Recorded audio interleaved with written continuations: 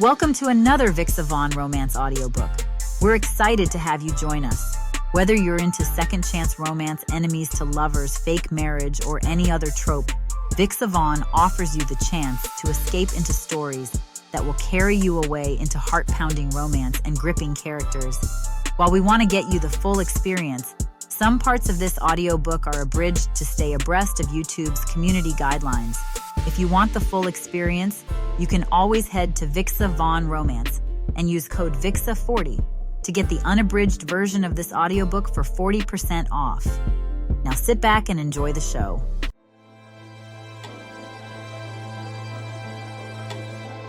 Chapter 1. Harper. The world loves a villain, but it worships the takedown, especially when the man in question is Adrien St. James, the tech king of New York, silver-tongued, scandal-proof, and terrifyingly composed. Until now. My article went live 3 hours ago. 3 hours ago, I cracked the first brick in his empire. That's all it took. In that time, I've watched his empire bleed in real time. Stock price dipping like a heartbeat under pressure. Media outlets frothing at the mouth for their slice of the story, and Twitter igniting into a wildfire of think pieces, memes, and viral hashtags. #Saintor Center, #Stein James Scandal, #Expose the Empire. His name is everywhere, tangled in the kind of digital chaos that makes PR firms weep and lawyers reach for scotch. He's being dissected, memed, ridiculed, worshipped, burned at the stake, all at once. My byline is stamped across every news aggregator. They're calling it career-defining, audacious, the exposé of the year. And maybe it is, but I'm not celebrating, not yet, because this is only Act 1. The prelude, the spark before the blaze. I know better than to assume Adrien St. James will go down quietly.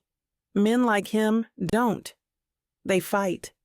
They buy judges and break souls and turn the narrative into a weapon. He'll claw his way out of this if he can, but not before I make damn sure there's nothing left for him to cling to. I know somewhere beneath the high of professional triumph, there's something else brewing inside me. Not doubt, not exactly. More like anticipation. A taut wire under my ribs, humming with the question I won't let myself ask out loud. What happens when the monster you've spent your whole life hunting looks you in the eye? Girl, you're trending. Jess's voice snaps me out of my thoughts. She's standing at the doorway of my office, holding her phone like it's the 10 Commandments. Her braids are coiled into a high crown, and she's wearing a vintage Ava DuVernay as my spirit guide tee that I low-key want to steal. Don't remind me, I mutter, turning back to my laptop screen. The comments are a mix of applause and death threats. Predictable. Harper, you roasted the most powerful man in tech. That article was surgical. You cut clean through his reputation and left it bleeding on the pavement. Honestly, I'm in love with you. I smirk, even though my stomach's in knots. Buy me dinner first. Jessa flops into the chair across from me, tucking one leg underneath her. Seriously, though, how does it feel? Taking down the king of Silicon Sin? You set the damn internet on fire. Gawker just called you the journalist with the sharpest pen in New York. And Slate wants you on a panel tonight. I glance at the screen. At the screenshots of Adrien's board meetings, whistleblower testimonies, expense reports that don't add up. At his face frozen mid-sentence, expression unreadable, handsome in that cold, Armani-armored way that makes people underestimate the blade underneath. I don't know yet, and I don't care what Gawker says, I mutter. Not until I see how Adrien responds. Ask me then. She sobers. You think he will? He won't just say something. I shut my laptop with a soft click. He'll strategize. He'll counter. He'll turn this into a chess game. And if I'm not 10 moves ahead, I lose. She drops into the chair across from me, tucking one leg underneath her. So you think he's guilty? I think he's powerful, I say, which is sometimes the same thing. Jessa gives me a look. Only you could make exposing a tech mogul sound like preparing for war. Because that's exactly what it is. And war requires precision, preparation, and no delusions of safety. I lean back, arms crossed. You know what my first journalism professor told me? Enlightened me. He said, "Tell the truth and the world will thank you. But lie too close to power and the truth might get you killed." Jessa exhales slowly. Damn. Yeah. I run a hand over my puff, nerves buzzing under my skin. And Adrien St. James, he doesn't just have power. He is power. But I didn't think it would happen this fast. My email dings. I glance at it, casually at first, then I freeze. From Adrien St. James, subject, let's talk. Time, 6:03 p.m. Jessa leans forward, reading upside down. Oh, hell no. I click the message open. Miss Evans, since you've chosen to write about my business with such fearless enthusiasm, I'd like to invite you to see it firsthand. 1 month, unrestricted access, no filters. You'll have your proof or your retraction. Let's see if the truth is as sexy when it's inconvenient. A. St. James, P.S. I assume you prefer black coffee. No sugar, no cream, just like you're writing, bitter. My mouth goes dry. Jessa's voice is a whisper. He's inviting you in. No, I whisper back.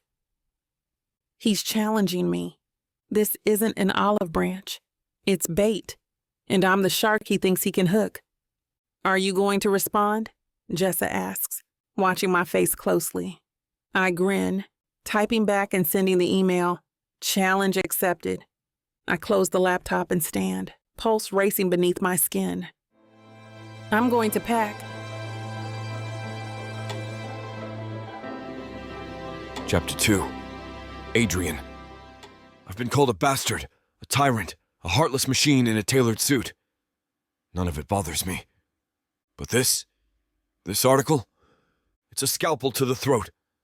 I read Harper Evans' exposé 3 times before my jaw finally unclenches, and it still sits like acid behind my eyes. The words aren't just critical. They're surgical, precise, unforgiving. She didn't write a piece to question my empire. She wrote a eulogy. For me, every paragraph is a battering ram against the legacy I've spent my entire life building. She doesn't just paint me as ruthless. She weaponizes facts with just enough gaps to twist the truth until it bleeds. Leaked documents, whispers from anonymous employees, connections that don't exist but are framed with enough innuendo to smell like fire. She's clever and dangerous. Right now, she's got my full attention. The board is already calling. Public relations is in flames. The market opened 5 points down, and my lawyers are preparing to sue for defamation. But I'm not interested in lawsuits. That would make me look defensive. I don't play defense. I build kingdoms by making others fall. And Harper Evans just wandered onto the battlefield. Get me everything on her, I say, not looking up from my desk. Vincent, my chief of staff, doesn't blink. Already compiling. But Adrien, he hesitates, which is rare. She's not just some blogger. Evans is legitimate. She has awards. Pulls sources no one else can touch. She's respected. She's a problem, I say coldly. A beat of silence. I assume we were launching full rebuttals. I stand, adjusting the cufflinks on my shirt. Gold, engraved with my mother's initials. She gave them to me on the day I took over St. James Global. No. No? Vincent frowns. Then how? I'm inviting her in. That gets his full attention. You're going to what? I'm giving her a month. Unrestricted access. She can follow me, sit in on meetings, dig through the bones of my empire if she wants. If she's so sure I'm corrupt, I want her to find the proof herself. You're serious? I'm surgical. I glance out the glass wall of my office at the city below, its chaos humming like blood in my veins. If she wants war, I'll give her truth. Raw, unfiltered. Let's see how righteous she feels when she's neck-deep in it. Vincent exhales slowly. She'll think it's a trap. It is. I smile faintly, but it's one she can't refuse. Because Harper Evans isn't just a journalist. She's a crusader. She'll walk straight into hell if she thinks it'll get her the story. And I am hell in a custom suit. The invitation is sent within the hour. I write it myself. No PR spin, no legal review. Just my words, clean, deliberate, laced with enough barbed civility to cut her twice. She replies within 20 minutes. 2 words. Challenge accepted. I stare at her response, something dark and electric curling at the base of my spine. Game on. The next morning, I watch from the 39th floor as Harper steps through my front lobby. She's smaller than I expected. No, that's not quite right. More compact, coiled, like a fuse lit at both ends. Her posture is straight, shoulders squared, chin high, a storm wrapped in black denim and boots. Her hair is pulled into a high puff, the kind that says, I don't have time to impress you, but I dare you to look away. And I don't. She walks like someone who's had to fight for space in rooms built to exclude her. Like she knows she doesn't belong here, but she's already decided to own it anyway. A spark flares inside me, dangerous, inappropriate. I stamp it down. She's not here to impress me. She's here to destroy me. Perfect. When she enters the conference room, she doesn't hesitate, doesn't fidget. She meets my gaze like she's been staring down titans her whole life. Mr. St. James? Miss Evans. She crosses her arms. So this is the part where you try to charm me into silence? I smile slowly. If I wanted you silent, Miss Evans, I wouldn't have invited you. Her eyebrow lifts. Then why did you? Because you're wrong. I lean forward, resting my elbows on the table, fingers steepled. You think you know who I am. You don't. But I'm going to give you every chance to prove me guilty. You'll get access to my team, my meetings, my records. You'll walk the halls of St. James Global until your feet bleed if you want to. And if you still think I'm corrupt... I pause, let the silence stretch. Then I'll take the fall, publicly, completely. She studies me, warily, intelligently. There's a flicker of surprise in her eyes, quickly smothered. And if I'm wrong... You print a retraction, I say smoothly. You tell the world I'm not the villain you painted me to be. Harper smiles, and it's razor sharp. Let's hope you're as clean as you think you are. I can't help it. I lean in just slightly. Let's hope you're as brave as you pretend to be. For a second, neither of us moves. The air between us is charged, crackling with something wild and unspoken. Then she breaks the moment, shifting her gaze. Where's my office? I nod toward the hall. Glass suite, top corner. You'll have full access, within reason. She smirks. Define reason. You'll know when you've crossed it. Her smile widens. And damn me, it's infuriatingly beautiful. This is going to be dangerous, and I've never been more ready. Chapter 3. Harper. His office smells like power and money. It's subtle, not cologne, not aftershave, but something deeper, like imported leather, ruthless ambition, and the faintest hint of a fire that's always burning, always hungry. I shouldn't notice it. I shouldn't notice him. But here I am, taking mental notes about Adrien St. James' scent, like a rookie intern with a crush. I want to slap myself. Instead, I straighten my spine as I walk past the sleek, open workspace that will be mine for the month. Floor-to-ceiling glass, a view of Manhattan's skyline so crisp it looks fake, minimalist desk, neutral palette, no clutter. It's the kind of office designed to say, you're here to observe, not belong. Fine by me. I didn't come to belong. I came to dismantle an empire. Still, I feel his eyes on me as I move. That cool, assessing gaze he probably uses on CEOs and world leaders before buying them out. I bet it's made stronger men fold. But I've been tested by worse. I've sat across from politicians who smiled while lying through their teeth. I've interviewed victims who broke my heart and sources who tried to break my career. Adrien St. James is just another obstacle. An inconveniently attractive one, but still. I hope the view isn't too distracting, he says from behind me, his voice smooth like velvet-wrapped iron. I turn slowly, forcing my expression into polite neutrality. I've seen better. His smile flickers, sharp, brief, dangerous. Good, he says. I don't like distractions. No, I imagine he doesn't. His control is absolute, down to his cufflinks and his perfectly knotted tie. The kind of man who probably schedules his showers and keeps receipts for karma. So, I say, setting my laptop bag on the desk. 1 month, total access, no filters. He nods, within bounds. I arch a brow. You'll have to define bounds for me. I'm a journalist. We don't tend to operate in half-truths. He steps closer.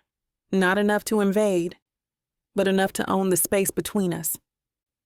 Then I suggest you don't make assumptions. Was that a threat?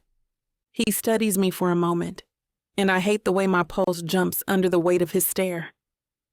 It was a suggestion, he says. Take it how you like. I'll take it as motivation, and I mean it, because if Adrien thinks I'm just here to admire his empire and sip his overpriced espresso, he's in for a very rude awakening. But even as I sit down and power on my laptop, something gnaws at the edge of my confidence. Not fear, not exactly. More like discomfort. A sense that I'm walking into a game where he's already 10 moves ahead. I hate games I didn't design. Your schedule, he says, placing a sleek folder on the desk. You'll have access to morning briefings, investor calls, department meetings. I've instructed my team to be civil. How generous of you. His mouth twitches. You'll also shadow me personally. Board decisions, negotiations, strategy sessions. You'll see what I see. I glance at the folder. My throat tightens when I realize what he's offering. Real access. Not just to his company, but to him. To the parts of his empire no one outside has ever seen. If he's bluffing, it's a damn good one. And in return, I ask quietly. You tell the truth, he says, his voice suddenly razor sharp. Whatever it is, no spin, no smear, just facts. That's the problem with facts. They're rarely just one thing. Agreed, I say. But fair warning, I don't believe in clean empires. He leans forward, palms braced on the glass desk. And I don't believe in unbiased journalism. Our eyes lock. The silence between us hums with tension, not just antagonism, but something more volatile. I can feel it building, like thunder behind my ribs. He straightens. Your first meeting starts in 20 minutes. I suggest you come prepared.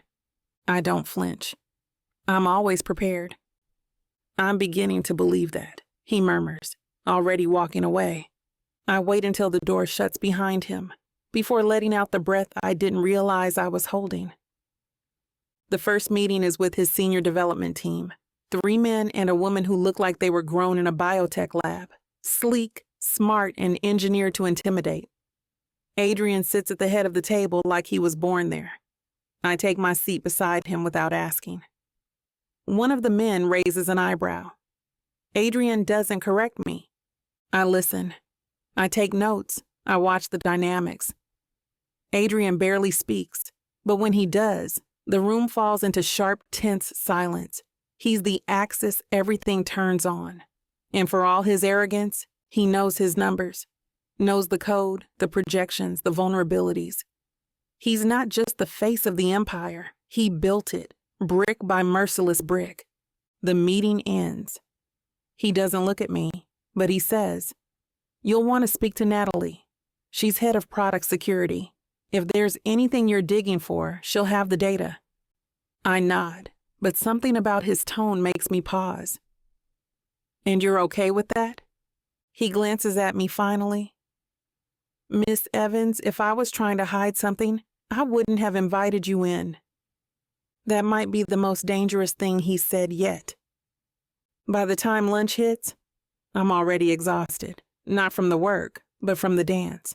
Everything here is curated. Everything moves in time to Adrien's invisible rhythm. Even the rebellion feels choreographed. But I'm watching for the slip, the crack in the foundation, the human flaw that will make this empire fall. I check my phone and see a message from Jessa. "You alive, or did he vaporize you with his eyeballs?" I smile faintly, texting back, still breathing, barely. He's like if intimidation wore Prada. A pause, then, "OMG, we're falling for him, aren't you? Don't start. I'm just saying, villains are hot. I will block you." I slide the phone away, my smile fading, because Jessa's joking. And I'm not falling for him. I'm not. But when I walk back into the building and see Adrien standing in the lobby, head tilted as he listens to a team lead, the weight of his presence rooted like a steel blade in polished marble, I feel that knot in my stomach again. The one that says, this man is dangerous. And not just to my story, to everything I've spent my life trying to protect. Chapter 4. Adrien. I've had presidents sweat under my stare. Board members weep. Rivals fold before the opening move. There's a science to control, tone, posture, the precision of silence. I mastered it young. I've weaponized it ever since, but none of it works on Harper Evans. She walks into my world like she owns it, heels tapping out a challenge across marble floors, eyes scanning everything like she's 5 steps from the truth, and just waiting for me to blink. And when I don't blink, because I never do, she raises one finely arched brow like she's disappointed. She's infuriating. And I haven't stopped thinking about her for 3 damn days. Every time I hear the sharp click of her boot heels outside my office, my shoulders lock before I remember to unclench them. Every meeting she observes becomes a performance. Every question she asks cuts closer to the bone than I expect. She's too sharp, too quick, and far too unbothered by the game I thought I was winning. I underestimated her. That's not a mistake I make often. But watching her now, standing in the center of my design studio with her arms folded, her full lips pursed in thought as she studies the prototype blueprints spread across the table, I realize she's not here to be impressed. She's here to dissect. I should hate that. Instead, I find myself admiring the precision of her strategy, the way she doesn't just challenge. She listens. She observes the silences between words, the inconsistencies in body language. She pulls at threads no one else even sees. She's dangerous, and I can't stop watching her. Something wrong, Mr. St. James? Her voice slices through the fog of my thoughts, cool and teasing. She hasn't even looked up from the tablet in her hand, but she knows I'm staring. Of course she does. I'm wondering what conclusions you've already jumped to, I reply. She finally meets my gaze, and there's fire in her eyes. I don't jump, I connect dots. I step closer, just enough to crowd the space between us. And what do your dots say about me? That you built an empire on sleepless nights and probably shame your staff into telepathic communication. I smirk despite myself. They prefer it that way. She lifts her chin, unbothered. Efficient. Terrifying. You must be fun at parties. I don't attend parties. I'm shocked. We're too close now. The tension pulls tight between us, invisible but undeniable. It thrums like an electric current strung between our bodies. Dangerous. Magnetic. I should walk away. Instead, I reach past her, brushing a hand against the table to pick up one of the prototype models. My sleeve grazes her arm, barely. But she stiffens. Good. I like when she's flustered. It evens the playing field. This model, I say, holding the tech between us, was designed to disrupt. What we're doing here, this will change the way cities operate. Transportation, logistics, even emergency response. We're building more than code. We're building infrastructure for a world that doesn't exist yet. She studies it for a long moment, then says softly, You talk like you're trying to justify something. I don't flinch, but inside, something shifts. You think ambition needs justification? I think ambition leaves casualties, she replies, her tone still quiet. And most men like you don't stop to count them. There it is, the blade beneath the conversation. Her voice is calm, but her words are a punch to the ribs. And it hits harder because I know she's not entirely wrong. I'm not most men. No, she says, you're worse. She says it without venom, like it's just fact. I feel the flicker of something that might be guilt. Later, I watch her from behind the glass as she interviews Natalie from product security. Harper's questions are relentless, surgical, but they're also fair. She's not chasing a headline. She's chasing truth. That, oddly, earns my respect. Too many reporters want the soundbite, the scoop, the blood in the water. But Harper, she wants the why, which is why I can't stop testing her. When she knocks on my office door that evening, hair a little looser, lips bare, expression unreadable, I motion her in without looking up. Enjoying your empire so far? She doesn't take the bait. I have questions about the 2021 acquisition records. There's a discrepancy in the server migration timelines. Of course there is. I planned for it, buried it on purpose. She's digging exactly where I want her. I'll send over the audit files, I say. You'll find what you're looking for. I doubt that, she mutters. But she turns to go. Before she reaches the door, I speak again. Why journalism? She pauses, fingers curling around the edge of the frame. Doesn't turn. Just stands there, framed by my office, like a question I can't answer. Because truth matters, she says finally, and revenge doesn't. Now she does turn, slowly, and the fire in her eyes is back, blazing hot. I'm not the one with something to prove, Adrien. She says my name like it's both a weapon and a dare. She then walks away with that confidence she always has. I sit in the silence after she leaves, wondering why her words echo louder than they should. Wondering why the idea of her, smart, relentless, real, has started to feel like the one thing in this empire I didn't see coming. She's not here to be impressed, but she might be here to destroy me. Chapter 5. Harper. Adrien St. James doesn't strike me as a man who eats in company cafeterias. He seems more like the private chef, eat alone in silence while reviewing market trends type. So when he stops by my glass-walled office in the middle of the day, all cool composure and quiet arrogance, and says, "Join me for lunch?" I blink, convinced I heard him wrong. "You eat?" I ask, eyebrows raised. "Occasionally," he replies dryly. It keeps the staff from thinking I'm a vampire. You're not denying it. That earns me a ghost of a smile. He tilts his head, waiting for my answer. I could say no.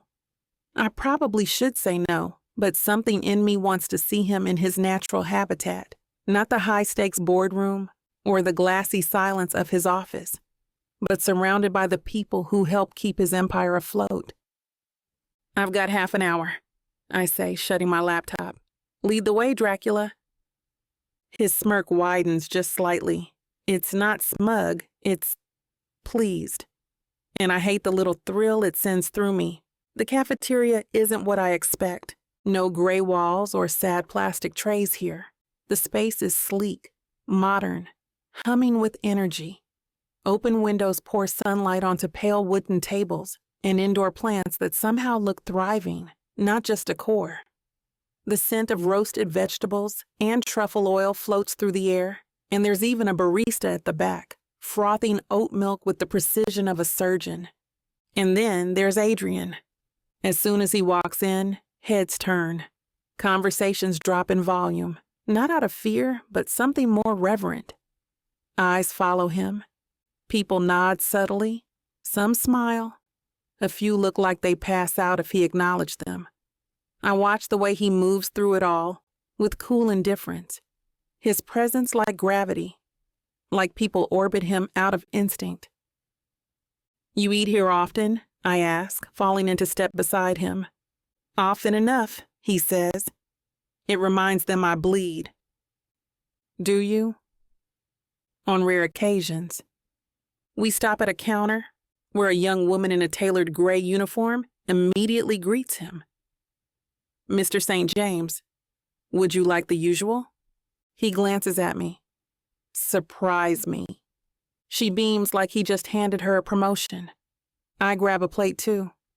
Grilled salmon over arugula and quinoa with a side of roasted sweet potatoes. Not exactly the burger and fries vibe I grew up on, but I can't lie. It smells incredible. We take a seat near the windows, not in a private booth, but a table out in the open, bold, strategic. He's inviting eyes, conversations, whispers. "You really like being watched," I mutter. He takes a sip of his sparkling water, eyes never leaving mine. "So do you." "I'm not the one on magazine covers."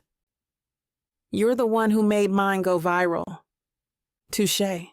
I cut into my salmon, trying to ignore how unfairly good he looks in daylight. Less like a villain, more like a Vogue spread.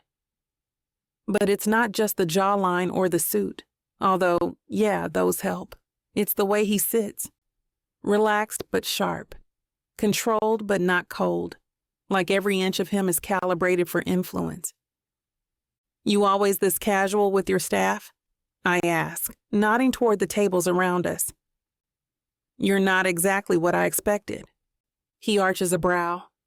"And what did you expect? A tyrant, screaming, micromanagement, blood sacrifices?" "I save those for budget season." That makes me laugh, and his eyes flicker with something satisfaction. Surprise? I'm not sure. "But seriously," I continue, "they don't look scared of you. Not exactly. It's more like—" I trail off, searching for the word. "Respect," he says, not boastfully, just fact. Fear and respect are different things. I know. "So how'd you get both?" He leans back, watching me with a gaze that feels like it sees more than it should. "By knowing which one to lead with, and when." I nod slowly. That tracks. He doesn't bark, doesn't posture, but his presence hums with tension, like he could erupt if pushed far enough. It's unsettling, but it's also effective. "What about you?" he asks suddenly. "You always lead with a punch?" "Only when I think it'll land." His lips twitch. It landed. A beat of silence follows. Then he asks, "Why me?" The question is quiet, unexpected. I glance at him, unsure how much he's asking. "Why you what?" He doesn't break eye contact. "Why come after me? Your exposé wasn't just another corporate profile. It was personal." I swallow, slow, careful, because it was personal, still is. But I'm not ready to open that wound. Not here. Not with him watching me like he's waiting for me to crack open. "Let's just say I've been watching your empire for a long time," I say. "And I don't like what I see." He nods, accepting that for now. But I can feel it. He's not done. He's cataloging me the way I'm cataloging him. The meal continues. We trade more barbs, light enough to be banter, but sharp enough to keep the walls intact. I ask about company initiatives, He offers polished answers. I press. He deflects with skill that borders on art. But every so often, just for a second, his guard slips. A flicker of weariness. A pause before answering. A glance that lingers too long. By the time we're finishing up, something shifted. Not softened, but shifted. "Thanks for lunch," I say, standing and gathering my things. "You're welcome," he replies smoothly. I'd say it was a pleasure, but I think we're both still deciding. "True," I say, looking at him directly. "But I'll give you this. Your staff doesn't look like they're praying for your downfall. That surprised me." He stands too, tall and unbothered. Then I guess I'm doing something right. As I walk away, I feel his gaze on my back. Since stepping into this empire, I wonder if Adrien St. James is more than the sum of his headlines. I'm still going to find the cracks, but now I kind of want to know what's hiding inside them. Chapter 6. Adrien. There's a rhythm to power.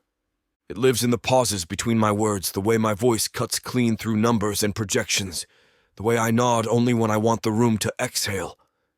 Power, when wielded properly, is silent, sharp, and absolute. Until Harper Evans walks into my boardroom and slices through it like she's never heard of silence, let alone respected it. But that doesn't add up, does it? Her voice carries across the long table like a gunshot, calm, cool, but unmistakably challenging. All heads turn. 16 executives and senior partners sit frozen, waiting, some with mild interest, some with naked horror. These people were trained to fear me, to read the twitch of my jaw as a warning sign. They wouldn't dare interrupt a mid-quarter performance briefing. Harper just did. She's seated to my left, notebook open, tablet glowing beside her, a faint curve of defiance on her lips. She's not playing at being dangerous. She is. I turn my head slowly. Come again? She taps her pen against her notes. The Q2 revenue spike in the B2B division. The timeline doesn't make sense if the back-end development lagged by 6 weeks due to vendor complications. Either the spike was artificially inflated, or the vendor report is lying. You could hear a paperclip hit the floor. My CFO, Edwin Laker, clears his throat, already sweating under his crisp white collar. The discrepancy's already been reviewed. Minor forecasting correction. Harper doesn't flinch. Then why wasn't it footnoted in the quarterly memo? I don't interrupt. I watch. And damn it, I'm impressed. She doesn't look at me for permission. Doesn't soften her tone to accommodate Edwin's discomfort or glance around the table for support. She holds her line like she was born in a war zone and just remembered this isn't her first battle. Edwin fumbles through a half answer, something about internal revisions and pending reconciliations. Harper listens, patient, sharp, then closes her notebook. Well, she says, if you're willing to send me the raw data, I'm happy to review the discrepancies myself. Transparency, right? I lean back in my chair, slowly. You're really committing to this mole-digging persona, aren't you? Her eyes find mine, steady and unflinching. I'm not here to play nice, Adrien. I'm here to write the truth. Every person in this room is holding their breath.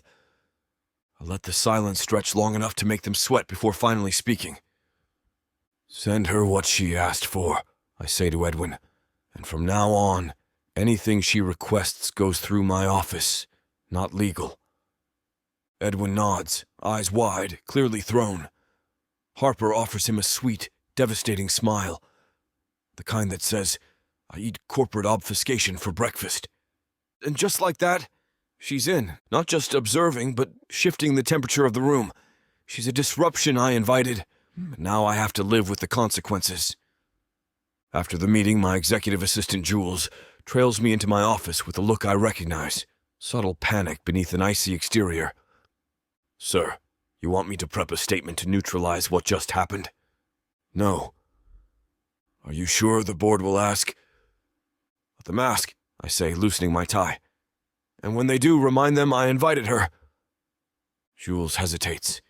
She doesn't seem intimidated. No, I murmur. She doesn't. It shouldn't be a problem. I should prefer it. But somehow it makes everything harder to control. She questions everything, from vendor relationships to diversity initiatives to why we source certain parts of our manufacturing overseas. And she doesn't wait until she's alone with me to ask. She drops bombs in staff briefings, product huddles, even informal hallway conversations, blowing holes in the image I've spent years curating. And what makes it worse are people listen to her, like Natalie, our head of product security, who used to give one-word answers, but now lights up whenever Harper's around. Or Finn from compliance, who I've never seen speak to anyone unless cornered in a break room, but actually stopped Harper yesterday to explain a discrepancy in our internal reporting matrix. She's changing things unintentionally. That night, I'm supposed to be reviewing acquisition files, but I find myself watching security footage of the cafeteria from earlier this afternoon. Harper's laughing at something Jules said, her face lit up, eyes soft, mouth open. It's the most off guard I've seen her. She's not taking notes or interrogating data. She's just existing, and it guts me more than I expect. She doesn't belong here, but she makes it look like she could. That thought terrifies me, because no one ever fits. Not in this world. Not in my world. Harper shouldn't be the exception, but she might be. The next morning, I find her on the 27th floor, standing with two engineers over a digital schematic. She's not just nodding along, she's asking smart, complex questions. Real ones. She's not here to write clickbait. She's here for something real! And that, more than anything, unsettles me. Because I've built this empire on sharp lines, clean edges, ruthless logic. But she walks in with her questions and her fire and her goddamn beautiful mouth. And suddenly the lines blur. "Evans," I say as I approach. She turns, not startled, just waiting. "Yes?" I like a word. The engineers scatter faster than they should. Cowards. Harper follows me without protest into a side office, and I shut the door behind us. "Do you have a problem?" she asks immediately. "I have a disruption. You invited me. I didn't invite you to grandstand in front of my executive team." Her arms cross. "So I should ask my questions in private, where you can control the answers." My jaw tightened. "You're pushing the wrong people." "I'm pushing the right ones. Maybe the fact that they're squirming says more about your empire than I ever could." I stare at her. Damn me, because I smile. She's right, and I hate that she's right. Hate the way it makes me want to explain myself, justify the corners I've cut and the weight I've carried. She's the first person who's ever made me want to be understood instead of feared. "That," I say, stepping closer, "isn't your call to make." She doesn't move, doesn't blink, but it's a call I'm making anyway. Suddenly, she's gone, like a storm that doesn't need thunder to remind you it's here. Chapter 7. Harper. The first thing I learned is that no one at St. James Global calls Adrien Adrien. He's always Mr. St. James, always spoken of in a tone that lands somewhere between reverence and dread, like a monarch whose crown is made of tungsten and who might banish you with a look. The second thing I learned is that his empire runs on obsessive precision. Everyone knows their role. Everyone knows the chain of command. Meetings start exactly on time, never a second late. Email responses are terse but exact, and God help you if you try to schedule something during Adrien's morning block. That time is sacred, unquestioned. Rumor says that's when he works out, alone. No phones, no interruptions. Not even his executive assistant dares disturb him during those hours. So yeah, the man controls his world like a conductor with a symphony of steel. But something about that doesn't sit right with me. I've seen power before. I've seen ego. But this feels different. This feels like fear in disguise. I spend most of my morning rotating through departments, security compliance, internal operations, and data systems. My badge works everywhere, no doors locked, but the silence that follows me is louder than any alarm. They know who I am. They've read my work. Some smile tight-lipped hellos. Some stare down at their desks like I might set them on fire. I don't blame them. I've made a career out of asking uncomfortable questions, the kind that bring empires down. But here's the thing about people under pressure. They talk if you ask the right way. I find my in with a junior systems analyst named Theo. Black, mid-20s, headphones around his neck, and nervous energy in his shoulders. I catch him on a coffee break. "You mind if I ask you a few questions?" I say, offering him the kind of smile that says, "I'll keep it fair," unless he lies. He shrugs, eyes darting down the hallway. "Sure, but like officially or off record?" "Off, for now." He relaxes just a touch. "What's it like working here?" I ask. Theo snorts. "Like trying to solve a Rubik's Cube while someone times you with a sniper rifle." I raise a brow. "I mean, it's intense," he adds quickly, "but fair. Like, yeah, there's pressure, but everything runs clean. Promotions are merit-based, and if something goes wrong, it gets fixed. Fast." "So Mr. St. James doesn't micromanage?" "Oh, he totally micromanages," Theo says, grinning now. "But like ninja style, you won't know you're being watched until he's already fixed the thing you were about to mess up. He sees everything, but he doesn't waste time yelling. He just makes sure you know you'll never be smarter than him." That sounds about right. I leave Theo with a thank you and 2 pages of notes that don't make sense with the man I set out to expose. Adrien isn't liked, exactly, but he's respected. More than that, people seem to want to impress him, to be seen by him, to earn one of those rare nods of approval, like it's the Holy Grail. Which tells me 2 things.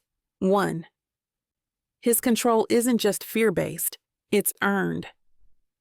2, that kind of loyalty doesn't come without some deeper reason, and I intend to find it. The day slips into afternoon, and I climb 2 floors to visit the acquisitions department, where I finally hit something odd. No one will speak to me. At first, I think it's coincidence. People on calls, in meetings. But after the 5th polite deflection, my reporter's instincts buzz. They've been told not to talk to me, which means something's hiding here. I linger in the hall outside, flipping through the few sanitized project briefs they gave me, when a soft voice speaks beside me.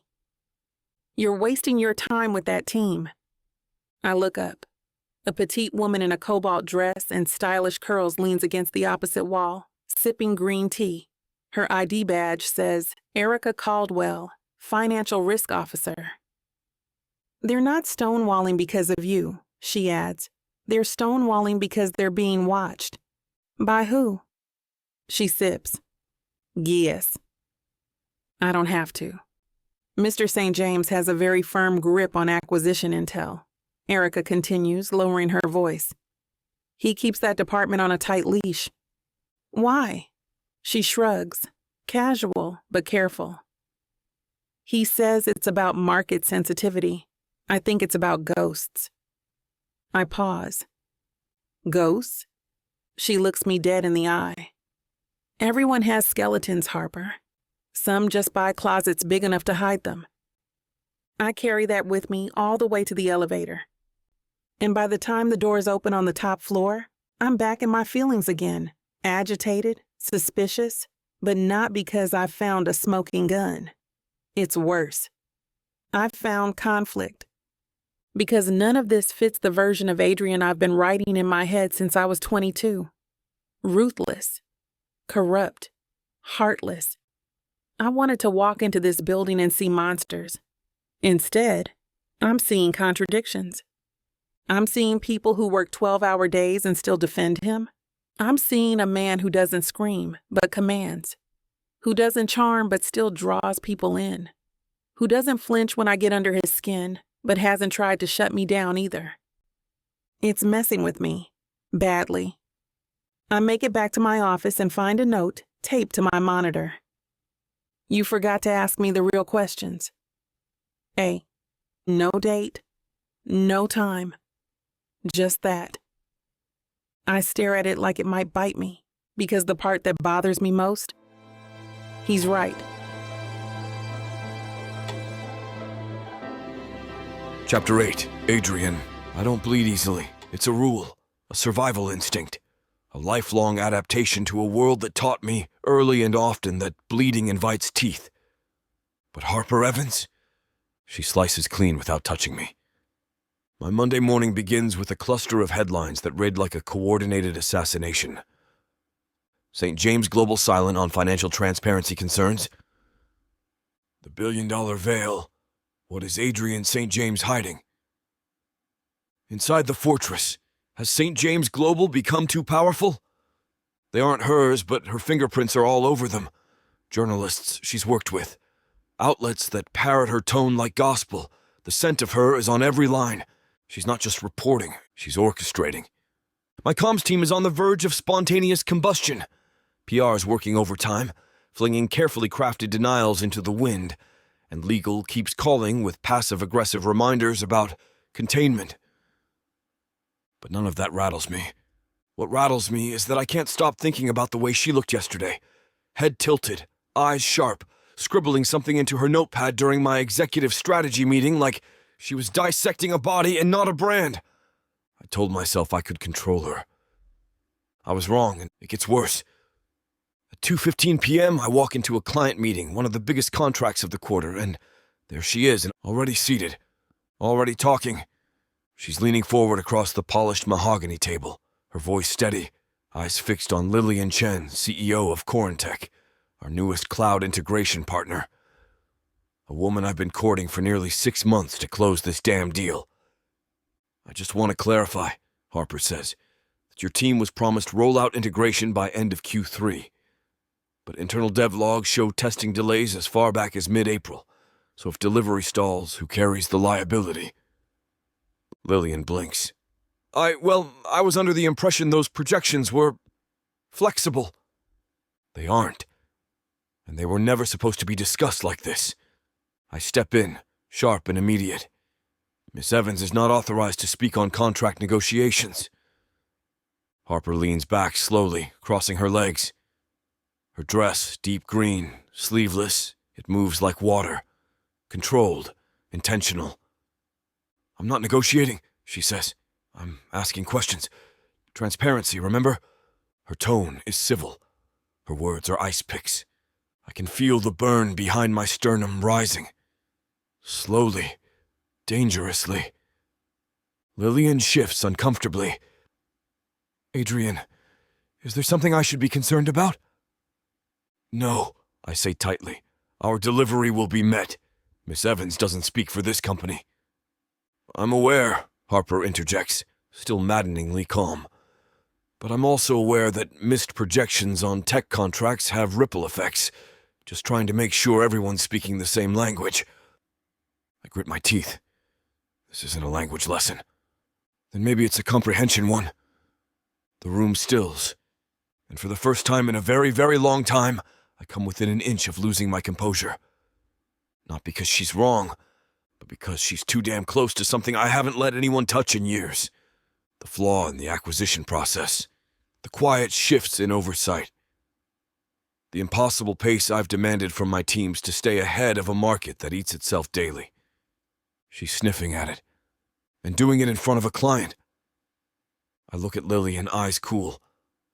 We'll follow up with revised documentation by EOD. You'll have my word in writing. She nods, but she's rattled. I don't blame her. The moment the door closes behind her, I turn to Harper. What the hell was that? She doesn't blink. A question? That was a sabotage. Her chin lifts. Then maybe your answer should be stronger. You think this is a game? No, she says, rising to meet me eye to eye. I think it's a performance, and I'm just pulling back the curtain. I step forward. You do not get to undermine years of trust building with a single, poorly timed question. If your trust can't survive scrutiny, maybe it wasn't trust to begin with. Her voice is low now, not yelling, not hysterical, deadly calm, and it's killing me that she's making sense. Do you even care? What happens to this company if you're wrong? I demand. She softens, not visibly, not outwardly, but something flickers in her eyes. A crack. Not hesitation, but recognition. I care about the truth, she says quietly, even when it's inconvenient. We stand there, too close. The air between us thick with tension, part fury, part electricity, part something I can't name because naming it would make it real. Her breath catches. Mine does too. And I can't figure out what I want. Do I push her out of this room or pull her in? Later, I try to work, but my brain keeps replaying the sound of her voice, the steadiness, the edge, the way she used it like a scalpel in a room full of polished weapons. I don't know how she got under my skin. I don't know when I started looking for her every time I walked into a room, but I know this, she's dangerous. Not just to my company, to me. What makes it terrible is I don't want her to stop. Chapter 9. Harper. There's something unsettling about catching a man like Adrien St. James without his armor on, like stumbling into a secret you weren't meant to see. It happens late. The office is quiet, more shadows than people now. The clatter of keyboards replaced by the soft hum of cleaning crews and the distant ding of elevators. I came back to grab my recorder, which I left charging in the war room after today's disaster of a meeting. I didn't expect to find him. He's in the same room, alone, sitting at the edge of the conference table where everything spiraled earlier. The overhead lights are off, but the city lights flood through the windows behind him, outlining his silhouette in soft gold. For once, he's not perfectly composed. His suit jacket is folded beside him, the top button of his shirt undone. His tie, Adrien St. James, the eternal three-piece perfectionist, is loosened. I don't know what startles me more, that detail or the way his elbows are braced on the table and his hands are knotted in his hair like he's trying to hold himself together with nothing but willpower and expensive gel. He doesn't see me, not at first. So I watch him, just for a second, maybe longer than I should, because this version of him, the quiet one, the tired one, it's not a look I thought he knew how to wear. When he finally notices me, it's not with a bark or a snap. He doesn't leap to his feet or slap a mask back on. He just lifts his head, and there's no fire in his eyes, only fatigue, sharp and unfiltered. Didn't mean to interrupt. I say quietly. His voice is low, rough. You didn't? I step into the room but keep a distance between us. Long day? A ghost of a laugh leaves his mouth, humorless and dry. You could say that. I lean against the far wall, arms crossed over my chest. I didn't know you had off switches. He doesn't look at me, just stares at the skyline like it owes him answers. Neither did I. The silence between us stretches.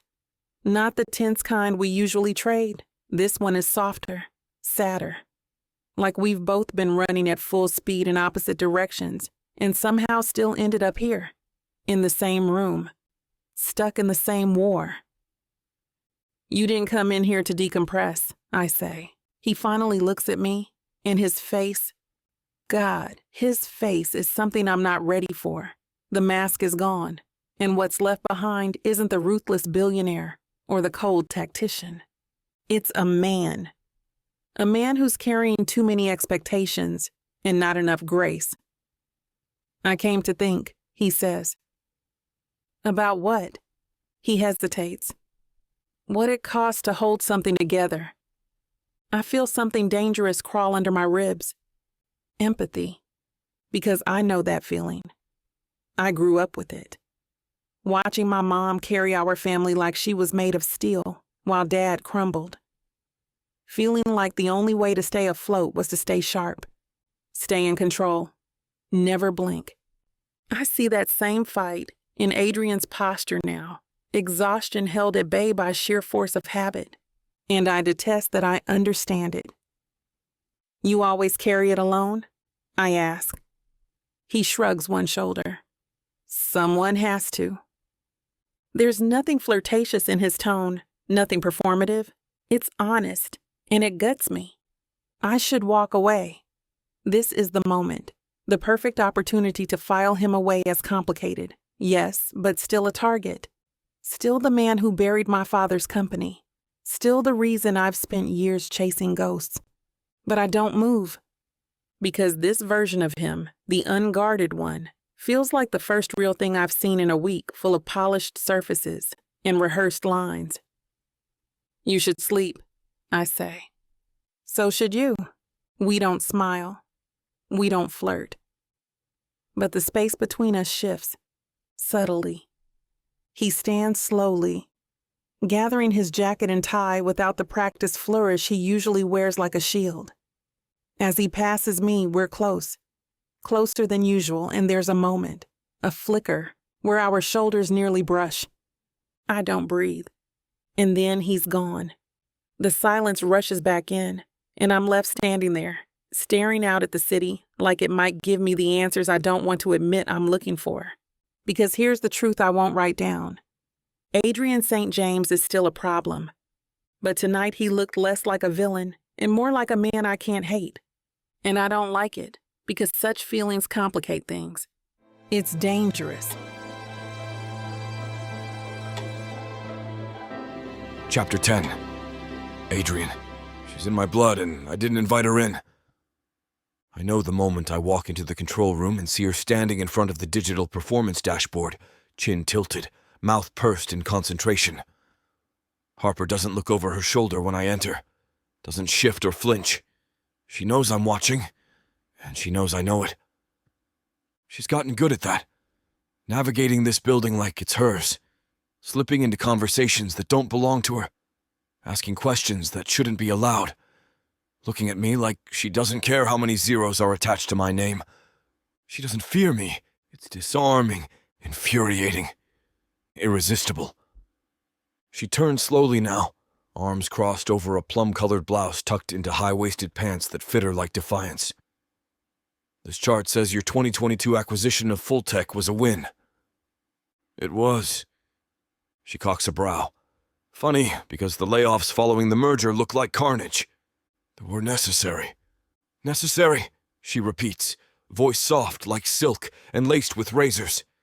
That's one word for cutting 30% of their workforce before the holiday bonus cycle.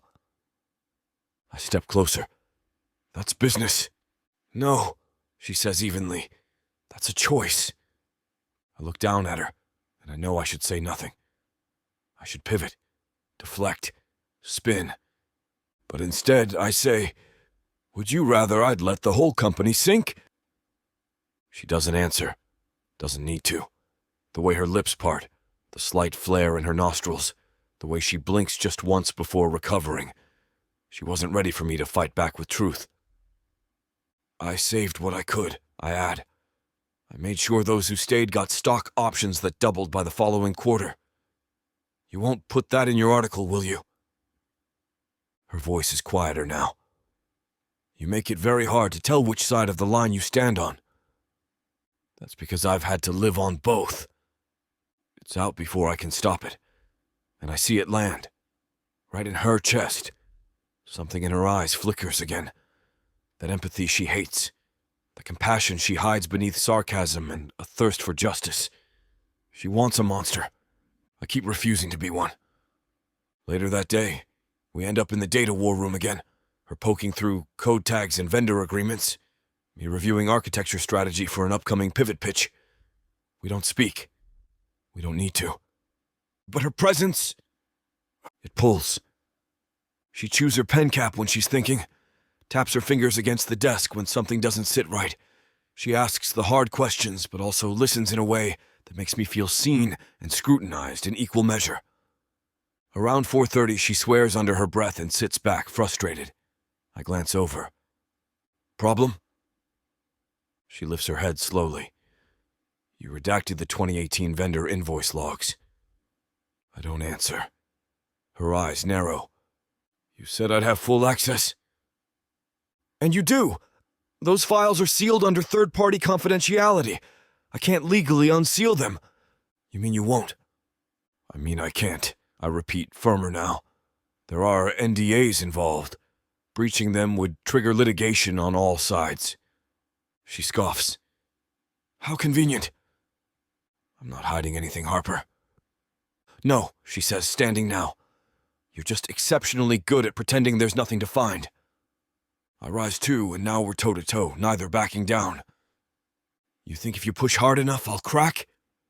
No, she says softly. I think you already are. The room crackles around us, too quiet, too charged.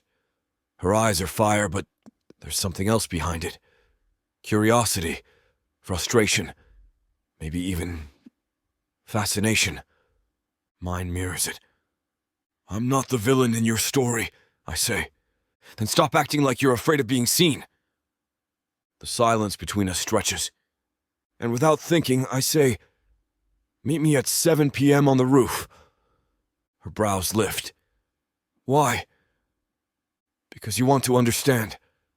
And there are some things you won't find in files. She hesitates. The air shifts again. The burn in her gaze doesn't fade, but her interest deepens.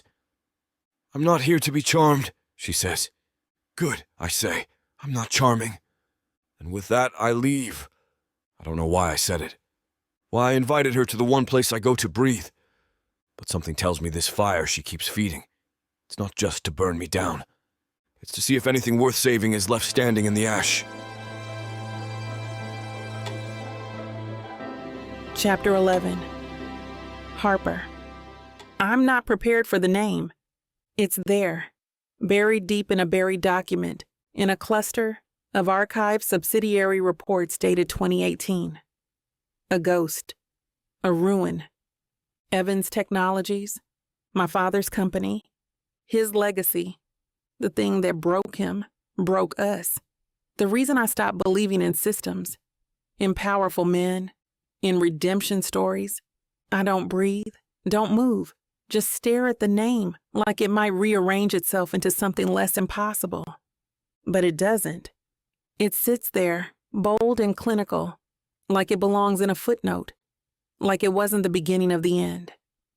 My pulse stutters, my lungs seize. This wasn't supposed to be here. I've been chasing smoke for years. Rumors, whispers, the dotted lines of tech mergers and acquisitions that don't line up. But this is proof. Hard digital proof that Adrien St. James was tied to the hostile takeover that razed my family's life to the ground. My hands curl into fists at my sides. For years I suspected. Hoped I was wrong. Convinced myself the monster was somewhere else.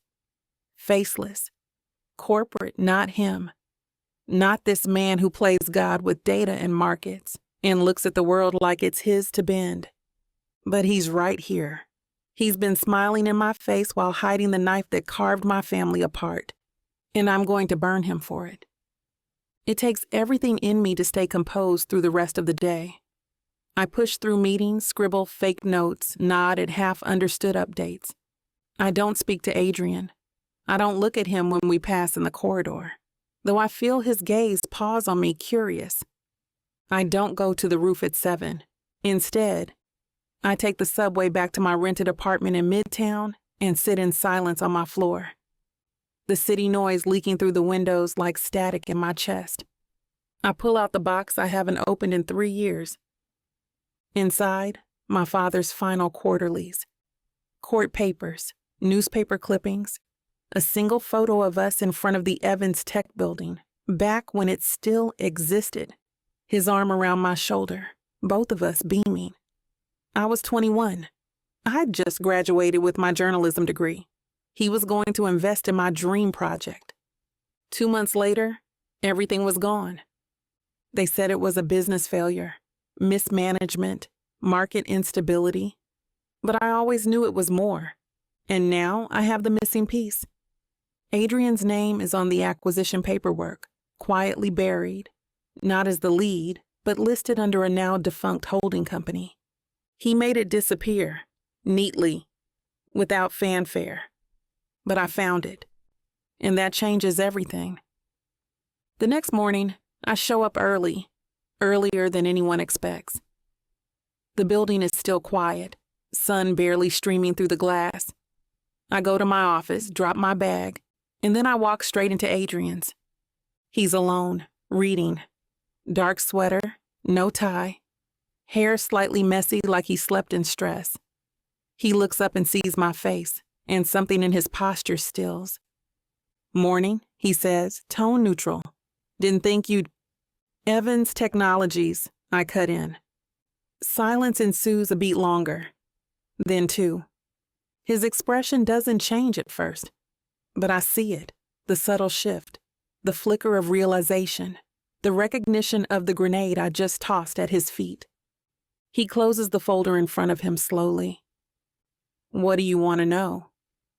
"Tell me it wasn't you." He looks at me, doesn't lie, doesn't soften. "Yes," he says quietly. "It was me." The air goes sharp.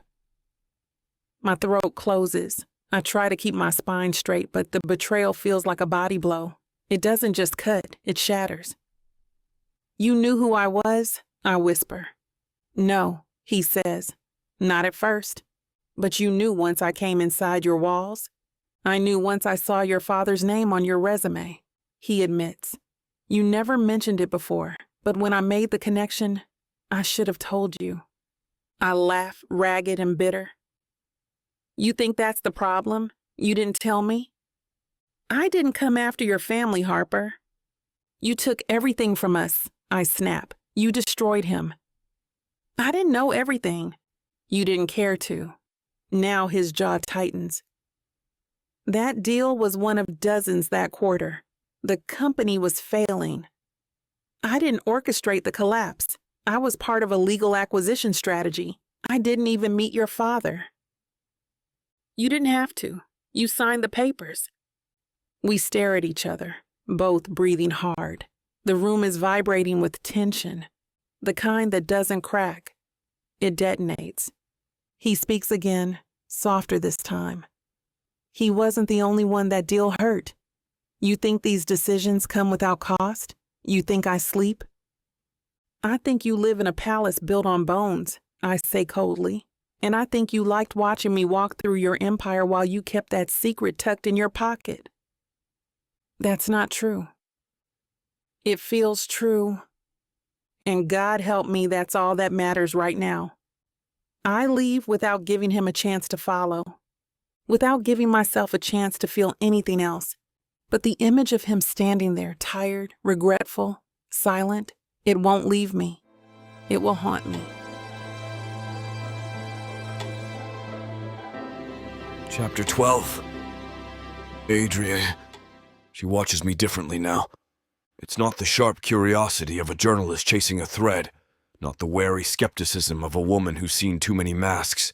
It's colder, quieter, a new weight behind her stare, like she's seeing me through a lens cracked by betrayal and finding the villain she always expected to find. She doesn't yell. She doesn't call me names. But the silence that stretches between us in the days after she confronted me about Evans Technologies, it's louder than anything she's ever said. And it's driving me mad. She doesn't avoid me. Harper's too professional for that. She shows up to meetings, nods at the appropriate moments, takes notes, asks questions, sharpens her words like knives. But the edge now, it's different. Sharper, more personal. She used to study me like a riddle. Now she looks at me like an answer she doesn't want to admit is true. And I can't blame her. What I did to her father's company, intentional or not, was the kind of collateral damage that defines everything I've built. Clean lines, paper shields, consequences reduced to numbers and quarterly gains. But she's not a number. He's the fallout, the fire left behind, and now she's burning through me, one stare at a time. I catch her watching me during a staff roundtable, her pen idle, mouth a thin line. She's seated 2 chairs down, angled just slightly toward me.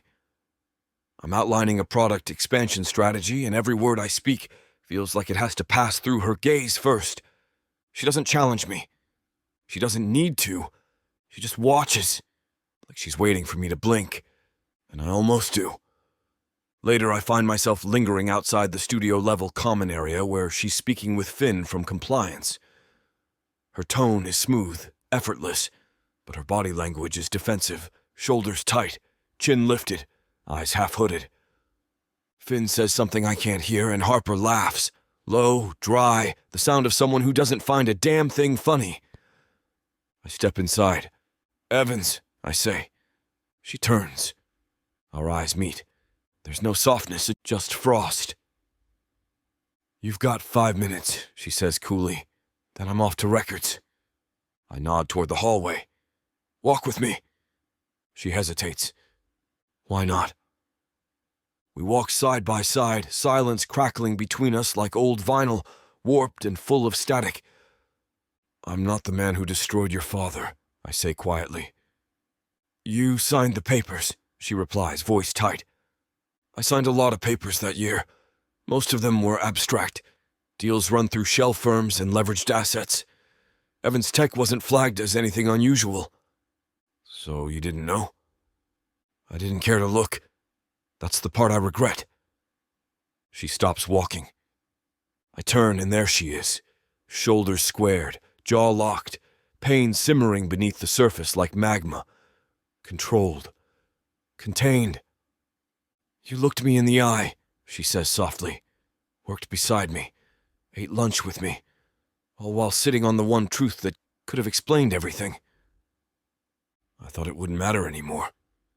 Her smile is brittle. "It always matters. I want to reach for her. I don't. I didn't mean to hurt you."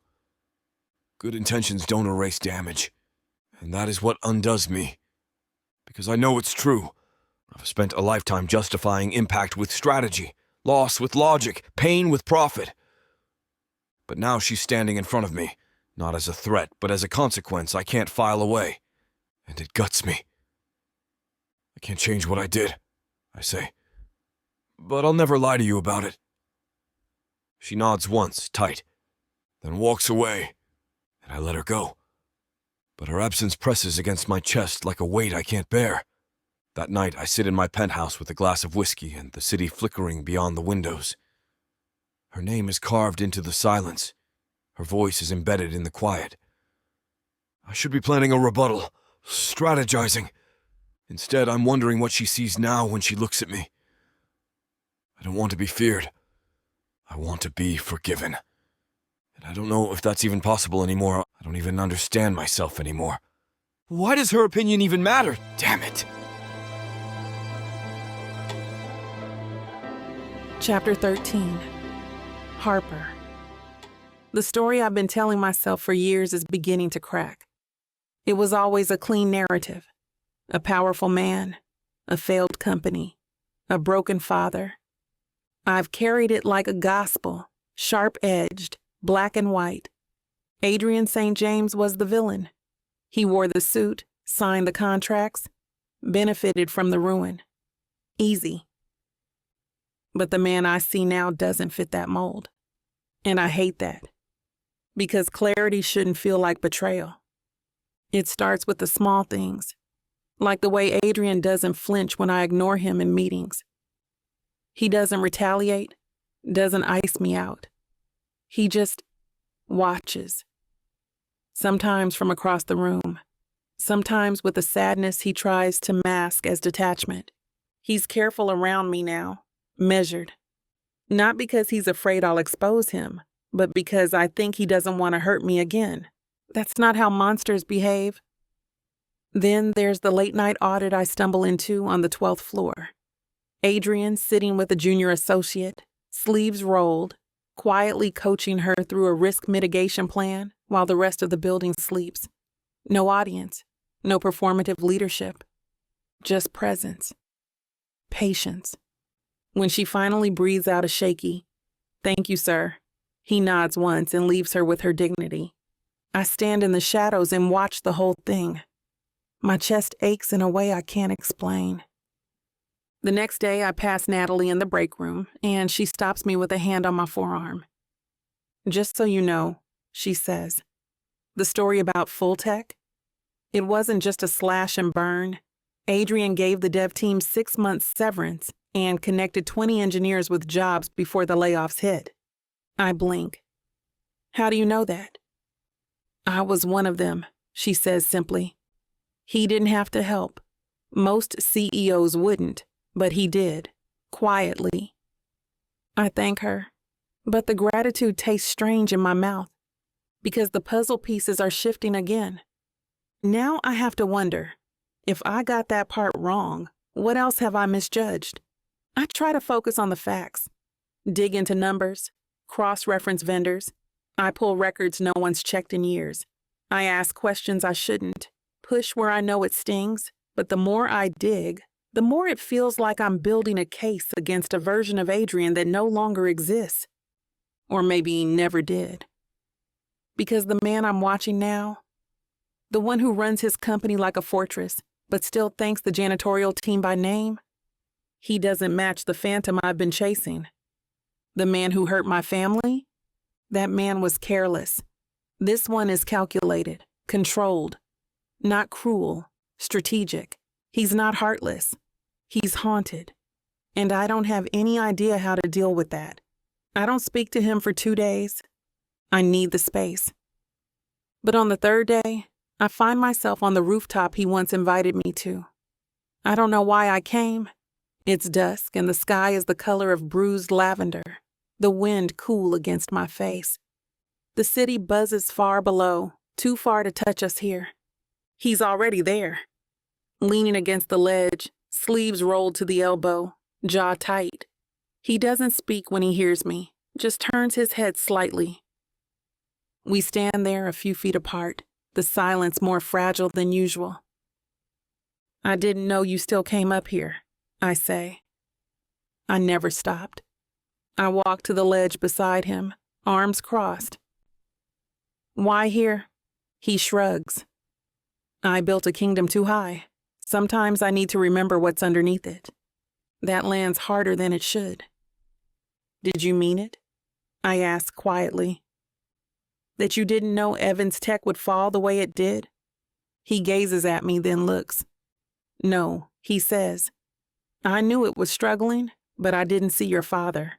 I saw balance sheets. I saw software that didn't scale and losses that couldn't be recouped. And if you'd seen him..." He doesn't answer right away, but when he does, it's soft, real. I might have made a different call. That's the moment something inside me begins to bend. Not break, not yet, but bend just enough to let the light in. I came here to confirm a monster, and I'm starting to see a man instead. A man who made mistakes, but maybe not the ones I thought.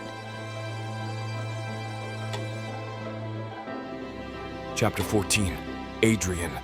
I ask her to come because I want her to see me in the wild. No curated meetings. No polished boardrooms. No controlled scripts. Just a ballroom of tech moguls and media. The kind of crowd that lives on power and reputation, always watching for a misstep. A place where names carry weight, and mind bends rooms like gravity. I want Harper to see what I've built from the outside. I want her to see how I carry it. But more than that, I want her with me. Even though I shouldn't. The invitation is simple. No bravado, just a short email. Harper, Tech Pulse Summit. Friday, 9 a.m. You'll find your name on the list. I'll be on the Innovation Leadership panel at noon. If you're going to write about me, you should see the part I never let the press in on. Adrien, no smiley face, no PS, no emotional landmines. And still, when she walks into the conference center Friday morning, it feels like the floor tilts. She's wearing a navy blue blazer over a charcoal bodysuit tucked into wide-leg slacks, her hair pulled back into a low puff, gold hoops catching the light. Professional. Controlled. Lethal. Every head turns as she walks past, not just because she's stunning, which she is, but because she carries herself like she belongs in every room she enters, even when she doesn't want to. I approach, offering her a badge I had printed myself. She raises an eyebrow as she reads it. Harper Evans, guest of A. St. James. Subtle, she says.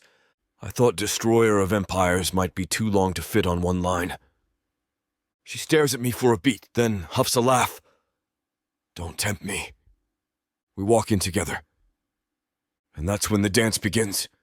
Harper throws daggers the second we're inside the reception hall. You're wearing the exact same suit you wore the day the FTC fined you in 2019, she says under her breath, nodding at the gray Tom Ford tailored within an inch of its life. Power dressing, I murmur. The exact kind of memory I expect my enemies to have. Flattering, she deadpans. I consider it part of my job to recall all your sins. And I consider it part of mine to outlast them. We move through the room like a unit, but never in sync. She pauses to take notes, makes sharp observations about company booths, their brand language, their overuse of AI buzzwords. I can feel her tension, can see the effort it takes not to let herself be impressed by the sheer scale of it all. But I also see the flicker of something else when I introduce her to a few of my peers. She's the one who wrote the exposé, they murmur behind their smiles. Ballsy. Sharp as hell! I watch her soak it in, not basking, but absorbing it, calculating. She's learning my language, and the problem is, I want her fluent in it. The panel begins at noon. I take my place between the CEO of Viridian and the head of international strategy at Netcore. We're grilled about data privacy, emerging tech ethics, leadership transparency. I speak like I always do, measured, powerful, precise. But my gaze drifts. Harper sits in the second row, arms folded, eyes locked on mine. She doesn't blink.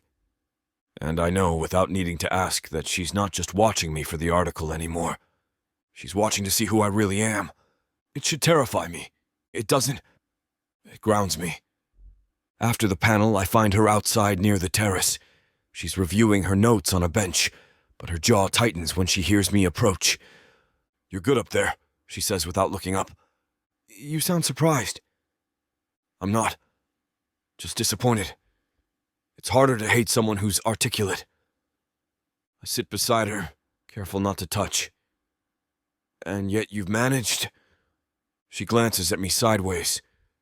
Don't confuse clarity with forgiveness. I wouldn't dare. She studies me again, this time longer. Why did you really invite me here? Because I want you to see all of it. Not just what's broken, but what's been built. You mean what you built? Yes, I say simply. Because I want you to understand that I didn't destroy your father's company to watch something fall. I did it to hold something else up. There's a pause, and in that breath, something passes between us, raw, heavy, unspoken. Then she says, quietly, and what if what you built isn't worth the cost? My answer is slow, bare. Then I'll spend the rest of my life trying to make it worth it. We don't speak again after that. We just sit side by side, watching the skyline shift in the afternoon light. And beneath the tension, beneath the hurt, beneath everything that's gone wrong, the attraction simmers. It's undeniable and waiting for one of us to break. Chapter 15. Harper. The thing about walls, when they start to crack, you notice everything. It fractures. The way light starts to leak in, the way your reflection warps when you look too close. That's how I feel watching Adrien St. James this morning. Too close, too aware, and painfully conscious of every part of him that doesn't fit the story I came here to write. He's standing across the atrium, talking with Miriam Prescott, and from her body language alone, rigid spine, clipped nods, I can tell she's annoyed. The exchange looks sharp, serious, and then a third person enters the conversation. Theo. Young, bright-eyed Theo with his signature nervous bounce and underdog energy.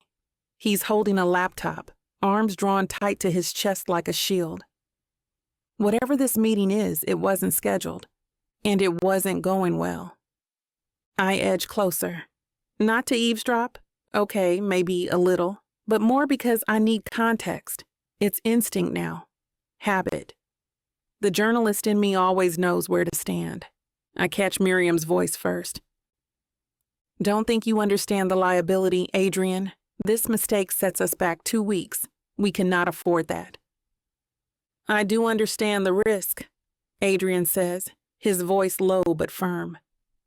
But I'm not cutting someone for trying to fix a mess we helped create. He uploaded the wrong file, she snaps. He almost published a bug code to the live server. Theo flinches. I didn't realize it hadn't been flagged. You weren't supposed to be alone on this deployment, Adrien cuts in, gentler than expected. Where was your QA backup? Theo hesitates. Miriam blinks. That's not the point. Adrien looks directly at her. It's exactly the point. Then he turns to Theo. You made a mistake. You admitted it, fast. That tells me you're not the problem. The system is. So we fix it. No one's losing their job over one bad upload. Are we clear? Theo's eyes go wide, like he can't quite believe it. Yes, sir, he says. Thank you. Thank you. Miriam doesn't argue again, but the stiff way she walks off tells me this isn't over for her. Theo rushes away, almost bashful. And that leaves Adrien, still standing there, still watching.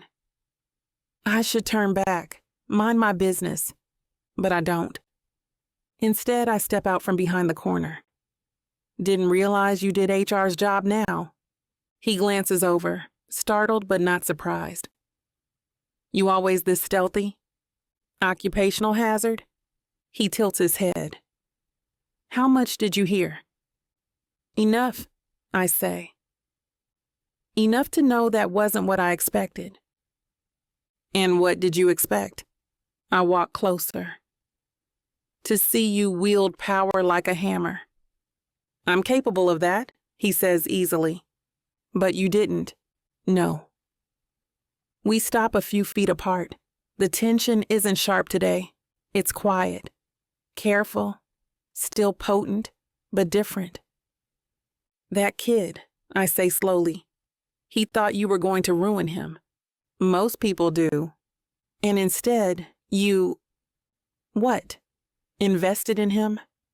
Adrien shrugs, but there's something weary in his posture.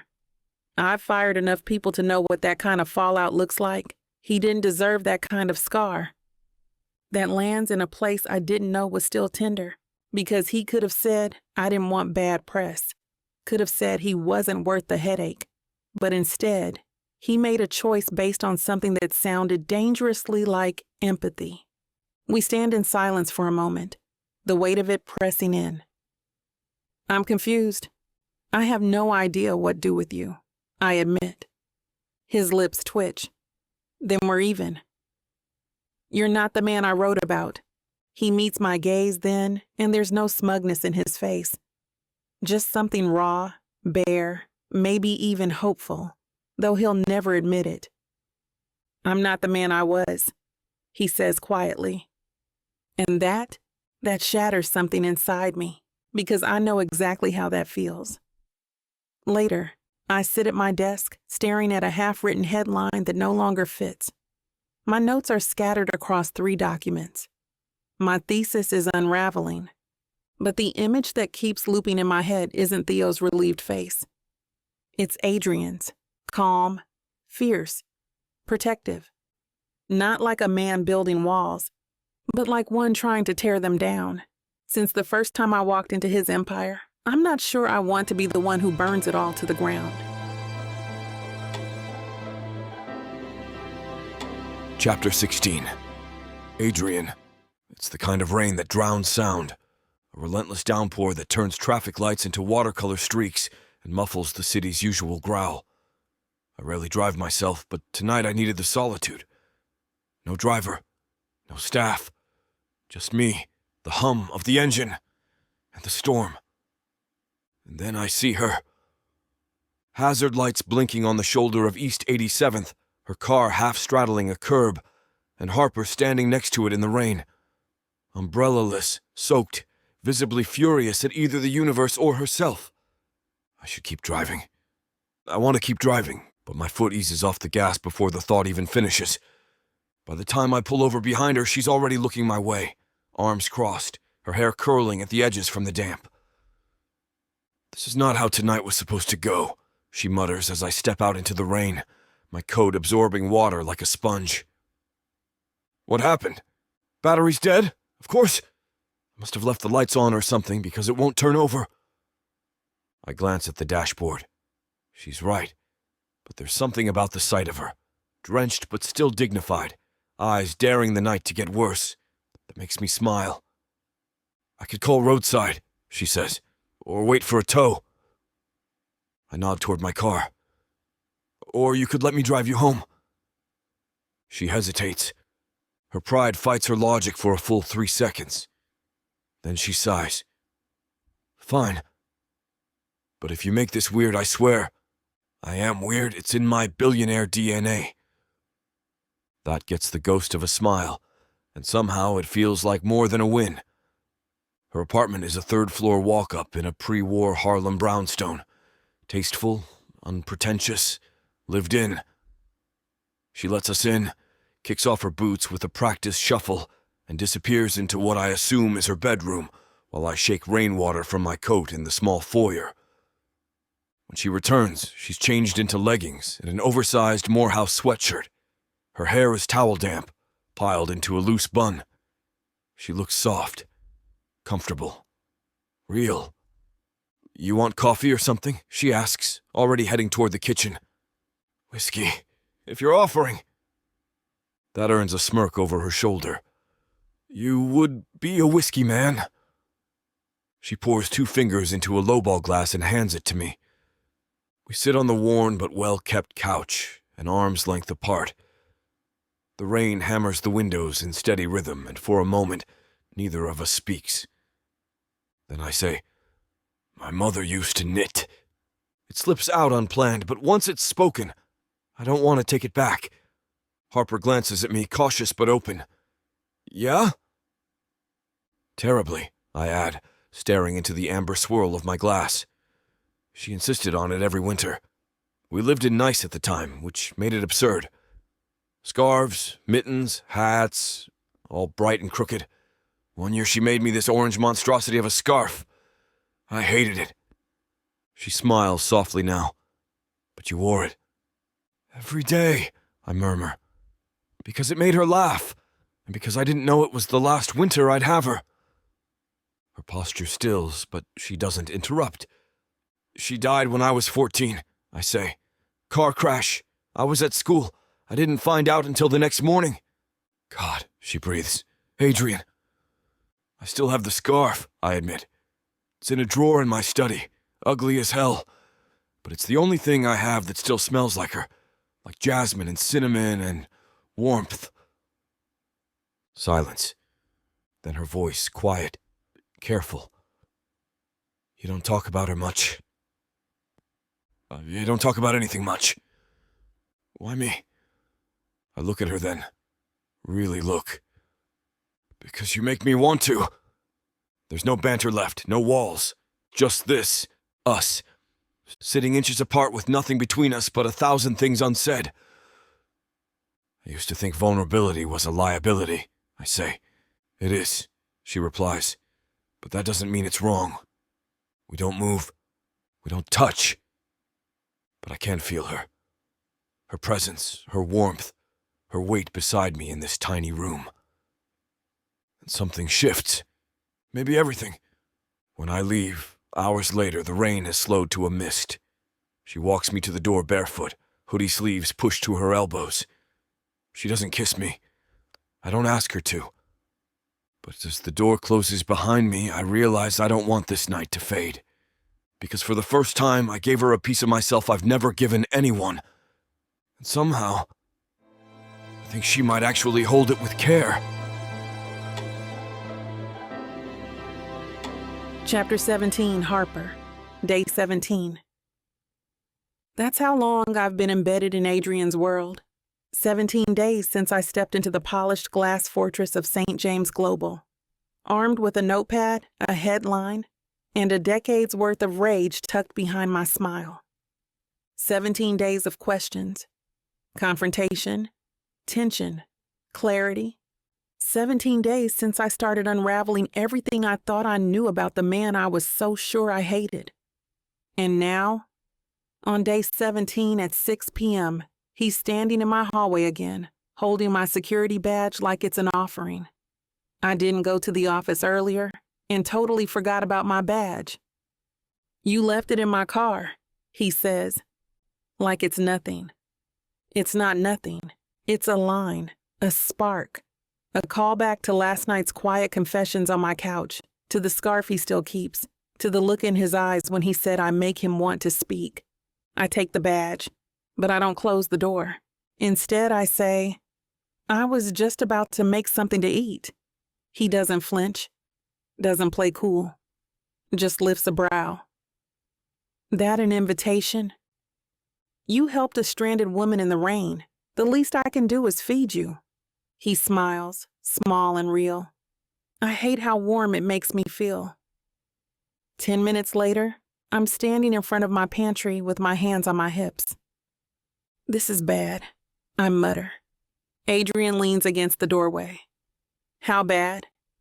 "Unless you're into canned chickpeas and expired taco shells, we're out of luck." He glances at the shelf. "We could be pioneers." "I was thinking grocery store. I could call for delivery." "That would take the fun out of it." He arches a brow. "You think late night shopping is fun?" I grab my coat. "I think walking through fluorescent aisles with a man in $5,000 shoes is a social experiment." He follows me out. No complaints, no hesitation. The corner market 3 blocks down is still open. Barely. We walk through automatic doors into harsh lights and top 40 radio humming from tinny speakers. I grab a basket. He grabs nothing. "You're going to make me carry it, aren't you?" I ask. Delegation is a leadership skill. "You're insufferable." He smirks. "And yet you invited me in." "Don't remind me." I pick up pasta, sauce, a wedge of Parmesan. Adrien tosses a loaf of sourdough into the basket. I raise an eyebrow. "What? I like bread." "Is that your version of a personality trait?" "No, my personality trait is being devastatingly efficient. Bread is a bonus." We bicker the entire way to the checkout. Our fingers brush when we pass the bag between us. Neither of us comments on it. Back at my apartment, the kitchen is small but warm. The windows fog slightly from the steam rising off the boiling water. Adrien stands across from me, slicing garlic with surgical precision. I saute onions, glancing over every so often because I don't trust him not to rearrange my spice rack alphabetically. "You ever do this?" I ask. "Just cook with someone?" "No?" "Never." He shrugs. "The closest I've gotten was watching someone pour champagne over oysters." I grimace. "That's not cooking. That's foreplay with shellfish."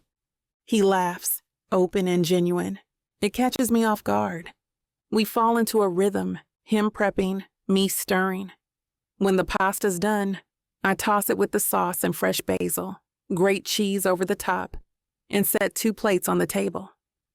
It's not fancy, but it feels intimate. I don't know if that's a good thing. We eat in companionable silence until I stand to clear the plates. He helps. Of course he does, even though I protest. "Thank you," I say when the kitchen is clean and we're standing at the door again. "For what?" "For not making this weird." He leans against the frame. "You've got a way of making weird feel like a privilege." I open the door. The air outside is still damp from the earlier rain. The hallway smells faintly of old wood and laundry detergent. He steps out, but as he turns to say something that never makes it past his lips, I step forward at the same moment. Our faces tilt in the same direction, and we collide. It's not dramatic, not heated, just a brief, accidental brush of lips. But it lands, hard. I pull back instantly, blinking. That was accidental, he says quickly. Yes, of course. Silence. Heat. Neither of us moves. He clears his throat. I should go. Yeah, I whisper. Okay. He steps back. I close the door and press my fingers to my mouth. I can't stop thinking about the way his breath caught, the exact shape of his mouth, the way he didn't flinch, didn't rush to move away. It was nothing, a moment, a fluke. So why does it feel like everything is about to change? Chapter 18. Harper. The kiss lingers like a fingerprint I can't wipe off. Not on my skin, on my conscience. I've spent the past 10 hours pretending it didn't happen, that our mouths didn't brush like they already knew the way, that I didn't feel a current pulse through me at the contact, short and sharp like an electric jolt straight to the heart. But it did happen. And now, every time I blink, I see his face hovering just inches from mine. Calm, steady, shocked, yes, but not apologetic. It wasn't a mistake. It was a line crossed. And I need to refocus before I lose more than just the story I came to write. I bury myself in data, spreadsheets, audit logs, operations reviews, internal emails. Every corner of St. James Global's infrastructure I've been granted access to, and some I wasn't, if I'm being honest. No one notices. Or maybe they're too afraid to stop me now. What I find starts small. An invoice submitted twice, then 3 misrouted contracts, all directed to the same holding firm in the Caymans. A missed quarterly compliance certification signed by someone in legal who left the company 4 months ago. Individually, they could be chalked up to growing pains, paperwork glitches, oversight, but together, they form a pattern, intentional disruption. Someone is sabotaging Adrien's empire from the inside, and whoever it is, they're good. Sloppy enough to look like human error, strategic enough to reroute attention. But I'm not just any observer. I know the feel of a cover-up when I see one. This isn't just incompetence. This is betrayal. By early afternoon, I've built a crude visual map of transactions and irregularities. All roads lead to a specific time frame, 6 months ago. The real question is, who had access during that window? I pull up the roster of the executive team. 7 names, all clean, on paper. But only one of them makes my stomach flip. Miriam Prescott, Vice President of Strategy, sharp, immaculate, ruthless, and the one person Adrien defers to more than anyone else. I remember the way she looked at him that day with Theo, the way her lips tightened when he overruled her, how she always keeps her distance from me, never quite warm, never quite cold. She's been here for over a decade, built systems, directed major pivots, trusted with long-term integrations and proprietary data. She has access to everything, and more importantly, motive. I scribble her name in the margin of my notebook, circling it once, hard enough to dent the page. I need to be sure, because accusing Adrien's number 2 of sabotage without evidence, that's how careers implode. But if I'm right, she's the one who's been pulling strings behind the scenes. And Adrien, so obsessed with control, doesn't even see it. Or maybe he does. And he's protecting her anyway. I don't know which is worse. I find Adrien in the hallway after his finance briefing. He's walking fast, scrolling through his phone with that deep crease between his brows, half listening to a junior VP trailing behind him. I step directly into his path. He stops. "Evans," he says, breath catching slightly. "We need to talk." His gaze sharpens. The VP hesitates behind him, clearly unsure if she should stay or escape. Adrien turns to her. "Give me a minute." She nods and slips away. We step into an empty side corridor, low light, glass on one side, steel on the other. I can see my reflection in the polished metal wall, and I look the way I feel. Tense. Electric. "Are you going to accuse me of murder?" he asks. "Not you," I answer. "But maybe someone in your inner circle." His expression ices over. "Explain." I do, methodically, precisely. Laying out the inconsistencies, the timeline, the digital breadcrumbs. I don't mention Miriam's name, not yet, not until I'm 100% sure. But he's already piecing it together. His jaw tightens. "You think someone's sabotaging us?" "I don't think," I say. "I know." Silence stretches between us. The weight of it makes my skin prickle. "And you think I wouldn't see that?" he asks, voice low. "I think you trust the wrong people," I say. "And I think you've built your kingdom so high, you don't see the termites at the foundation." He looks at me like he's trying to decide whether to defend himself or let it burn. And I hate myself for caring about which choice he makes. Later, I return to my desk and review every line of my notes. The sabotage is real. And if I want to protect the one person I came here to destroy, I have to expose the person who's already trying to break him. Even if it means ripping open something I swore I'd never care about. Chapter 19, Adrien. It starts with a text from Jewel. "Call me, urgent. Check your inbox." Then another. Now, hey, damn. By the time I'm on the line with our internal counsel and comms director, the damage is already done. Emails, transaction records, encrypted files, leaked. Dozens of them. Anonymous dumps across 3 platforms. Strategically timed to hit right before the market closes.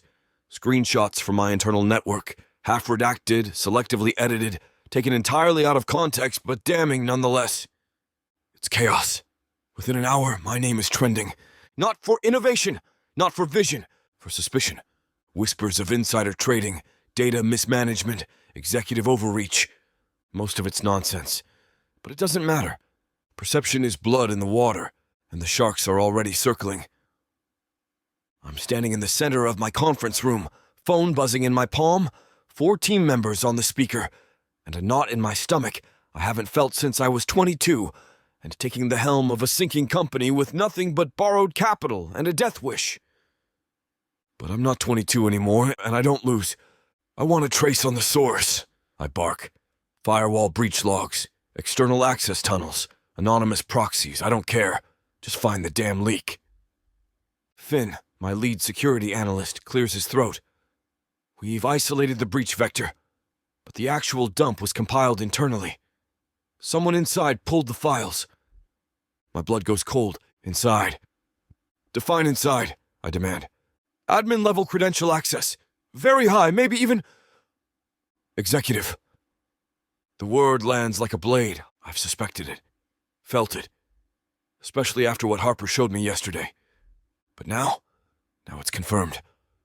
One of my own people is gutting me from the inside.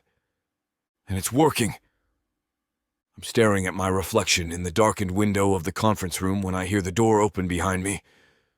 I don't have to turn to know it's her. Harper. She walks in slowly, careful with the space between us. She's not here to gloat. She's here because she knows something. And I need her. God help me, I do. I saw the leaks, she says. I nod. You think it's who we talked about?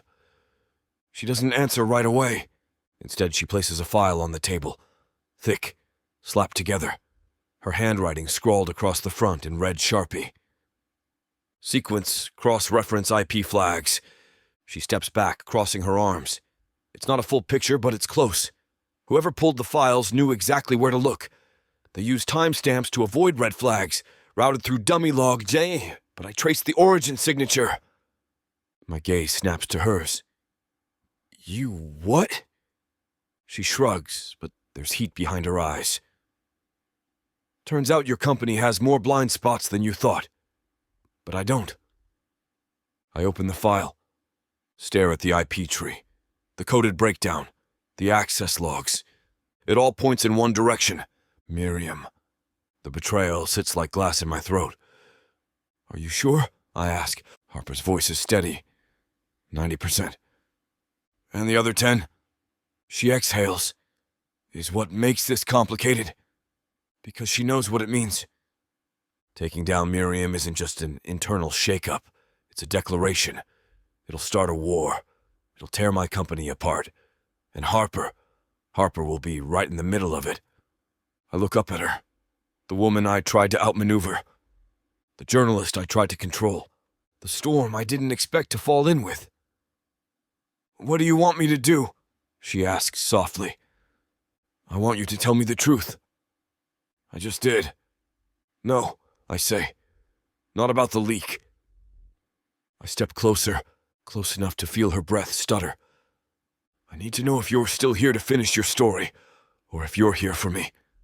She doesn't answer, not with words. But the way her jaw tightens, the way her eyes go glassy just for a second, that's an answer. And it hits harder than anything in those leaked files. I hope you're enjoying this audiobook by Vic Savon. If you want to keep hearing more audiobooks, then please hit that subscribe button and like the video. It may seem insignificant, but the more people that subscribe, the easier it is to produce more audiobooks in the future. So please help us out and subscribe to our channel. Thank you for listening, and now back to your book.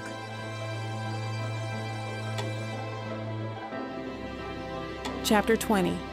Harper. It's been almost 3 weeks since I walked into Adrien St. James's empire and declared war. Tonight I'm sitting on his office floor with cold noodles, mismatched spreadsheets, and the kind of conversation that sinks beneath the skin. The sabotage investigation is unraveling fast, faster than either of us can fully control, and yet, here we are, not spinning, not collapsing, just suspended, together. Okay, I say, pointing a chopstick at the printout between us.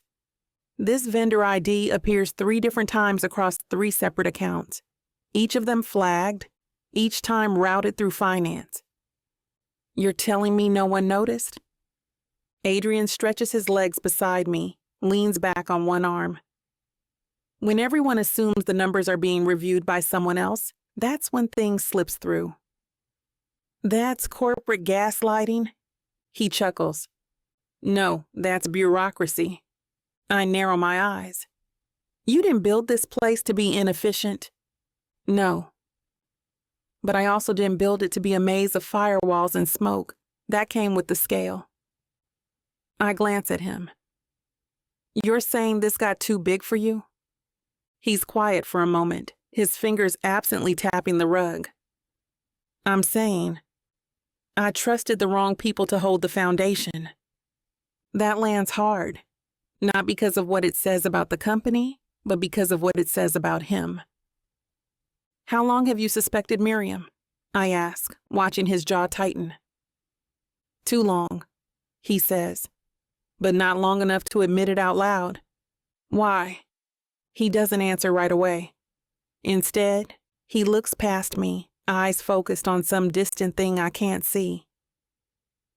She was one of the few who knew me before all this, he says finally. Before the press. Before the valuation. She was sharp, strategic. Never asked for credit, just handled her lane. I thought that made her loyal. Sometimes the people who stay closest, I say quietly, do it so they can carve the deepest wound. He gazes at me, long enough that I feel it in my spine. You sound like you speak from experience. I nod once. I do. Neither of us asks the obvious follow-up. Some stories don't need to be told out loud to be understood. By the time we're trading screens again, we've abandoned the desk and taken over the couch.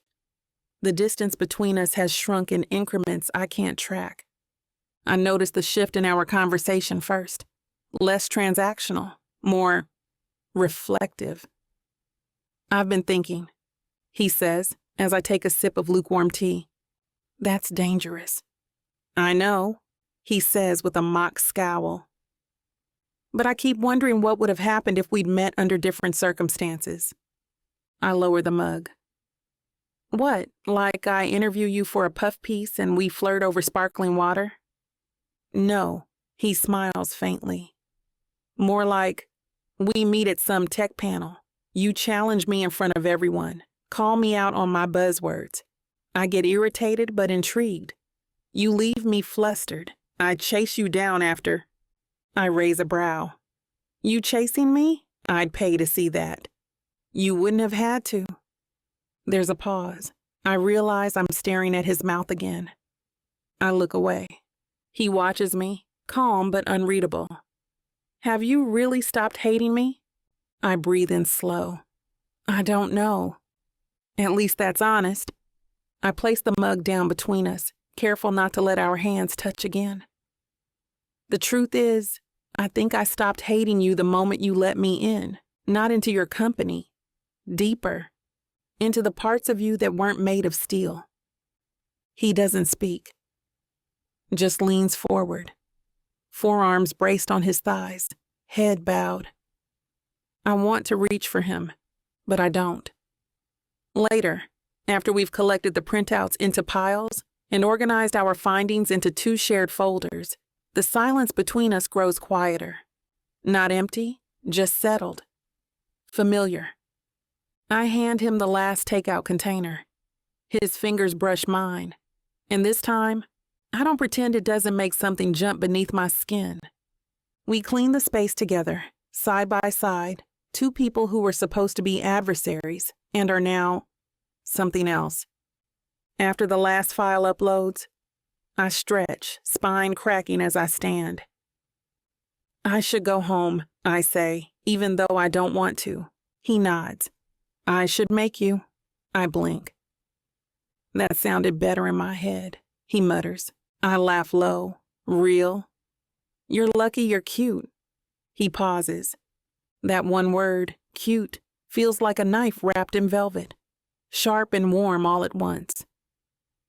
"Don't do that," he says quietly. "What?" "Make this easy." The air tightens.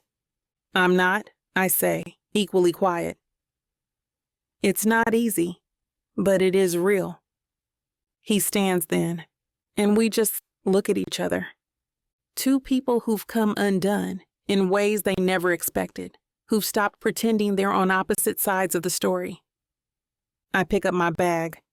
"Same time tomorrow?" He walks me to the door. "Earlier." "Why?" His gaze holds mine. "Because if you stay later, I won't let you leave." The silence that follows is thick with tension. I should say something clever, light, but all I manage is a nod. And when I step into the hallway, I realize I've completely, irrevocably forgotten why I ever hated him. Chapter 21. Adrien. The sun hasn't even crested the skyline yet, but I'm already dressed in black. Buttoned down, steeled up, every inch of me reflecting the man the world expects me to be. Controlled, composed, untouchable. It's a lie I wear like armor, and after last night it barely fits. She left my office with a nod, just a nod. No lingering glances, no parted lips, no impulsive contact. But that nod was heavier than a kiss. She stepped into my life with a headline between her teeth. But last night I didn't want her to go. Worse, I never wanted to left alone with the version of myself that wants her to stay. The version that forgot she came here to expose me. The one that believes the warmth in her voice isn't just proximity, but care. The part that doesn't just see her brilliance, but feels it in the pit of his chest. The version of me that has no place in a war zone. I spend the early morning reviewing Harper's findings again. Not just the raw data, but the annotations she left in the margins, sharp with urgency, scrawled in looping cursive that still manages to be efficient. Miriam, holding firm connections. Repeated approval discrepancies, masking as redundancy. Check line 617th for silent partners. Potential off-book ops. It's devastatingly thorough. She's not just a journalist. She's an investigator, a strategist, a goddamn weapon. And she chose to share this with me, not the world. That should terrify me. Instead, it makes me want to give her more. At 9:13 a.m., I walk into the executive conference room. Everyone is already seated, murmuring in stiff tones, eyes shadowed with the anxiety that's rippling through the company after the leak. Miriam sits at her usual spot, immaculate as always, composed, cold, calculating. She meets my eyes briefly, chin lifted like she knows something I don't. And maybe she does, because she's the leak, but I don't confront her. Not yet. Not until I'm certain. Not until Harper's mapped every thread of this web, and I know what's waiting on the other side. I sit, and I smile, but inside, I'm unraveling. This betrayal isn't theoretical anymore, it's personal. I canceled 2 meetings by noon. By 2, I'm texting Harper. A, you still at your desk? H, where else would I be? A, I need 5 minutes, room 314. She's there in 4. Clipboard under her arm, braids tucked up in a loose knot. No lipstick today, just sharp eyes and unspoken challenge. You okay? She asks as soon as the door clicks shut behind her. I nod. Are you? I'm not the one whose company is bleeding from the inside. Maybe not. I lean against the edge of the table, hands folded in front of me. But you're the one stitching it up. Her breath catches, just for a second. But I see it. I'm not here to fix you, she says, but her voice is lower now, thicker. Or your mess. I know. I'm not your PR redemption arc. You're not a story, I say quietly. You're the reason I'm able to fight this. That silences her, not because she doesn't have a comeback, but because she knows it's true. She sets the clipboard down. I found a back door in the vendor logs, old firewall credentials, wiped clean but still active.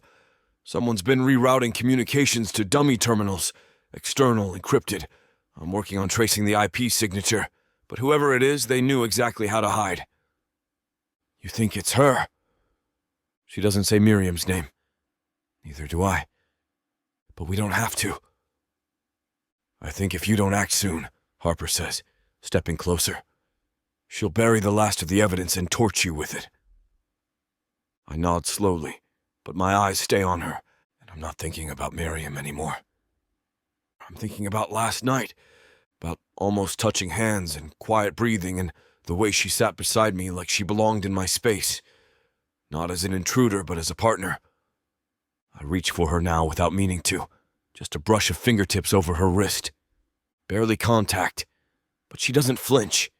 She just looks at me, like she's seeing everything I don't say. I don't know how to do this, I admit. Do what? Care about someone and protect them. I do care about you even if I don't know what's really between us. Her gaze doesn't waver. Then start by not pushing me away. I nod once. I won't. And I won't, even if it wrecks me. Chapter 22. Harper. There's something surgical about the way Miriam Prescott moves. She slices through conversations with precision, measures every sentence like it's been calculated in advance. When I step into her office, I don't announce my intentions. I don't have to. She already knows I'm not here for pleasantries. Still, she smiles. It's not warm. It's not real. It's something closer to the smile of a blade right before it cuts. Miss Evans, she says, gesturing to the chair across from her. What a surprise. Line number 1. She's never surprised. Not by anything. I sit. Cross my legs. Pull out my recorder like it's a chess piece, not a tool. Thought we'd pick up our conversation from last week, I say. You were about to give me insight into executive operations. Miriam tilts her head. Executive operations?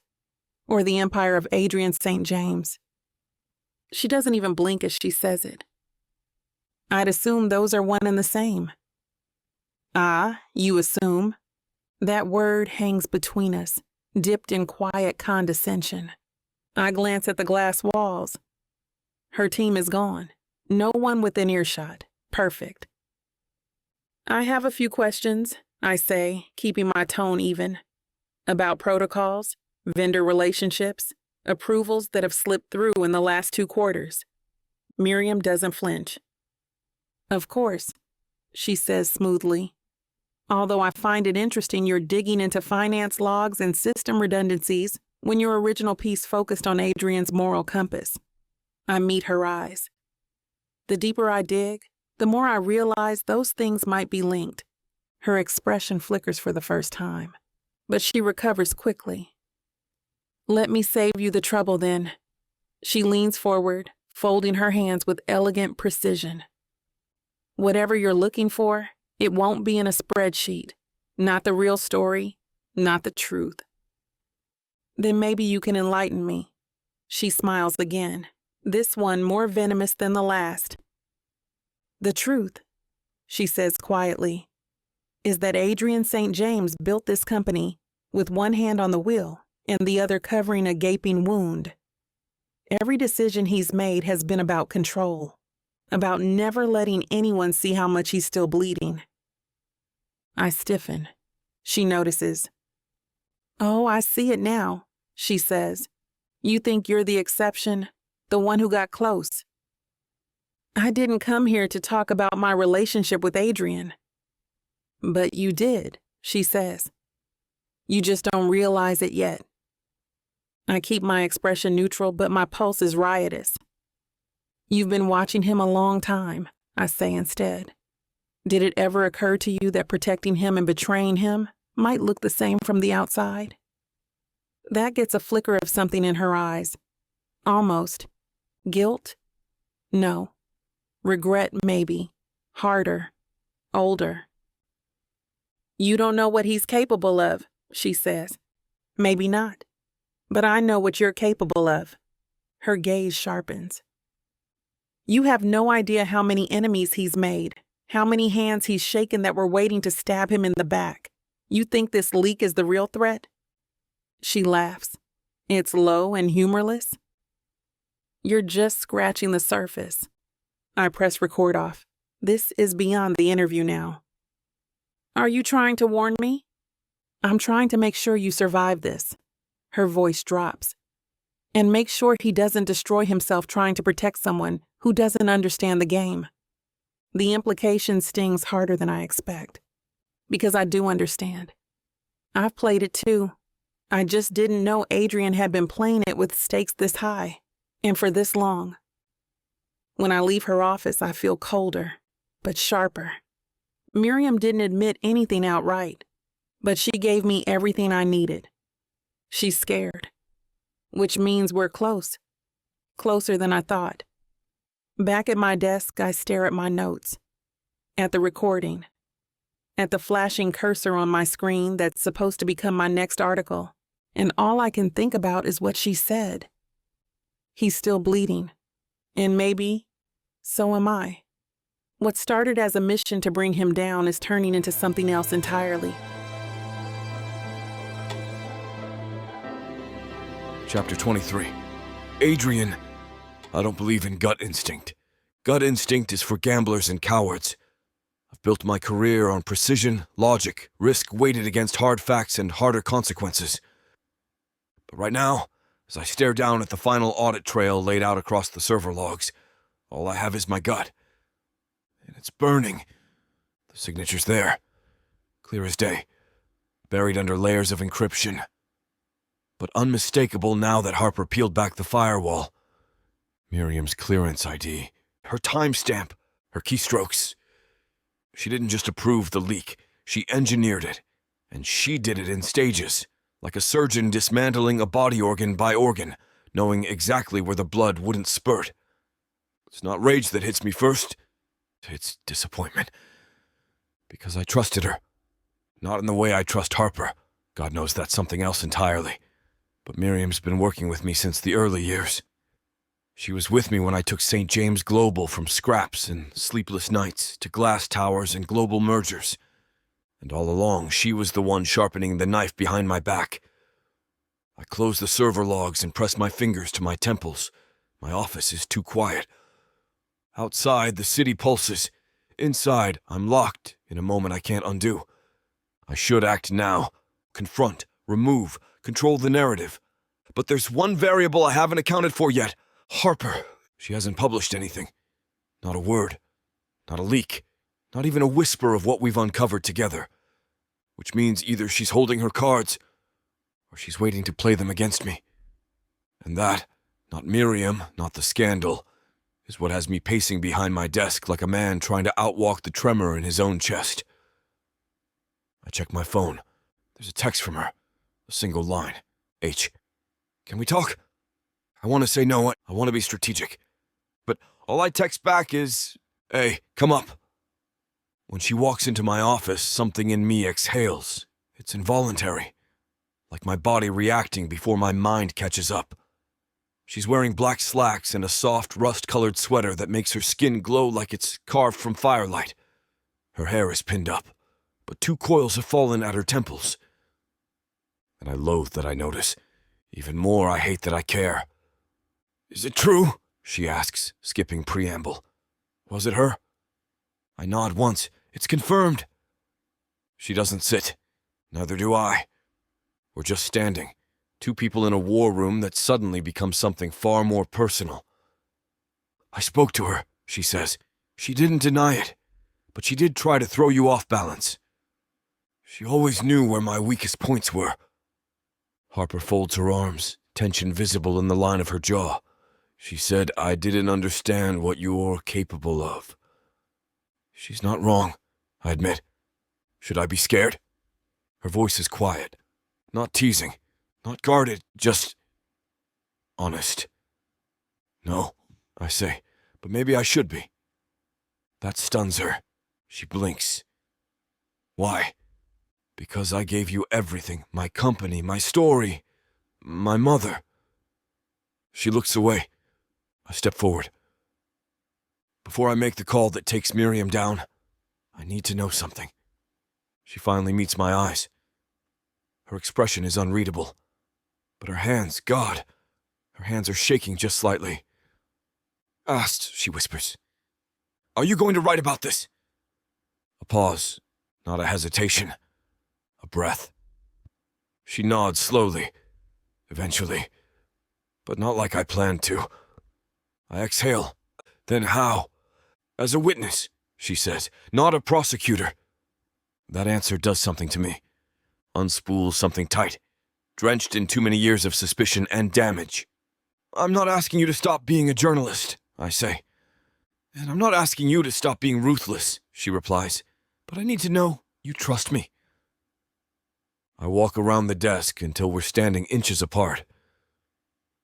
I don't trust easily, I say. But I trust you. Her breath catches. I touch her hand. Not her wrist this time, her fingers. I'm going to take her down, I tell her. Not to protect my reputation, but because I finally see what this company was becoming. And it's not what I built. She nods. Then let me help. You already have. The space between us bends. The silence grows thick, ripe with the kind of tension that doesn't scream. It aches. And this time, I don't stop myself. I don't hesitate. I lean in, and she doesn't stop me. Chapter 24. Harper. He follows me home to make sure that I get home safely. Not because we plan it, not because I ask, but because when I enter the elevator and turn around, he's already there, shoulder to shoulder with me, silent and steady. And I don't stop him. Not even when we reach my door, and I fumble with the key longer than necessary. Not even when I say, "You can come in if you want." And his only response is to cross the threshold like it's always been an option. Because it has. My apartment is dimly lit, scattered with open books, and still smells faintly like bergamot from the candle I forgot to blow out earlier. I kick off my shoes and say, "It's not much." He gives me that look, the quiet, unsmiling one that somehow still burns. I like it. "You like everything now," I mutter, walking into the kitchen. "I could hand you arsenic in a wine glass and you'd say, 'Harper, this poison is beautifully decanted.' Only if you drink it with me." I glance over my shoulder. Was that supposed to be romantic? "It's the closest I get," I snort, pulling a bottle of wine from the counter. "Red okay?" He nods. We fall into that strange rhythm again, like this isn't uncharted territory, like we've done this before, like the kiss didn't change the terrain, but it did. I can feel it in how his eyes linger too long when I move around him, in the way he exhales when I hand him the glass, in the space between us that feels wired. He sits on the edge of my couch. I take the opposite end. We sip in silence for a moment, the sound of the city below rising faintly through the cracked window. "You're quiet," I say eventually. "You kissed me," he replies, not looking at me. I roll my eyes. "You kissed me." "Technicality. Intent." He smirks. "You didn't stop it." "I didn't start it." "You didn't stop it," he repeats. Slower this time, like the words mean something more than they do. I sip my wine and set the glass down. "I didn't want to," I admit. There it is. The silence after those words is deafening. Not empty, heavy, full of everything we're not saying. "I don't know what we're doing," I continue, voice low, "but I know what this isn't." He looks at me now, brows drawn. "This isn't a fling," I say. "It's not a casual mistake, and it's not just adrenaline because we're chasing down saboteurs together." His eyes don't waver. "I know," he says. "You said you trusted me," I add. "But what happens when that trust makes you vulnerable? Because if you think I'm going to give up my truth for a kiss—" "I don't want you to," he interrupts. "I want you to write the truth."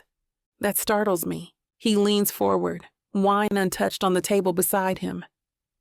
"If the truth destroys me, I'll deal with it. But I need to know it's your truth. Not the one you started with. Not the one you inherited from your father. Yours." It's the first time he's mentioned my dad. It hits like a hook to the ribs. I stand, needing to move, to do something with the panic pooling in my chest. He watches me pace. "I didn't expect to care," I say. "I didn't expect to doubt the story I've been telling myself for years. You were the villain, Adrien. The guy who broke everything. You were supposed to be my revenge. And now, I turn. And now you're a man on my couch asking me to burn him down or save him.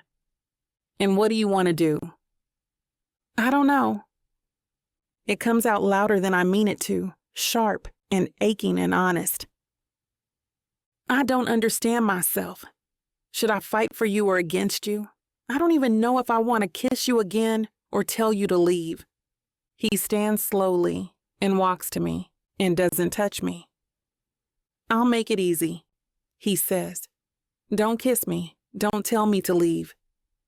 "What then?" "Just let me stay."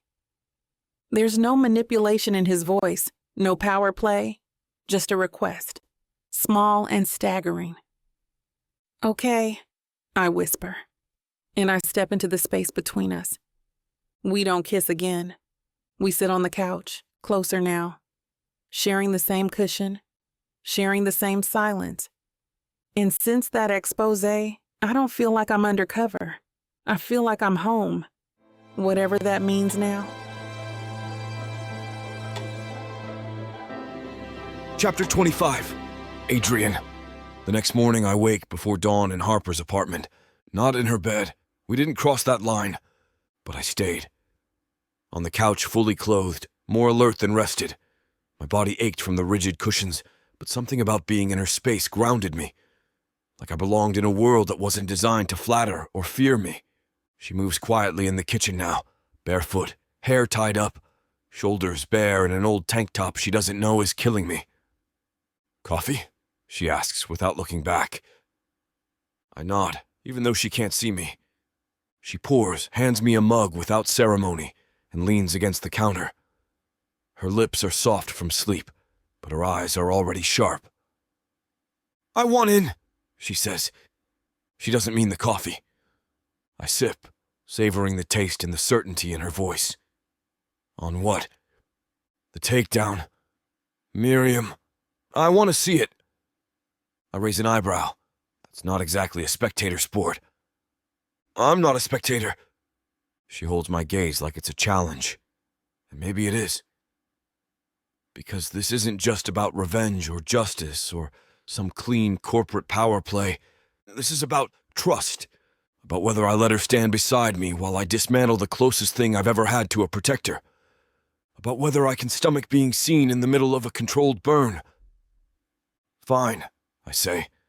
"You're in?" She nods, calm. But I don't miss the way her throat works when she swallows. She understands what this means, what it will cost. Maybe more than I do. We arrive at the office just after 8. The building buzzes with tension.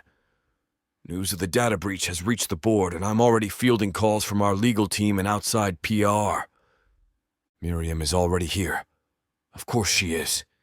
She's in the conference room when I enter, flanked by 2 executives who have no idea the floor beneath them is about to drop. Harper walks in beside me. Not behind. Not as an assistant or a note-taker or a journalist here to observe. She sits next to me, calm and composed, her notebook unopened. Her silence says more than any headline ever could. Miriam lifts a brow. "Didn't realize your reporter came standard issue now." "She's not here to report," I say. "She's here to witness." Miriam's lips part, but I don't give her a chance to speak. I slide the printed packet across the table. Server logs, digital signatures, timestamps, admin credentials, all hers. All damning. "You're smart," I say. "But you got sloppy. You should have purged the reroute logs." I notice real fear lashing across Miriam's face, tightening her jaw, flickering behind her eyes. She leans back in her chair, recovering quickly. "You can't prove intent." "No," I say, leaning forward. "But I can prove access, and I can sure as hell prove motive." Her expression hardens. "You were angry that I brought her in," I continue, gesturing toward Harper without breaking eye contact. "Because she exposed the cracks you've been patching with lies for years. Because she saw what you've been hiding. And you knew, eventually, I'd see it too." Silence. The others in the room look between us, uncertain. And then Harper speaks. Her voice isn't loud, but it slices. "You tried to ruin him from the inside out, but you underestimated one thing." Miriam looks at her, blinking. Harper leans forward. "He doesn't stand alone anymore." I don't touch her hand, but I want to. Instead, I sit back and breathe. "I want your resignation on my desk within the hour," I tell Miriam. "No severance, no press. You'll sign an NDA and you'll walk, quietly. And if I don't, I'll burn it all down," I say. "But this time I'll make sure you're standing at the center of the flames." Miriam doesn't move, doesn't speak. Then she stands and walks out without another word. When the room clears, Harper stays seated beside me. She doesn't gloat, doesn't ask what comes next. She just looks at me steady and unflinching. And for once, I don't feel like a man defending a kingdom. I feel like one who's finally letting someone into it. "I didn't think you'd actually let me in the room," she says after a moment.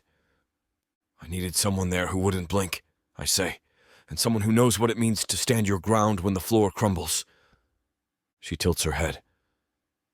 "What makes you think I know how to do that?"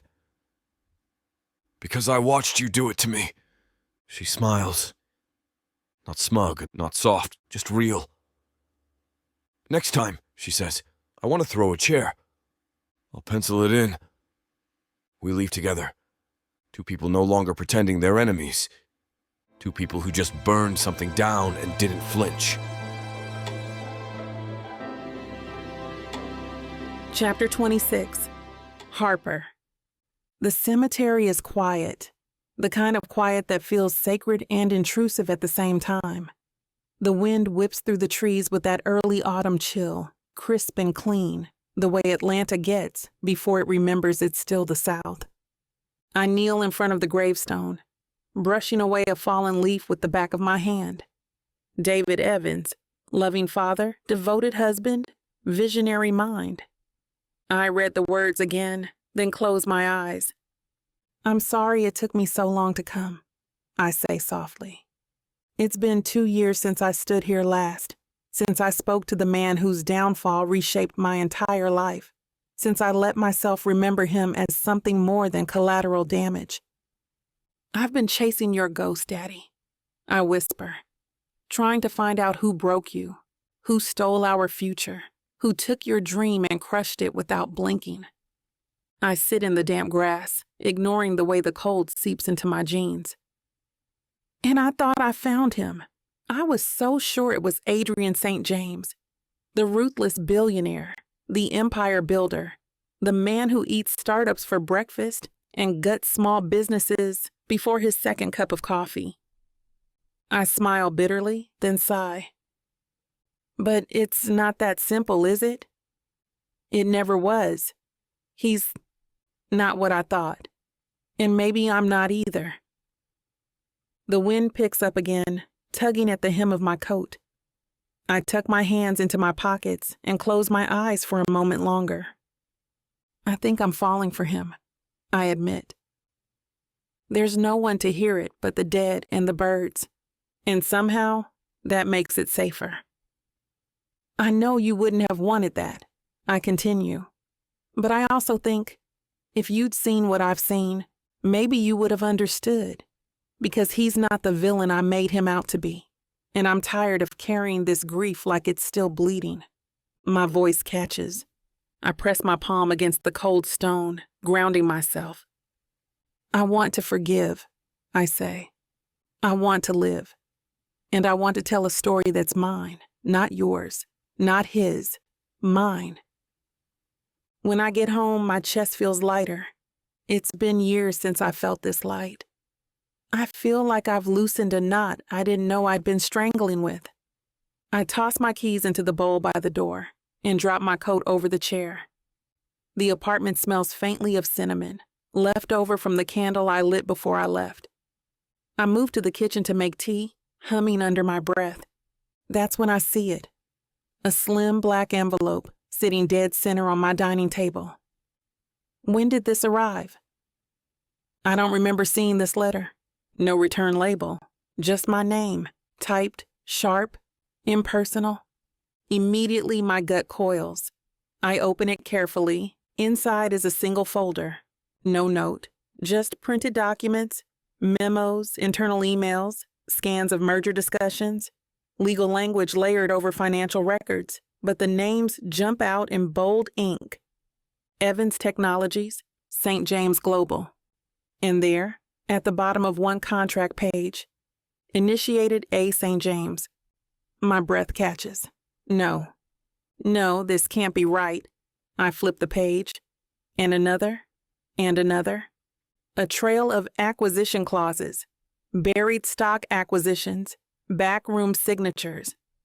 Adrien wasn't just tangentially involved. He spearheaded the hostile takeover of my father's company. He signed the papers. He made the calls. He leveraged the buyout that left my family bankrupt and my father broken. And he lied. He told me he didn't know everything, that he was a pawn, that Miriam or someone else orchestrated the final blow. But these pages tell a different story, a calculated one, a deliberate one. His. The folder slips from my hands and hits the floor with a sickening slap of paper. And I feel it. The betrayal. Like a punch to the sternum. like I let him into my heart, into my home, into the very truth I was finally ready to rewrite, and he stained it. Every soft word, every searching glance, every almost kiss, laced with a lie. I sink into the nearest chair, chest heaving, the hot, awful burn of tears threatening my eyes. Not sadness, not confusion, rage. Cold and thick and familiar. This isn't just about Adrien. It's about the truth I almost stopped fighting for. It's about the part of me that believed in him when I should have kept my guard up. And it's about the fact that now, when I finally have everything I need to destroy him, I'm not sure if I want to. But I will. Because this time, the war isn't just for my father. It's for me. Chapter 27. Adrien. I knock twice, then once more when there's no answer.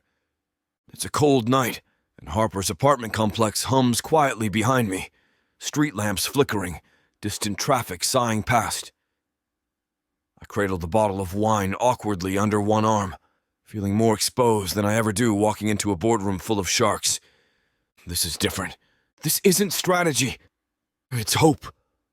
I thought about it thoroughly. There's no need at run. We can face things together and no need to deny it anymore. And for once, I believed her. In love. Yes, I finally admit to myself. I'm in love with her, madly, deeply, and sincerely. I wait for her to open the door patiently, thinking that she'll be happy to see me. The door swings open, but her face is unreadable. No kiss. No sarcastic, "Took you long enough?" Just those eyes, sharp, assessing, and tired. "I didn't think you'd come," she says, voice too calm. "Of course I did. I wasn't sure if liars honored their words." I still, subtle, lethal. "Can I come in?" She steps back, not answering. The second I walk inside, I know something's changed. The air feels brittle. Like if I breathe too hard, the whole place will splinter. And then I see it. On the table, right where I know she meant for me to see it. The folder, open. The documents fanned out like an accusation. And suddenly, I don't have to ask. I know. She knows. "I was going to tell you," I start. She laughs, a cold, humorless thing that twists in my chest. "Don't insult me!" I didn't lie. "Adrien," she snaps, turning on me. "You engineered the buyout of my father's company. You sat in rooms with men who called his tech outdated, who laughed at the idea that a black-owned firm could ever scale. You signed the acquisition terms that buried us. And then you looked me in the face and said you weren't the villain. I didn't know it was him." "Don't." Her voice is low now, shaking. "You knew. Maybe not his name at first. But by the time you pushed the final signatures through, you had to have known. There's no way your lawyers didn't flag it. There's no way you—" "I was 29, I say. Hungry, drowning in debt, taking deals from people who smiled while they cut my throat. I didn't look twice, because looking meant feeling something. And feeling something meant I couldn't do what needed to be done to survive." She's silent, so I go on. "I saw the name.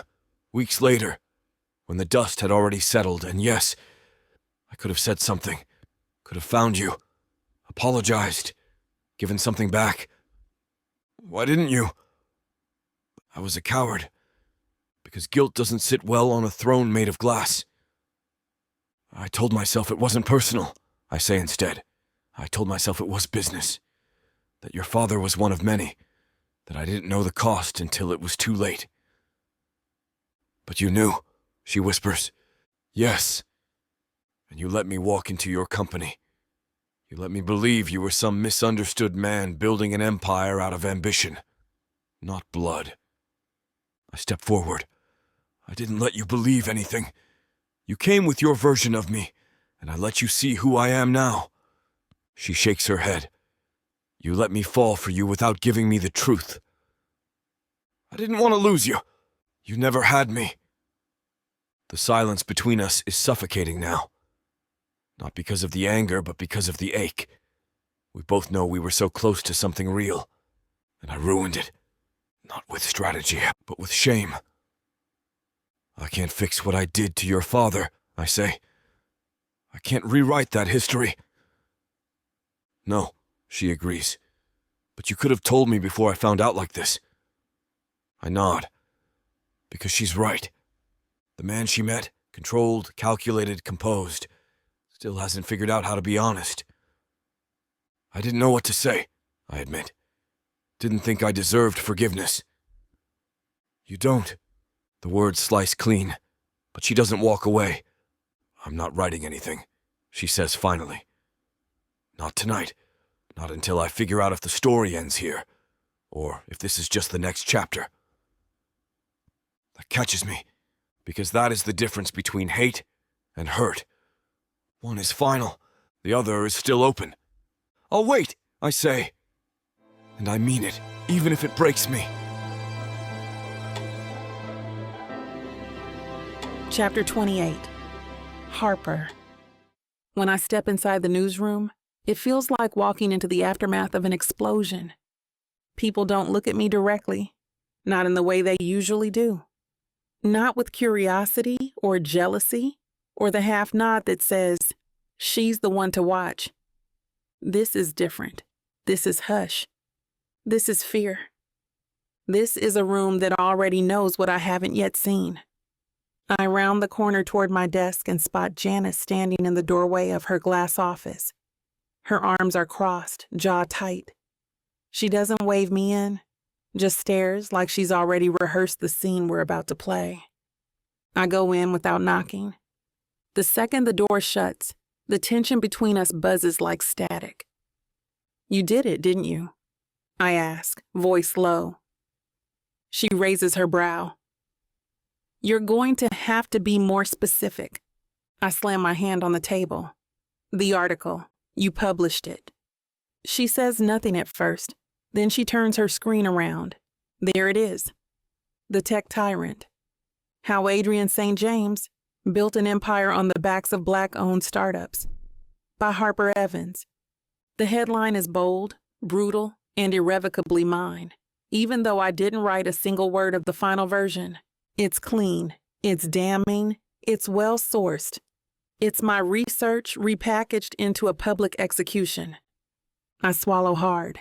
And what's worse, what terrifies me, is that I feel something I shouldn't.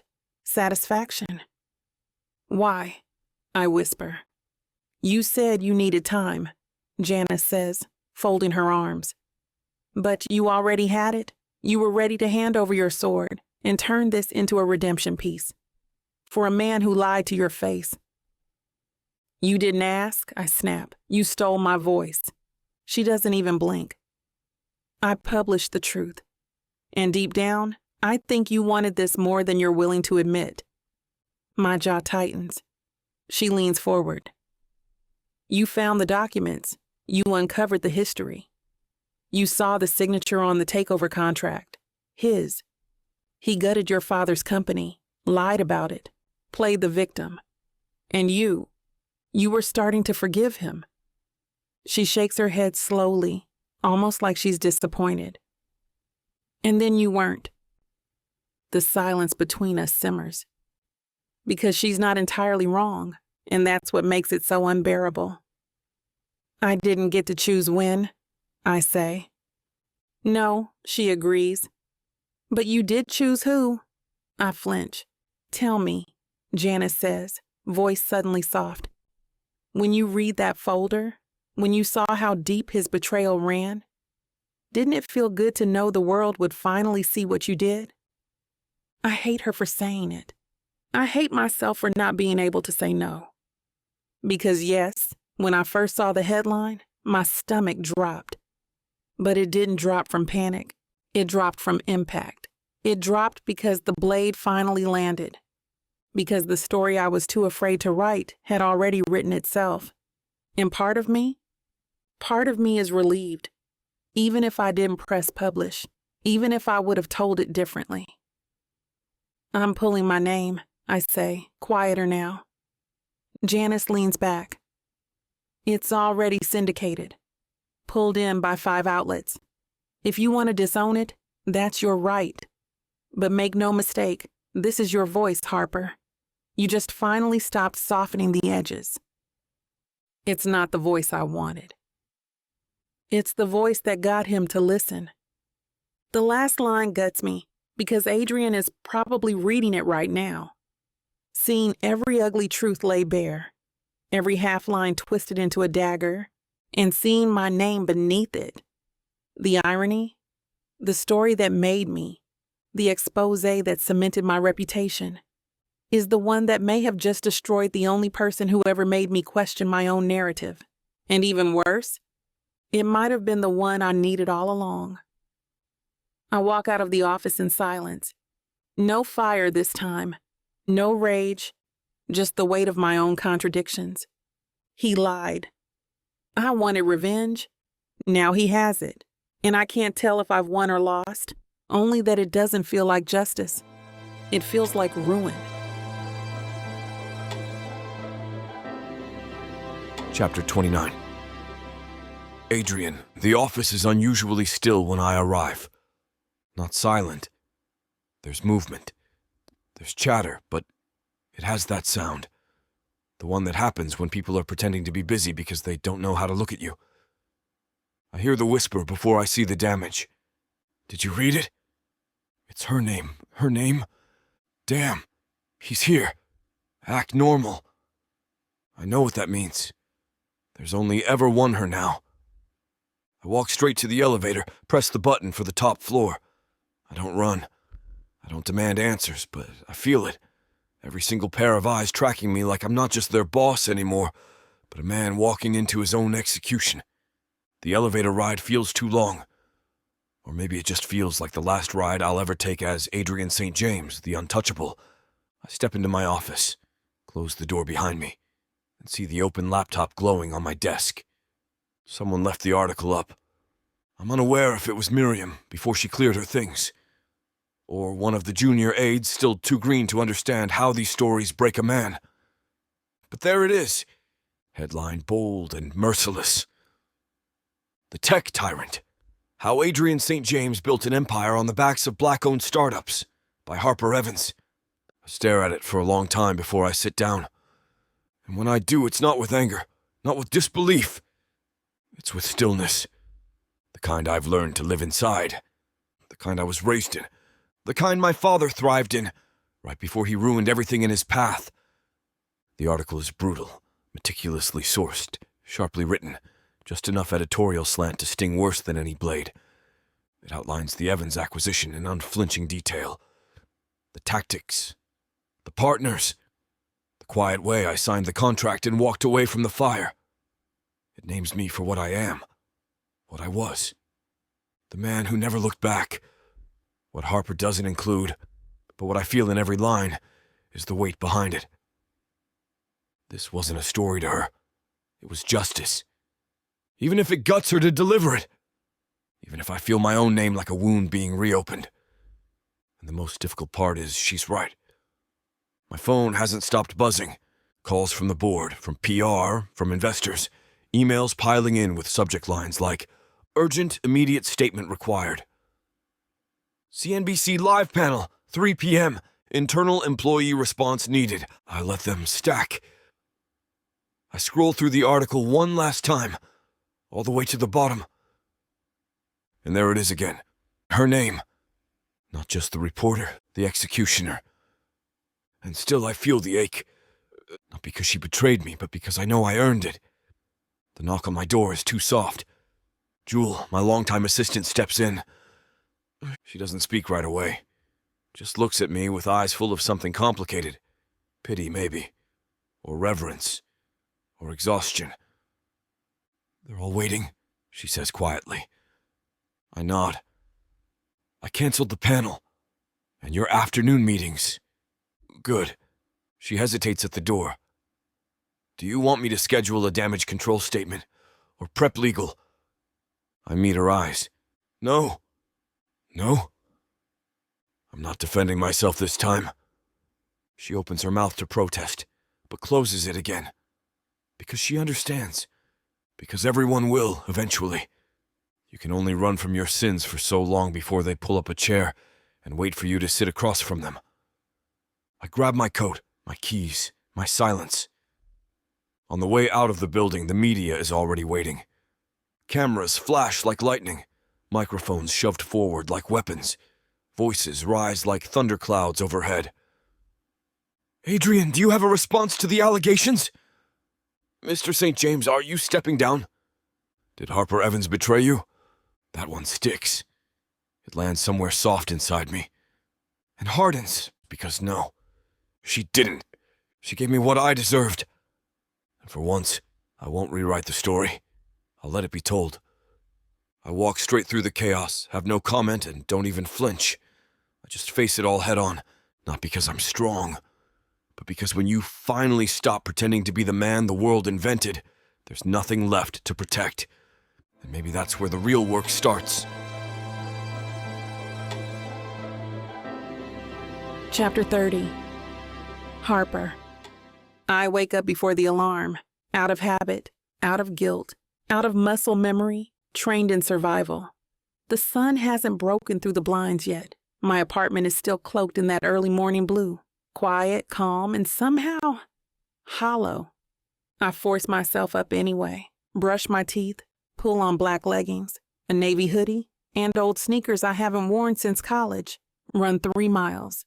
Not because I want to, because I need to. It's harder to think when your lungs are burning. I return drenched, heart pounding, the city slowly waking up around me. My neighbor's dog barks at the mailman. Downstairs, someone's blasting Beyoncé like it's still Saturday night. I breathe in through my nose, out through my mouth, and convince myself I feel better. I don't.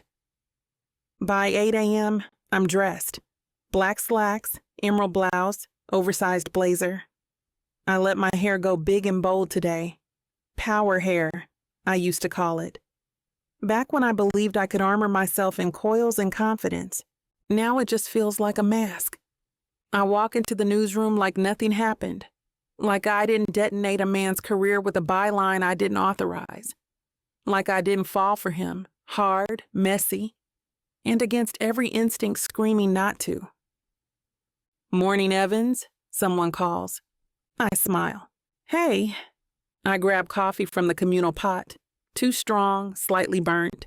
My mug says, "World's okayest journalist," and I sip from it like I believe the joke.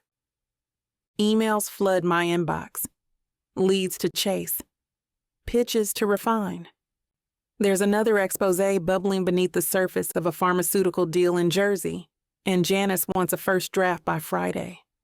I type. I research. I take meetings. I do the thing I've always done, keep moving. But the rhythm feels wrong, like I'm playing jazz in a room wired for silence.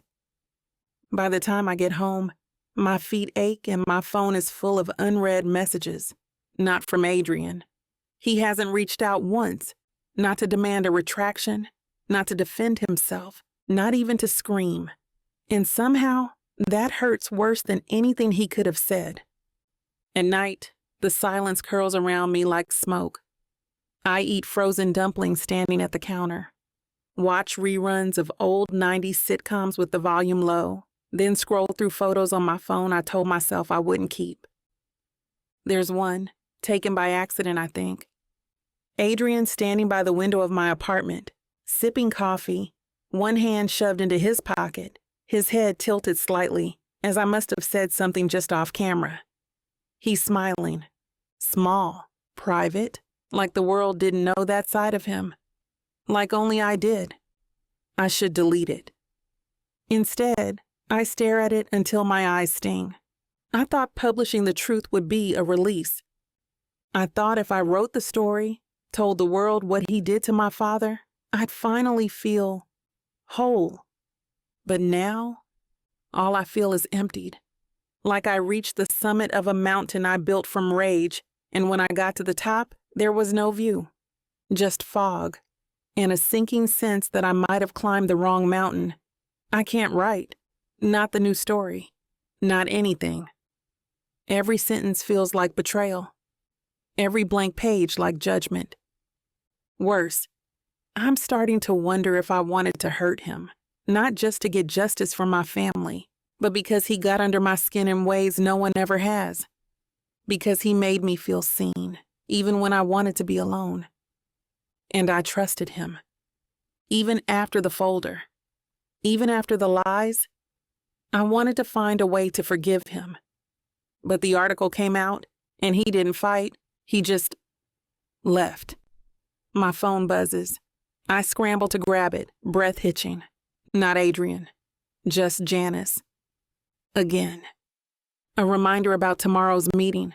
I toss the phone onto the couch and sink to the floor, and press my back against the cold wall and bury my face in my knees. I don't cry. I can't cry. Because crying would mean admitting I broke something that wasn't just professional. It was personal, and it mattered. And I'm not sure how to fix it, or if I even deserve to. Chapter 31. Adrien, the elevator doors open to chaos. Veronica, one of the board members, is already mid-argument with someone from legal. Her tone is sharp, unusually high for someone whose voice rarely breaks out of a whisper. No, I don't care if it's her again. Issue a formal cease and desist and... She looks up, sees me, and immediately lowers the phone from her ear. Adrien, she approaches quickly. We have a situation. I walk past her without a word, not because I'm being cold, but because I already know. My assistant, Jules, trails behind me as I unlock my office door. You're going to want to see this, she says, laptop in hand, eyes wide with the kind of fear that doesn't come from tech bugs or quarterly dips. This is reputation-level damage, and it reeks. She sets the laptop down and opens a dozen browser tabs in succession, each one flashing a different headline, each uglier than the last. St. James accused of manipulative behavior by multiple women. The tech giants fall, from innovator to predator. Harper Evans was just the beginning. Sources say he's worse. My name is everywhere. But not as the power broker, not the tech visionary, not the man who built an empire out of code and grit. Now I'm the villain, the abuser, the puppet master. Each tab feels like a slap. I don't flinch. I just stare. Do we know where these claims are coming from? I ask, voice low. Anonymous, Jules replies, barely audible. A few from verified emails, but most are being routed through third-party leak sites. We're trying to trace them back. Legal? They're drafting statements, but Mr. St. James, two of the accusers just gave interviews. One of them says you emotionally controlled her for over a year. Another claims you blackballed her from a startup job after she ended things with you. That's false, I snap. I know, but it's out there. And right now, no one's interested in your side. Veronica appears in the doorway again, her expression drawn. CNBC pulled your interview. Forbes issued a statement about reevaluating your public image for next month's cover. And she hesitates. The board has called an emergency meeting tonight. Virtual. Investors want blood. I rub a hand over my face. The room's too bright. Or maybe it's my vision, blurring under the strain. I sit, and I laugh once, bitter and humorless. They think they can take me down this easily? Veronica blinks. Adrien. No. I push back from the desk, stand again. Get me PR, crisis, not internal. Pull every deal we've closed over the last 3 months and see who's missing, who's been shut out. Someone's behind this. She gives a slow nod, then backs out. I stare out the window, the skyline taunting me with its indifferent gleam. I built this.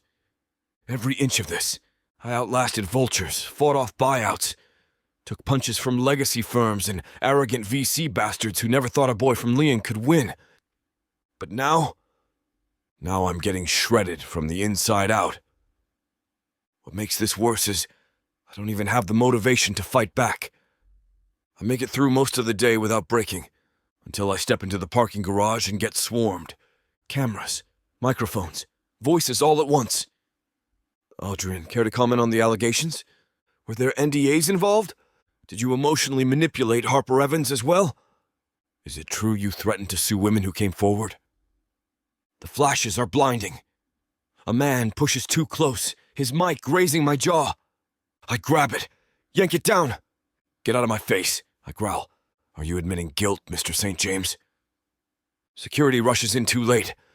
I shoulder past them and slide into the back seat of the car. My driver doesn't say a word. Good man. But I see it. The way his eyes linger on me in the rear view. He's wondering too, if it's all true. My phone is in my hand before I realize it. I scroll to her name. Harper. I hover. Call her. Just call her. She knows the truth. She knows you. But then I remember. Her silence after the article dropped. Her absence in the fallout. She hasn't reached out. Not once. And that says more than any headline ever could. I set the phone down on the leather seat beside me, hands clenched into fists. God, I want to scream. I want to shatter every screen, punch every wall, make noise just so the ache has somewhere to go. But I sit in silence and let the pain settle in my bones. Because maybe this is what I deserve. Even if the accusations aren't true, I made my series of mistakes and this might just be my retribution. Chapter 32. Harper. The cafe smells like over-roasted beans and too much perfume. Aromas I used to associate with creativity, productivity, late nights turned early mornings now make my skin itch. My laptop screen glares back at me, cursor blinking over a blank document I haven't been able to fill for 2 hours. I stir my untouched coffee again, watch the foam dissolve. Background noise filters through, plates clinking, baristas calling names, the occasional laugh from the couple behind me. I want to be anywhere but here, because every time I glance up, every time my eyes stray to the muted TV screen mounted above the counter, I see him, Adrien St. James, in hot water, as more accusers come forward. There's footage of him leaving his building, stone-faced, surrounded by cameras and noise. He doesn't look like the man who used to sneak quiet smiles at me over takeout cartons and late-night stakeout footage. He looks hunted, hardened, alone, and something in my gut won't shut up.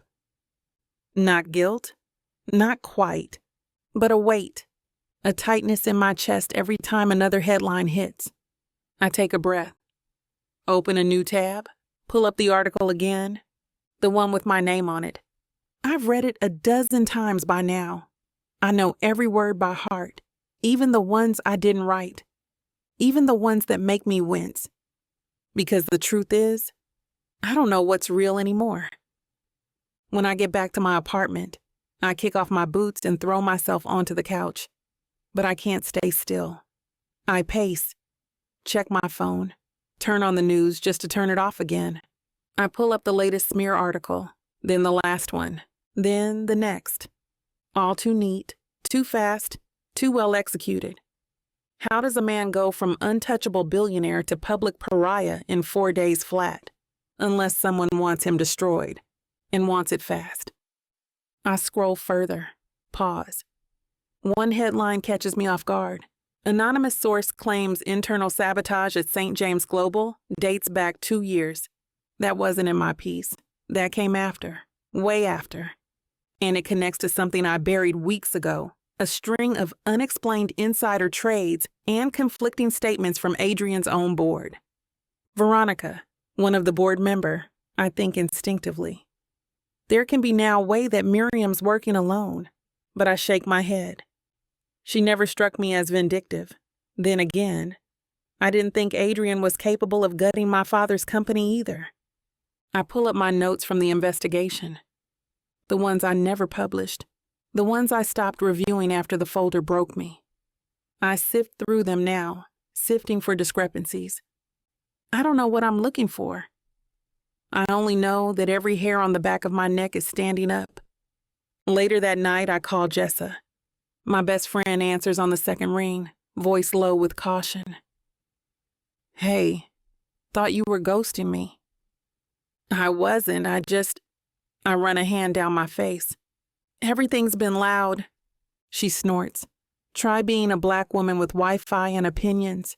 Everything's always loud." I almost laugh. Almost. "You okay?" she asks more gently. I hesitate. "Not really." There's a pause. "You think you were wrong about him?" "I don't know," I whisper. "He lied. I know that. He signed the contract that killed my father's company. I've seen the proof. But this fallout, it's too perfect, too fast, too complete." I shift, my voice tightening. "I spent years chasing the man who ruined my family. I thought it was him. I wanted it to be him." "So what are you saying?" I'm silent because saying it aloud will make it real. Finally, I exhale. "I think someone's setting him up." I wake up at 2:42 a.m., drenched in sweat, my heart racing. Not from a nightmare, but from realization. I sit up, fumble for my phone, and open a news app again. Scroll back to the original reports about the data leaks inside St. James Global, the anonymous tip that came 2 weeks before I published. It's time-stamped, and it's before Adrien gave me access to the company, which means someone leaked it from the inside. Someone wanted the walls to come down. Someone planted the match before I ever lit the flame. The betrayal hits me like a second wave. Only this time, it doesn't hit him. It hits me. Because I helped them. I helped whoever's behind this, and now I don't know who to trust, not even myself. I stare at it and comes to a decision, murmuring, "I need to get to the bottom of this." I grab my phone, dialing a number, and my heart pounds as it continues to ring. A man's voice echoes on the other side. "Hello?" I take a deep breath, steeling myself. It's time to revisit the past. Chapter 33. Adrien. The glass is empty. Again. I lift it and squint through the amber ring at the bottom like it holds an answer, or maybe a memory I want to drown before it resurfaces. The bartender, a man in his 50s who's worked this private club longer than I've been alive, doesn't speak. He doesn't have to. We've passed pleasantries and gone straight to ritual.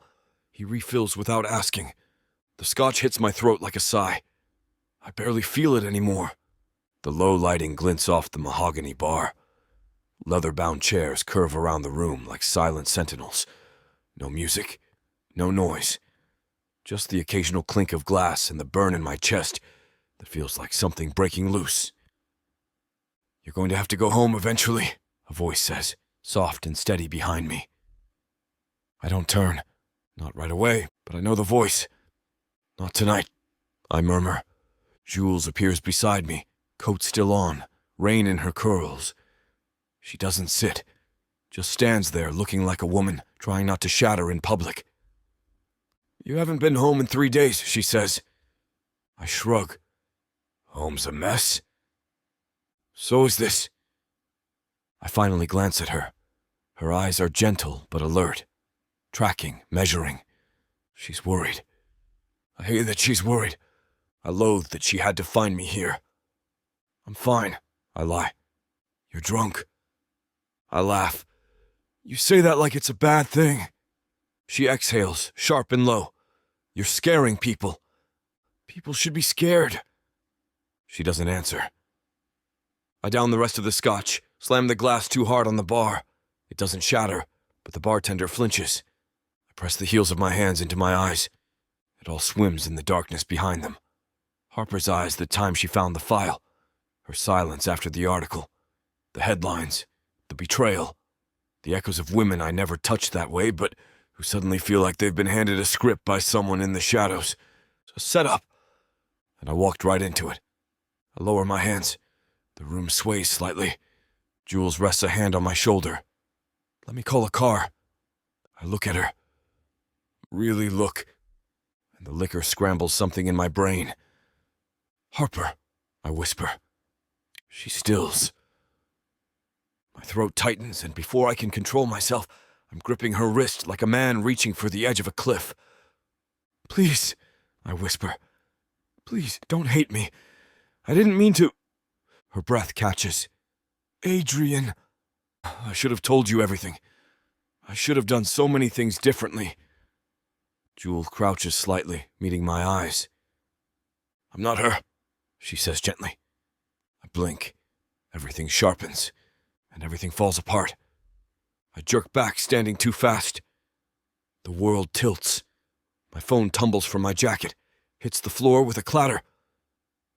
I need to call her, I mutter, unsteady on my feet. She has to know. She has to know this isn't...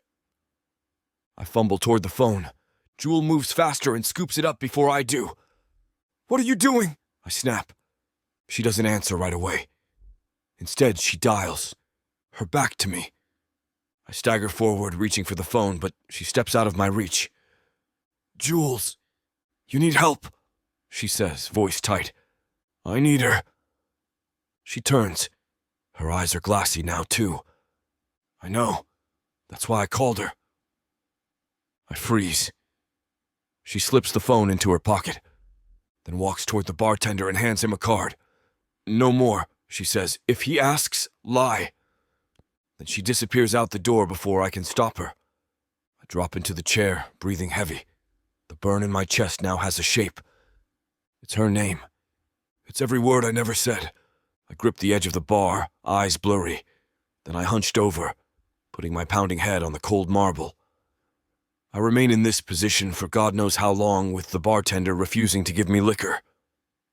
The bartender gestures behind me, but I don't move. Then someone calls my name in Harper's voice, but I don't turn. I've been hearing voices.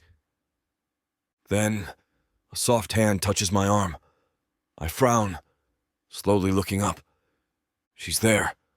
Harper, standing in front of me and soaked from the rain, curls clinging to her cheeks, breathless like she ran all the way here. I blink once, twice. Harper? I croak.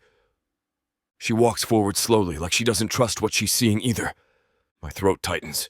I don't know if she's real, if Jules actually called her, or if I finally hallucinated the one person I can't live without. I hesitantly hold her hand, softly and afraid. I'm so afraid, what if I ruin this? I've already ruined everything once. This time I might not survive it. Chapter 34. Harper. The door to the bar is heavy, soaked from the rain and reluctant to open. I have to shove harder than I expect, and for one splintering second, I think it's a sign that I shouldn't be here, that I should turn around, get back in my car, and keep pretending I'm okay with the world burning Adrien St. James alive. But then I see him, and every instinct I've ever trusted short circuits. He's hunched at the bar, his shoulders slumped like he's wearing every headline like a weight strapped to his spine. The collar of his shirt is rumpled, unbuttoned too low, and his tie is stuffed in his coat pocket, like he gave up halfway through looking like himself. His glass is empty. His eyes are even emptier. He doesn't look at me when I approach. He just stares straight ahead, a slow sway in his body, like he's trying to stay upright through sheer will. The bartender notices me and gestures toward him with a subtle nod, sympathy in his eyes. This is what he's been like, it says. All night. I step closer. Adrien, I say quietly. No reaction. I lay a hand on his arm. He turns his head, slow and heavy like it takes more effort than it should. And for one aching moment, he blinks at me like I've stepped out of a dream. Harper? His voice cracks over my name. His hand reaches for mine hesitantly and desperate. It lands over my fingers, and when I don't react, he squeezes like he's afraid I'll disappear if he blinks too long. You're not real, he mumbles. I conjured you again. I'm real, I say softly. A broken smile slides across his face. It's nothing like the smug smirk he used to wear. This one is fragile, warped, beautiful in its ruin. I always see you when I drink just enough. You show up, always mad, always radiant, always, God, you're so beautiful. He blinks hard. Did you know that? I feel his breath against my wrist. It smells like regret and too much scotch. I squeeze his hand gently. Come on, let's get you out of here. He doesn't argue. He just leans into me like a man who's forgotten how to stand on his own. Getting him to the car is slow and clumsy. He stumbles once and mutters something about the floor being uneven, which makes me want to laugh and cry at the same time. By the time I ease him into the passenger seat, his head's resting against the window. Rain blurs the city lights. He turns to me, unfocused. Did I ruin everything? He asks. I don't answer, because I don't know which everything he means. His company? His reputation? Me? I didn't do it, he mutters next, voice softer now, curling in on itself like he's telling the leather seat more than me. I didn't touch those women. I didn't threaten them. I would never. His hands fumble in his lap. I'm not that man. I swear I'm not. He sounds like he's convincing himself. I pull out of the parking lot, knuckles tight on the wheel. The silence grows thick, pressing. He keeps talking. Half thoughts, fragments. Please. They're tearing me apart, he says. I didn't fight because I thought, maybe I deserve this. For everything I've done. For how I built this kingdom of glass and then dared to throw stones. He chuckles, but it's the kind that cuts. They said I crushed people to get here. Maybe I did. I glance over. His eyes are closed now, jaw clenched like he's bracing for impact. I wanted to call you, he breathes. So many times, I just didn't know how to say it. Say what? I ask, voice barely above the hum of the engine. That I'm sorry, he says, eyes still shut. That I'd undo all of it if I could. The silence, the arrogance, the way I looked at you like you were a weapon instead of a miracle. My hands tighten around the wheel. He doesn't even know what he's saying. Or maybe he does. Maybe drunk men do tell truth sober men bury. By the time we pull up to my apartment building, he's slumped in the seat, breathing steady but uneven, like he's holding back everything he's not ready to release. I park, turn off the ignition, and just sit there, listening to the rain tap the windshield, watching this man I once wanted to destroy whisper apologies to a past we both broke. He stirs slightly, eyes cracking open. Are we home? He mumbles. I pause, then nod. Yeah, I whisper. We are. Chapter 35. Adrien. Light breaks over me in pieces.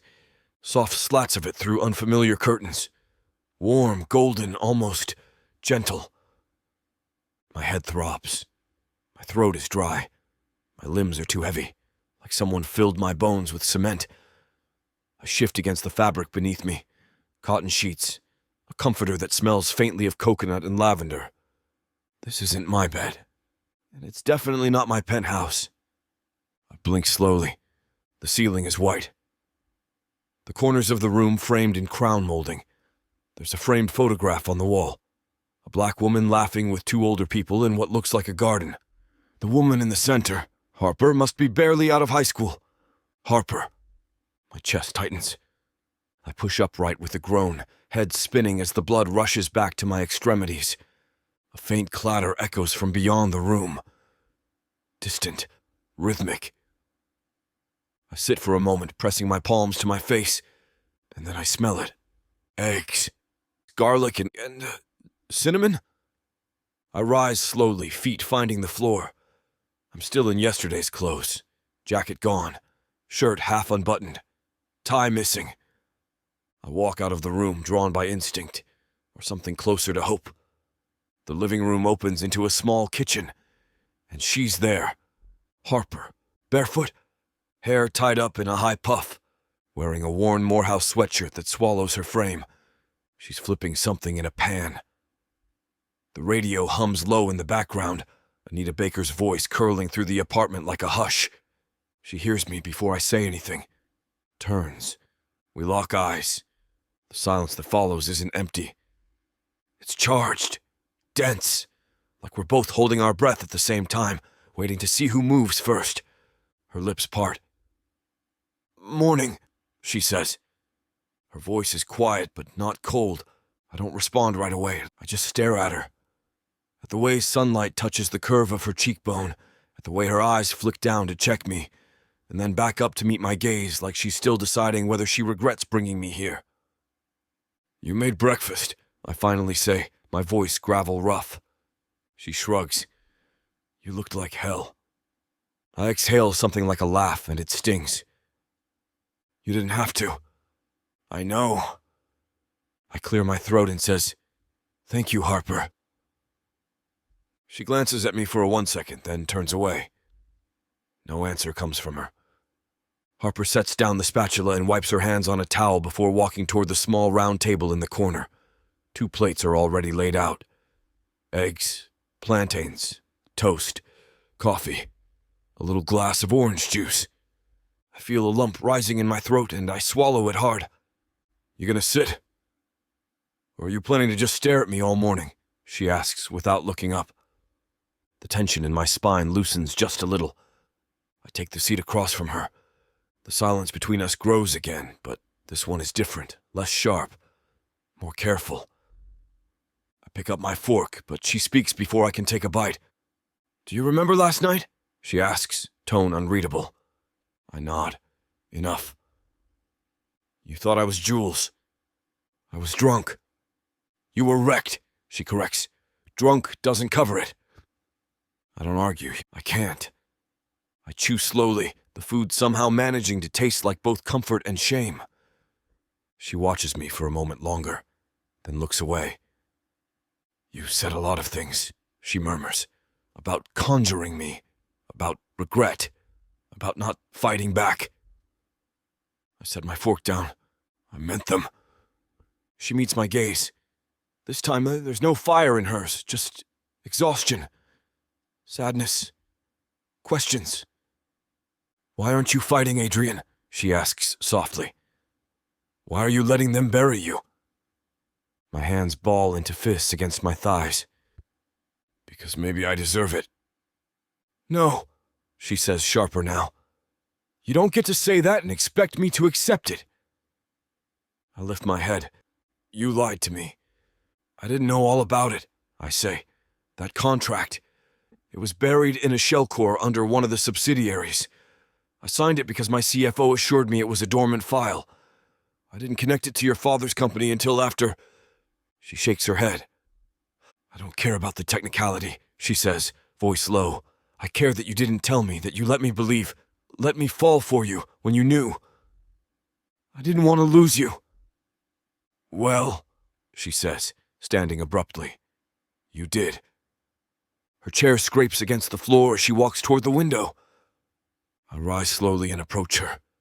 Her arms are crossed tight over her chest, and when I stop a foot behind her, I don't dare reach out.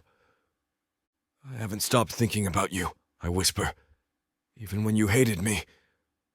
Especially then." She doesn't turn around. "Don't say things you don't mean. I'm saying them because I do." The quiet stretches between us like glass, ready to crack. Finally, she turns, eyes locked with mine. "I'm unsure if I should believe you." "That's fair. But I know one thing," she says, her voice trembling slightly. "You're not the man they're trying to make you out to be. I've seen who you are, at your worst, at your most arrogant, at your most human. And none of that adds up to a monster." My throat tightens. "I didn't ask you to fix me, Harper." "I'm not here to fix you," she says. "I'm here to find out the truth." Chapter 36. Harper. The silence between us isn't angry, it's focused. Adrien sits beside me in the passenger seat, his jaw clenched. His eyes shadow beneath dark lashes as he stares out at the passing buildings. His hair is still damp from the shower, pushed back like he tried to put himself together, but there's still that mess beneath the surface. Still that crack in his composure that hasn't fully healed. I grip the steering wheel tighter, not because of him, but because of what we're about to walk into. I didn't tell you this before, I say, breaking the silence. But there's one person my father used to talk about. Someone he trusted. Adrien glances at me. Trusted how? I inhale, eyes on the road. Not business, not publicly, but off record. Back when he was still fighting to keep Evans Technologies alive, this guy was feeding him information. Tips, warnings, stock movements. Inside intel? Exactly. Adrien nods slowly. And you think this person might know who really pulled the strings? I think if anyone does, it's him. The coffee shop is tucked on a quiet corner off Piedmont, all exposed brick and mismatched chairs. Rain patters lightly on the awning above the entrance. I park 2 blocks away just in case anyone's following us. Inside, the air is thick with espresso and old wood polish. The smell hits me like memory. Dad used to bring me here on slow Sundays when Mom worked extra shifts. I used to steal sugar packets and dream about changing the world with words. Now I'm just hoping those words haven't wrecked the one man I might have underestimated most. There, in the back corner, Lawrence Winters. Older, thinner, but still sharp-eyed as ever. He doesn't wave, just watches us approach, lips pressed in a line, like he's deciding if this meeting is a mistake. Adrien follows half a step behind me, his presence a shadow that gives me courage I didn't know I needed. Lawrence stands as we reach the table. Didn't think I'd ever see your face again, Harper, he mutters. Didn't think I'd need to, I answer. But here we are. Adrien meet Lawrence Winters. His gaze shifts to Adrien. His frown deepens. St. James. Adrien nods once. Lawrence. We sit. Tension drops like lead into the center of the table. I'm here because I think my father's company was taken down under false pretenses, I say. And I think someone from the inside of St. James orchestrated it. But I need proof. Lawrence leans back, crossing his arms. I've been digging in your father's records since that moment you called me. Even records from the people that approached him, like Miriam Prescott, but under a different name, Layla Jones. The woman covered her tracks, but she got sloppy after she took down your father. I gasp and turn to Adrien. He looks pale and his knuckles are white as he grips the corners of the table. Lawrence continues. It took me a while to gather more details. She didn't just orchestrate it, he says. She financed it. I warned your father. She was maneuvering behind his board, whispering in ears, planting seeds. And he still wouldn't let go. Still thought he could outplay her. You're sure it was her? I press, asking again for confirmation, as I can't believe that I've been hating the wrong man all this time, and he has been blaming himself for it. He nods, slow and grim. She used shell core, funded the buyout through a dummy trust set up under a Caribbean firm. Clean on the outside, rotten beneath. And she's been doing it longer than you think. She used Mr. St. James. I glance at Adrien. His expression doesn't change, but something flickers behind his eyes. And she's not working alone, Lawrence adds. What? I ask sharply. She couldn't have pulled it off without help on the inside of St. James Global. Someone who cleared her path, suppressed red flags, managed the optics. Adrien's voice is low.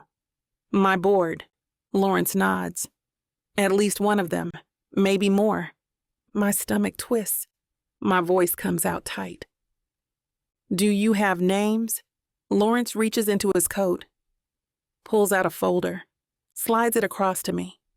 Inside are a series of financial statements, emails, redacted reports, and one printout of a video still. Security cam footage, timestamped from 6 months ago. A handshake, a smile, Veronica. My pulse roars in my ears. Your board member, I whisper. Adrien leans over to see. His mouth hardens.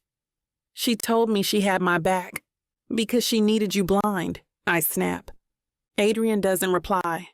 His hands are still, but the rage is back in his eyes now. Clean, sharp, cold. She played both of us, I say. Lawrence nods. They all did. Miriam, Veronica, hell, maybe more. She doesn't build something this elaborate without layers. Smoke, mirrors, red herrings. Adrien exhales through his nose. So she sets me up as the face of the villain. And while the world tears me down, she consolidates the power. I close the folder. My hands tremble, but my voice doesn't. No more hiding, I say. Adrien nods. There's a war coming, he says. Now we're on the same side of it. Chapter 37. Adrien. The conference room is littered with open files, digital screens, coffee cups, and tension so thick it hangs in the air like smoke. Jules leans over the center table, her fingers flying across her laptop. Harper sits beside her, sleeves rolled up, scrolling through printed statements and flagged contracts. Her brow is furrowed in razor-sharp focus, her lips pressed tight. There's a pen tucked behind her ear, her other hand poised over a legal pad, like she's seconds away from cross-examining a ghost. This version of Harper, eyes sharp, voice calm, mind 3 steps ahead, makes me forget how we got here. Makes me remember why I fell first, hard. You see this?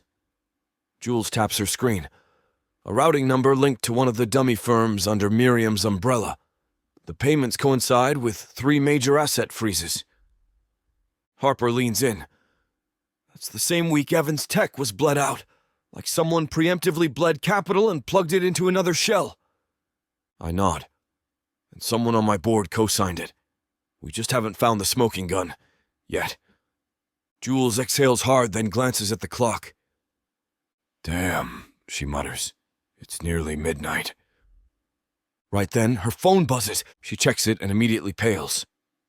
Oh no. She stands so fast her chair rolls back. That's my daughter's school nurse. She's also my neighbor. I left my daughter with her, and she's been throwing up all evening. I need to go. Go, I say immediately. We've got this. She nods, already gathering her things. Everything's in the folder labeled Deep Root and the red USB. Don't close the firewall when you log in. It'll restart the encryption. Harper gives her a reassuring nod. We'll hold the fort. Jules eyes me, then Harper, then smirks faintly. Don't kill each other. She's gone before we can reply. The room feels 20 degrees colder the moment the door clicks shut. Harper adjusts in her seat, flipping a page like the silence doesn't scrape across her skin. I sit, half-focused, watching her as she moves through the files like a detective on the edge of a breakthrough. We work like that for 20 minutes, side by side. Not talking, just the rustle of paper, the occasional tap of a keyboard. Suddenly darkness, complete, sudden. The room plunges into black. Damn, I mutter, pushing back from the table. Maintenance. I forgot. The West Wing's under scheduled blackout for testing. Should have kicked in back up 5 seconds ago. Harper doesn't respond. I frown. Harper. Still nothing. Then barely a breath, and the faintest tremble of paper falling from her hands. I move toward her slowly, hands outstretched until I find the edge of the table. Harper, I try again, softer now. When I reach her, she's standing, stiff as stone. Her arms are wrapped around herself, and when I brush my hand against hers, I feel it. She's shaking. Hey, what's wrong? I ask, lowering my voice. No answer. Then the generator hums to life. Emergency lighting flickers on overhead, dim, golden, casting the room in soft shadow. She's still trembling.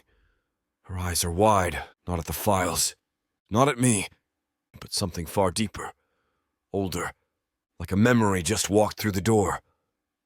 Harper! I step in front of her.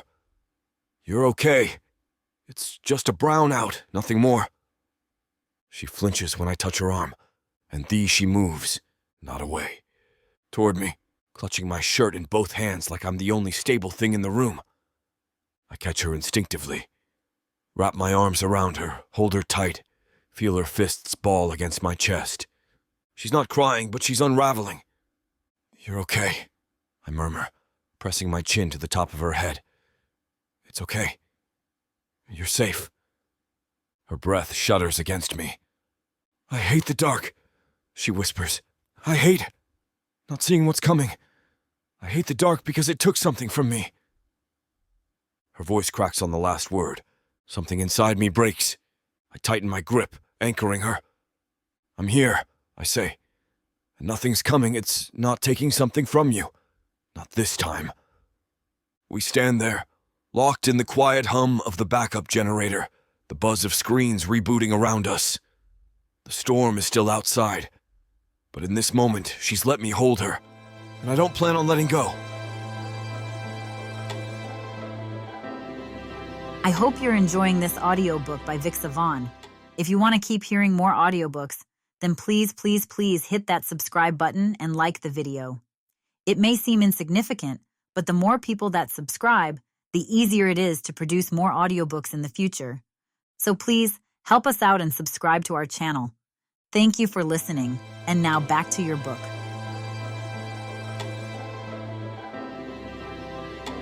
Chapter 38. Harper.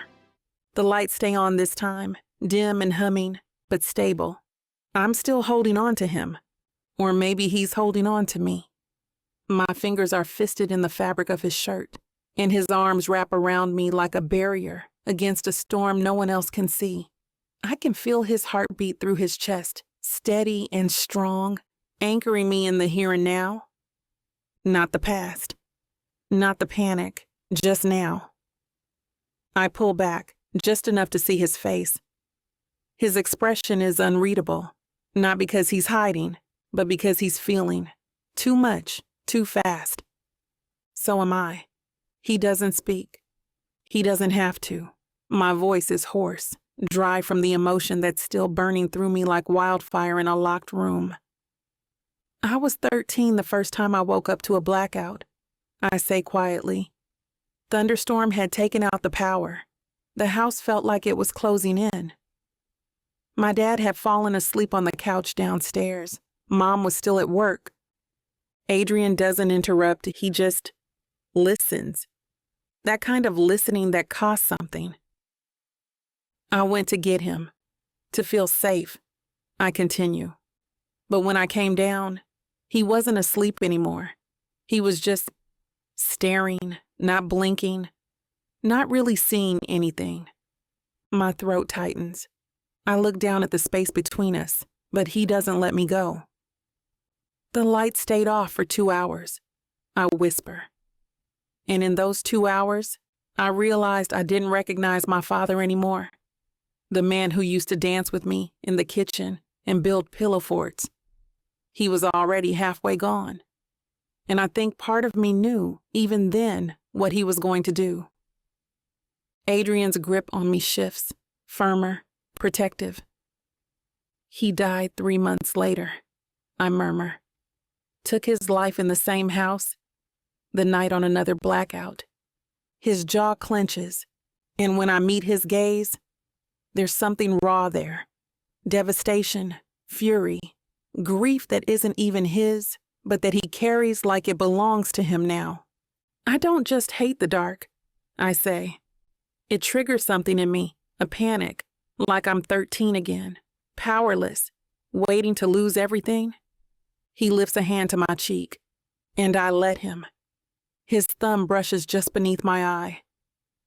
You shouldn't have had to carry that alone, he says, voice like gravel wrapped in velvet.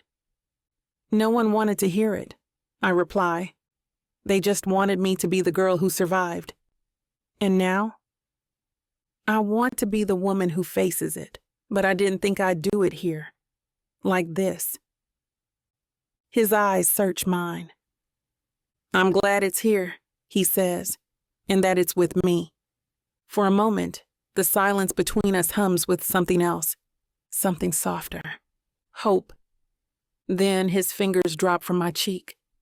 He exhales, runs a hand through his hair and sits back into his chair, like he needs distance to stay grounded. There was a time, he says, when I used to sleep under my desk. I blink. What? When I started St. James Global, he explains. I wasn't rich, not really.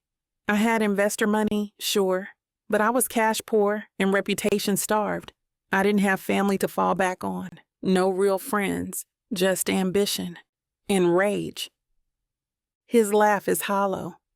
I'd work 18-hour days, sometimes more, sleep for a few hours in my office, eat takeout and breathe caffeine, and every single night I told myself the same lie. I lean forward. What lie? That I was building something that would make me untouchable. He looks at me then, really looks. And yet here I am, touched, bruised, destroyed. I shake my head. Not destroyed. You sure? I'm sitting here with you, aren't I? Another beat of quiet. This one different. It's not silence. It's invitation. His gaze drops to my mouth. Mine does the same, and then we both move. Not dramatic, not rushed, just inevitable. Our lips meet like an inhale, like something we've been holding in for far too long. His hand cups the back of my neck, gentle and grounding. I thread my fingers into his hair, pulling him closer. The kiss deepens slowly. No urgency, just discovery. His mouth moves against mine like a promise, like a question, like a surrender all at once. When we finally pull apart, my breath is shallow. His is ragged, but neither of us lets go. Since this war began, we're not on opposite sides anymore. We're just here, together. Chapter 39. Adrien. The silence after a kiss is always louder than the moment itself. Harper's lips are still tingling against mine, soft, searching, almost apologetic by the end. But now she's pulled away. Not far. Just enough for the cold air to rush between us and remind us that this, whatever it is, has no blueprint. She's not looking at me. Not directly. Her lashes flick low, hiding something she doesn't want me to see yet. The files between us remain untouched, the light from the screen casting a faint blue hue across her jawline. I should speak. Say something clever. Cut the tension. But all I can do is stare at her and wonder how the hell we got here, and how I already don't want to go back. Then the door slams open. Adrien! Jewel, breathless. Her eyes wild behind her fogging glasses, a phone clutched tight in one hand, and her other gripping the doorframe like she ran the entire floor. Why did she come back? What? I'm already halfway to her. She holds out the phone. We've been breached. Everything drops. My stomach. My shoulders. My patience. Harper stands now too, the earlier vulnerability gone, her instincts kicking in. What kind of breach? Jules doesn't wait. She marches toward the table and flings her phone onto it, pulling up the mirrored screen onto our monitor. Red. Flashing warnings. Active logouts. My stomach turns. Backdoor access into our servers, she says.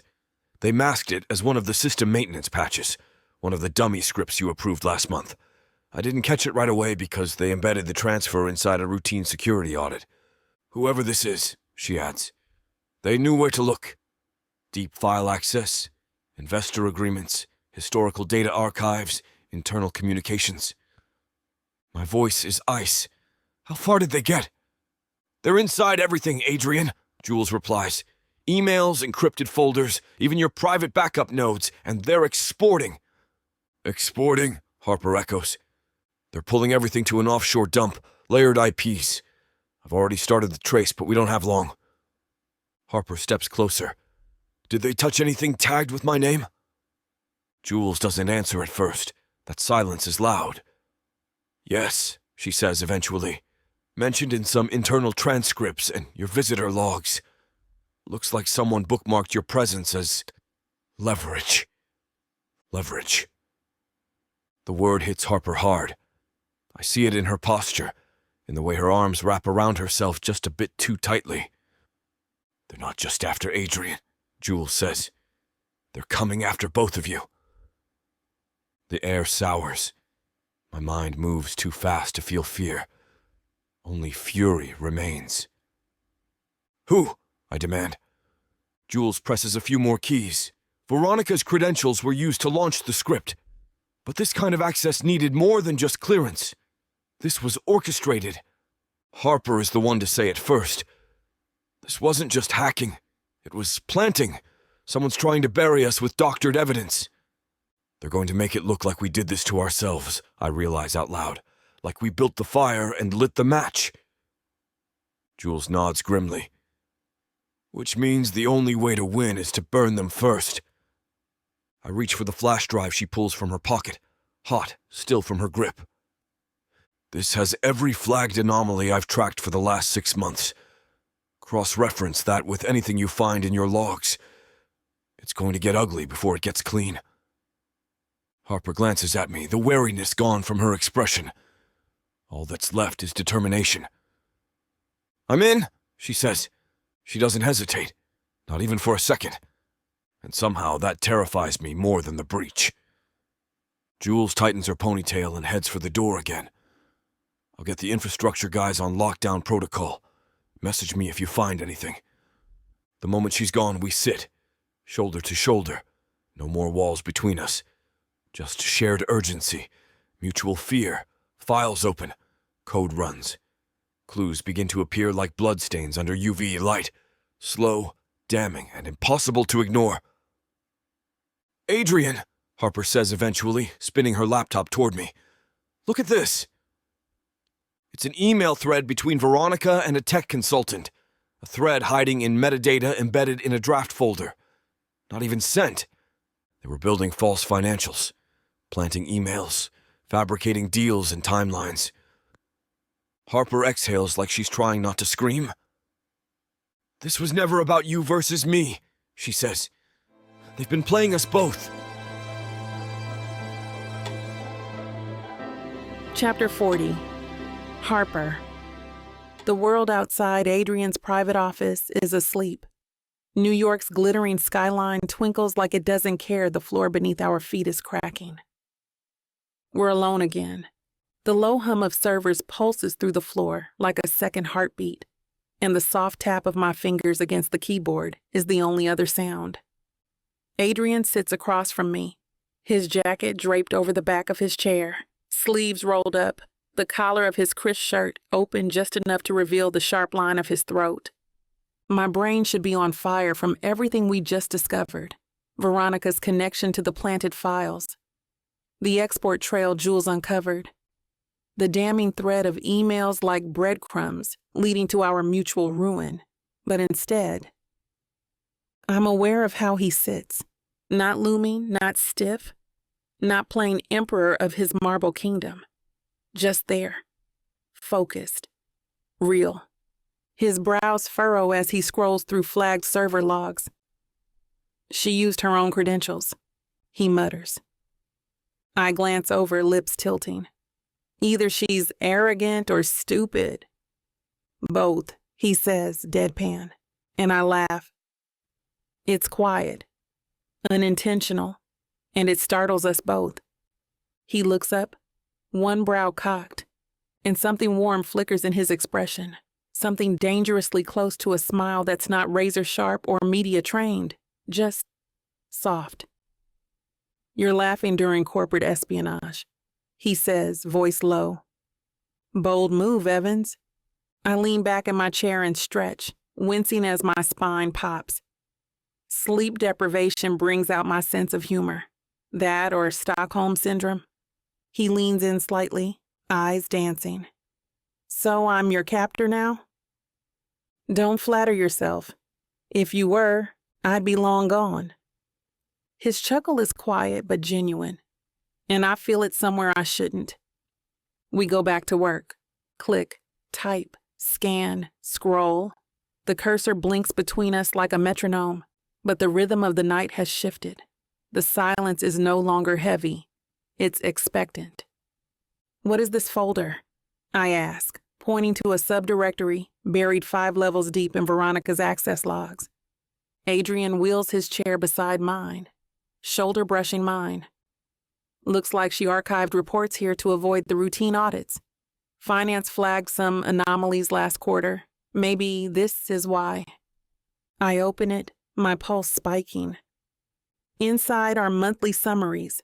Several are doctored. She inflated numbers, signed off on false payments, and used Adrien's signature, copied and pasted like a child, forging a permission slip.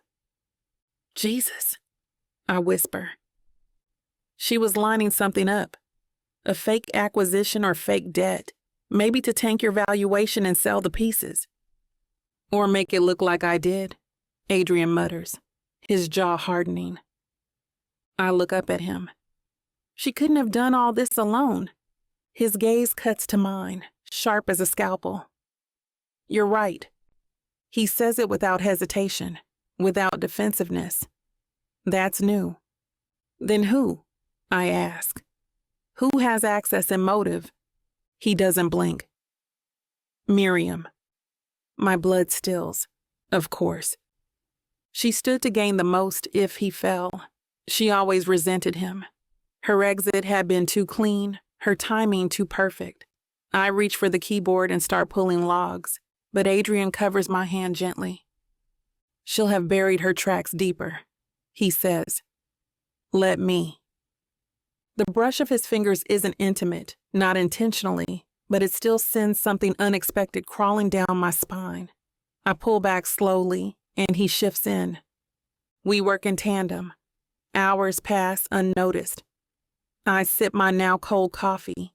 He rubs a tired hand through his hair, and I watch a lock fall over his forehead. Do you ever sleep? I ask, keeping my voice light. When the world isn't on fire, he replies, eyes not leaving the screen, which lately hasn't been often. I hum. You should try it. Underrated, honestly? You first. He finally looks at me, and this time, neither of us looks away. My chest tightens, because this is no longer two enemies trading jabs and agendas. This is something else entirely. Eventually, I break the stare and glance back at the monitor. We're missing something. A signature, a trigger. He nods, jaw working. There's always a tell. Even the best liars leave fingerprints. And just like that, I remember something, a passing comment from Veronica weeks ago. Something about system redundancy. Wait, I say, pushing my chair back and rushing to the drawer where I stashed Jules's flash drive. There was a line of code, something weird. It kept pinging the same port, even when the server was clean. Adrien watches me with a look I can't name, equal parts intrigue and pride. I plug in the flash drive and pull up the logs again. The same port shows up, 1324. Constant pings, even during downtimes. What is that? He blinks. That's the old dev portal. It hasn't been in use for over a year. I spin the screen toward him. Apparently it has. A silence stretches, thick. Then he says, "That's how they got in."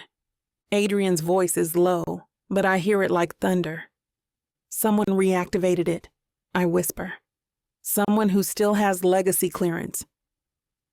Only 2 people had that kind of access, he says. Me and Jules. There it is, the second saboteur. We stare at the screen like it just pulled a gun. Oh God, this is unbelievable. Chapter 41. Adrien. It's not the files, not the lines of code or the sequence of pings Harper traced with her precise fingers. It's the name attached to them. Jules. I stare at it, her digital fingerprint tucked into a server port no one should have touched in over a year, and it feels like something inside me cracks in two. Not Veronica, not Miriam, not even the other board members, but her. Jules, who once dragged me out of an anxiety spiral when St. James Global almost tanked in year 2. Jules, who used to drop lemon ginger tea on my desk without asking because she knew I'd skip lunch again. Jules, who knew everything. My head throbs. This can't be right. Harper's voice is softer now, like she knows she's stepping over glass. It's just a trace log, Adrien. A name doesn't mean motive. Or guilt. She's trying to be measured, careful, but I can hear the weight under her words. I know how betrayal tastes in her mouth. It's familiar in mine, too. I push back from the desk, pacing toward the window like movement will make this make sense. The city stretches far below, indifferent, gleaming. I trusted her. My voice comes out rough, too raw. I know. Harper says gently. No, you don't. I spin around, jaw clenched. From the very beginning, she has stayed with me. She stayed when others bailed. She's one of the reasons I didn't throw everything into the Hudson when the company nearly folded. Harper rises carefully, like she's approaching a wounded animal. And that's exactly why you have to be sure. That kind of loyalty. It's either real, or it's being used. I stare at her, at the calm steadiness of her face. Her eyes carry no judgment, only knowing. She's been where I am. I can see it in the way she doesn't flinch from my anger. She'll come into the office, I say after a beat. She always does. She doesn't know we're on to her, or that we suspect. Harper crosses her arms, her fingers brushing her chin. Then we wait. A long silence blooms between us. I glance back at the screen. In the meantime, I have to get ahead of this. There's too much circling. The media is still eating me alive. The board is split, and the more we wait, the stronger Veronica looks. Harper straightens. Then you go on the offensive. I raise an eyebrow. Expose her, she says. Expose them. Hold the conference. Take control of the narrative before someone else does. My lips part, not in resistance, but in surprise. Not long ago, she would have told me to burn. Now, she's helping me rebuild. What about Jewel? I ask. We don't include her yet, she replies. Not until we're sure. If this was a setup, if someone used her access. My heart knots in my chest. I don't want to believe she could betray me, but I can't afford not to consider it. All right, I say, straightening. Then we go to war, one enemy at a time. The lights are hot, brighter than usual, the kind that turns sweat into suspicion. But I keep my posture ironed and my gaze forward. It's late in the morning, and I'm holding a press conference. Cameras, flashes, rows of journalists. And in the corner, Harper. I feel her there like a gravity tether, strong, quiet, watching. The podium looms in front of me, and when I step up, a dozen voices clamor, but I raise one hand and the room hushes. My name is Adrien St. James, I begin, and I've been accused of a lot in the last month. Some of it fair, some of it fabricated. Murmurs ripple. I ignore them. Today, I'm not here to play victim. I'm here to tell the truth about who's really been orchestrating the sabotage from inside St. James Global and why. I lay it out like evidence in a courtroom. The forged financials, the redirected audits, the misleading emails, Veronica's backdoor access, the anonymous digital trail traced to offshore accounts tied to shell companies. She used our trust, our structure, our security, I say, eyes locked on the camera, to line her pockets and burn everything I built. Gasps, pens scratching, flashes popping. And while she was fanning the flames from within, I add, tone steely, others outside the company tried to stoke those same fires. With lies, with payoffs, with headlines meant to finish what she started. My voice doesn't break, but it dips. I've made mistakes. Plenty. But the worst mistake I ever made was trusting people who never deserved it. Then a murmur near the front. A woman stands up. I recognize her before my brain does. Dark hair, sharp mouth. The same one who accused me of putting his hands on her during a private event. The same lie that went viral. My whole body coils. The room shifts around her, cameras pivoting, reporters surging. I have something to say, she announces, stepping forward with a mic in hand. My name is Liana Page, and I lied. Every breath leaves the room at once. I was paid by someone connected to the board, she continues, voice trembling but clear. I was told if I came forward, I'd be protected, given a payout, that Adrien would never fight back, that he didn't fight at all. She swallows, her eyes flicking toward me. But he did fight. Not with fists. With silence. He walked away. I don't move. Because I can't. She finishes. I'm sorry. I'll make a full statement. On the record. Security leads her off stage, and I just stand there. Blindsided. Disarmed. Behind the curtain, someone grabs my arm. I turn, and Harper is there. Her eyes are shining. She doesn't say anything. I didn't know, I whisper. You knew she might come. I wasn't sure, she says, and I didn't want to give you false hope, or pressure her if she wasn't ready. We just stare at each other. This close, I can see small mole near the corner of her mouth, the smallest shift in her expression before she moves in. She kisses me. Not hard, not fierce, just enough. It's not victory, not yet. But it's something else. Something softer, deeper, earned. And when she pulls back, her voice is barely a breath. Let's finish this. Together. Chapter 42. Harper. When Adrien steps down from the podium, the entire room holds its breath. And I hold mine, because I know what's coming next. My heels click against the polished stage floor as I make my way to the mic. Reporters shift in their chairs. Camera lenses swivel like predators sensing fresh blood. I hear murmurs. That's her, the journalist who started this. Is she flipping the script again? But I don't let it shake me. I adjust the mic with the steady hands. The weight of my name, my father's name, every headline I ever wrote presses against my spine like armor and expectation all at once. I'm Harper Evans. I begin, and the room stills. I'm a journalist, and for the past 30 days, I've been embedded inside St. James Global to investigate Adrien St. James and the allegations surrounding his company. Many of you have read my first article, the one that branded him as corporate America's latest villain, and for a while, I believed every word I wrote. Flashes erupt, lighting my face like a strobe. I blink once, twice, and then lean in. But I was wrong. A hush drops like a hammer. I breathe in slow, deep, like I'm inhaling every twist of the past month. My family lost everything when Evans Tech collapsed. My father was destroyed. I blamed Adrien. I made it my mission to expose him. I believed I was doing the right thing. My voice thickens, but I don't let it break. But what I found wasn't corruption. It was complication, pain, secrets. Yes, but not the kind I expected. I glance sideways.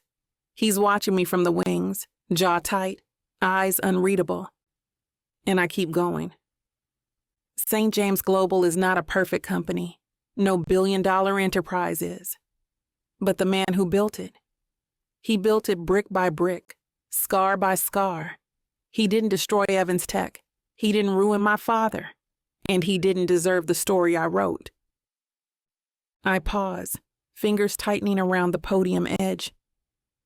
What he did do was open every door, show me every file, allow me unrestricted access to his world for a full month. He never asked for control, never asked for edits. He let me see everything, and I did. I nod toward the screen behind me. What I found is here. The lights dim.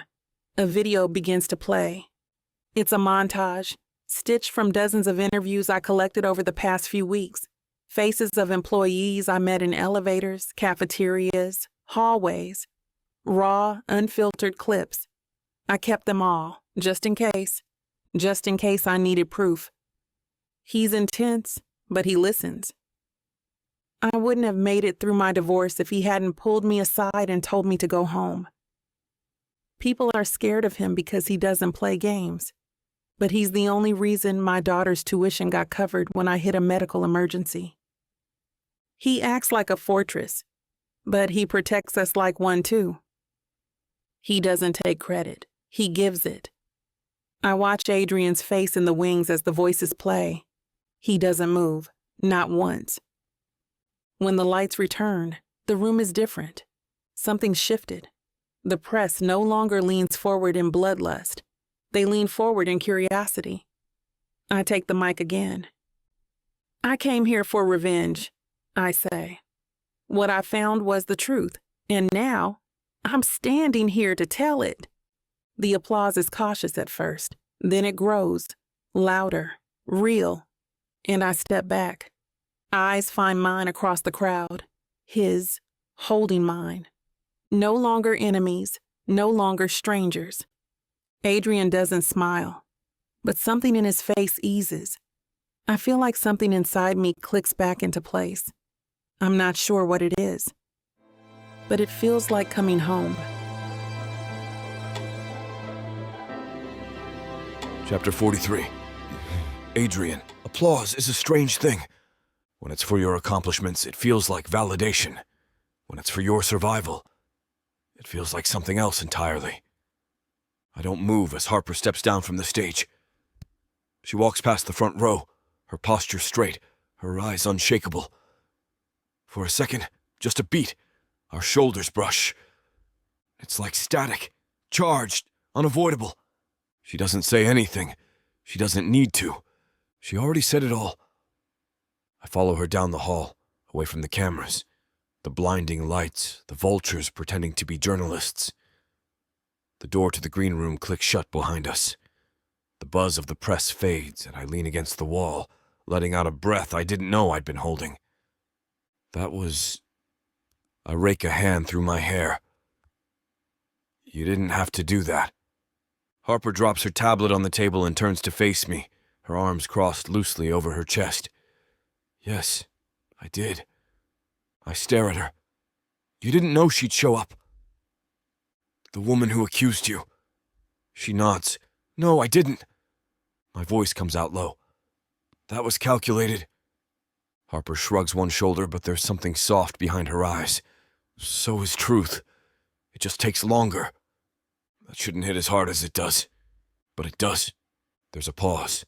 Neither of us speaks. I can still hear the applause echoing in my head, but it's quiet here. Too quiet. I step closer. Harper, I know, she says. I saw your face out there. And just like that, the air shifts again. Before I can lose my nerve, I reach out, fingers brushing her wrist. She doesn't flinch, doesn't pull away. I need to see Jules, I say. Her expression hardens just slightly. Are you sure? No, I admit. But if she betrayed me, I have to hear it from her. And if she didn't? My jaw ticks. Then someone used her to destroy everything I built. And that might be worse. Harper nods. She understands what I don't say. That trust is my currency, my compass. Jules wasn't just an assistant. She was family. The closest thing I had to loyalty in this cutthroat world. Until now. The elevator ride back to the top floor is silent. I stare at the mirrored walls and try not to see my father's face in my own reflection. Don't show weakness. Don't trust anyone. He drilled that into me when I was 15. And for the most part, I listened. But I trusted Jewel. She's at her desk when we step out. Head down, typing, her signature black glasses catching the overhead lights. She looks up, smiles, and I almost falter. "Hey," she says brightly. "You two survived the bloodbath?" I glance at Harper. She gives a subtle nod, a silent agreement. We don't know enough yet. Not to accuse, not to destroy. "Can we talk?" I ask. Inside. Jewel blinks. Something in my tone must alert her because her smile fades. She nods and follows us into my office. The door closes. The silence returns. I move to the desk. Stand behind it. Not because I want to assert power, but because I need something between us. A barrier. "Jewel," I begin carefully. "You've been with me since the beginning." She tilts her head, confused. "Okay. And you've seen everything I've fought to build?" Her eyes narrow now. "Adrien, what is this?" Harper steps forward. "Someone used the old dev portal. Legacy access." Jewel stiffens. My heart cracks. She tries to speak, stops. Looks at me. "You think that was me?" "I think someone used your clearance," I say. "And if it wasn't you, then someone is framing you. And we need to know who." Her mouth opens, closes. Her hand trembles slightly as she reaches for her phone, then stops. "I didn't..." Her voice shakes. "I would never." "Then help us," I say quietly. "We need you."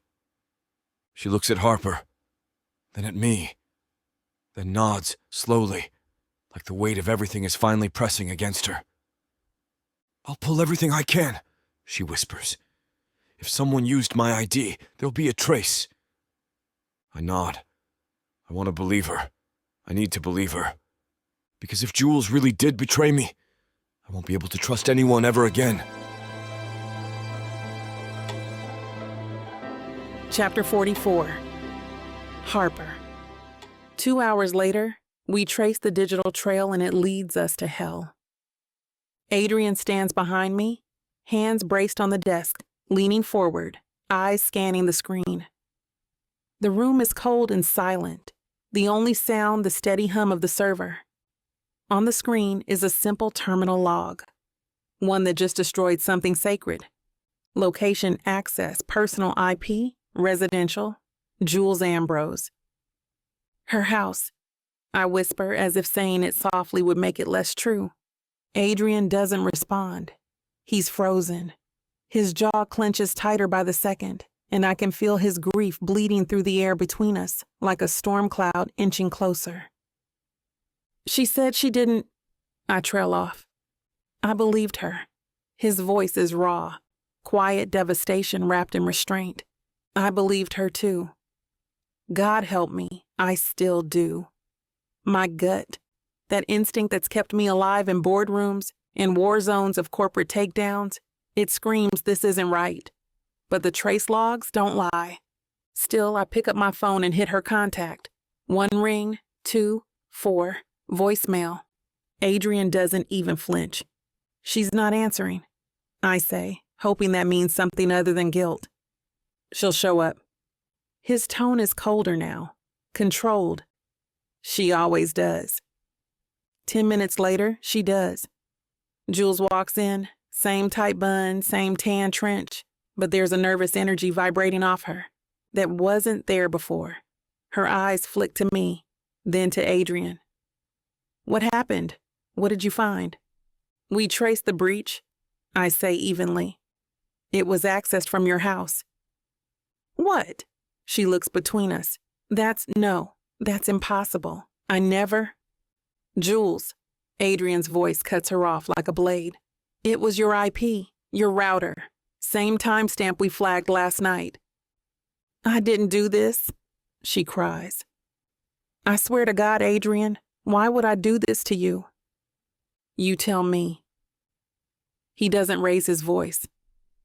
Doesn't need to. His disappointment slices cleaner than any scream could. Her eyes glass over. You think I'd betray you? I think, he says slowly, that I can't process this. I step in, folding my arms. Jules, the traces are too specific. You were either hacked or... I wasn't hacked, she says, voice breaking. But I didn't do it. You have to believe me. Someone must have been in my house, used my system. I don't know. It's over. Adrien turns away. Just go. The silence that follows is deafening. Adrien, please, she chokes. It's not me. Go, he says again, lower this time. Forget everything you know about this place. Don't let me see you again. Jules looks to me, tears clinging to her lashes. Harper, please, I didn't... I hesitate. My gut still whispers something's off, but the trail is right there. I'm sorry, I say. I really am, but the data doesn't lie. Her shoulders collapse. She nods slowly, as if something inside her just shattered. Then I'll prove it. I'll prove I'm not the one you're looking for.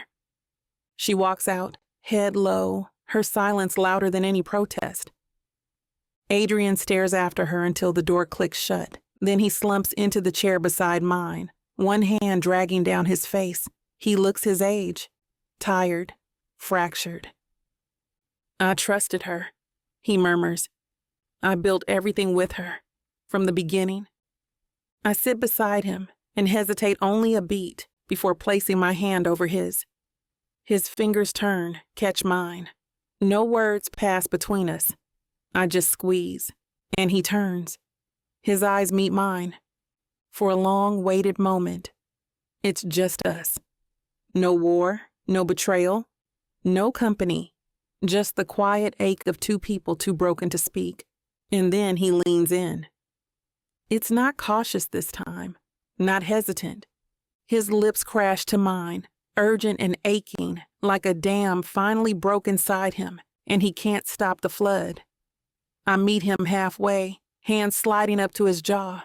The kiss deepens, burns. It's not soft, it's desperate. It's pain and comfort and longing, tangled into one impossible moment. We break apart, barely breathing. Still, we don't move. Our foreheads rest together, breaths mingling. I don't know what's happening anymore, he whispers. You're not alone, I answer. Chapter 45. Harper. The ride home is quiet. Not awkward, just heavy with everything unsaid. Adrien's hand grips the steering wheel like it's the only thing tethering him to the moment. His knuckles pale beneath the streetlights, slicing through the windshield. His jaw is tight. I don't ask him what he's thinking. I don't need to. It's written across every sharp line of his face. We're both replaying Jules' tear-streaked exit, her denial, her desperation, her betrayal. But right now, all I can focus on is the low throb behind my eyes and the exhaustion bleeding through my limbs. I haven't slept. Not really. Not since the breach. Not since the press conference. Not since his lips found mine again and rewrote every line I thought I had drawn between us. We pull up in front of my building, the engine humming beneath us. Adrien doesn't say a word, just shifts the car into park and glances over at me. You should get some sleep, he says gently. You're falling apart. I exhale a laugh that's half sigh. Thanks, Mr. St. James. Your charm is endless. He smirks. It's faint, but it's there. That wasn't meant as an insult. No, I say, resting my hand on the door handle. Just an accurate observation. I hesitate. The keys in my hand feel heavy, my pulse thrumming underneath my skin like an invitation I haven't dared to name. I glance at him again, and something in his expression softens. Maybe it's the exhaustion. Maybe it's the vulnerability of what we've both just lost. Maybe it's the way he's looking at me like I'm the only thing in this entire city that makes sense. I open my mouth before I can stop myself. Do you want to come up? He blinks. Harper, it's not... I pause, biting the inside of my cheek. I don't want to be alone right now. His gaze locks with mine, searching. Not for a way out, but for confirmation, consent, something that tells him this isn't a moment I'll regret. I nod, barely. But it's enough. He kills the engine. The air in the elevator feels tighter than it should, like the space has shrunk around us. We don't speak, we don't touch, but the air crackles between us, all the tension from the last few weeks, winding tighter and tighter in the silence. When we reach my floor, I lead the way down the hall. My fingers tremble as I unlock the door. Inside, the apartment is dim, save for the amber spill of the city lights through the window. I drop my keys into the ceramic bowl by the door and toe off my shoes, heart beating like it's trying to punch through my ribs. Adrien lingers at the threshold, like he's not sure if he's supposed to be here. I turn slowly. You can sit down, I murmur, voice softer than I expect. He doesn't move to the couch. He watches me instead, eyes dark, jaw clenched. Harper, he says, quiet and low. If I stay... I step closer. I know. He exhales, shoulders sinking just slightly before he closes the door behind him. Then something breaks. We don't collide. It's not urgent. It's slow, intentional, a breath stolen from time. He steps into me, one hand coming up to cradle the side of my face. His thumb brushes the corner of my mouth like he's memorizing me. I tilt into him without hesitation, and then his lips are on mine, soft at first, reverent, before hunger takes over. My hands find the buttons of his shirt, tugging one free, then another. His fingers sink into my waist, pulling me close. There's no rush, just need, just the unspoken ache we've both carried too long. He lifts me, arms strong and sure, and I wrap around him instinctively. The apartment blurs around us as he walks me backward, through the hall, into the bedroom. Every movement is careful, controlled, as if he's afraid I might disappear.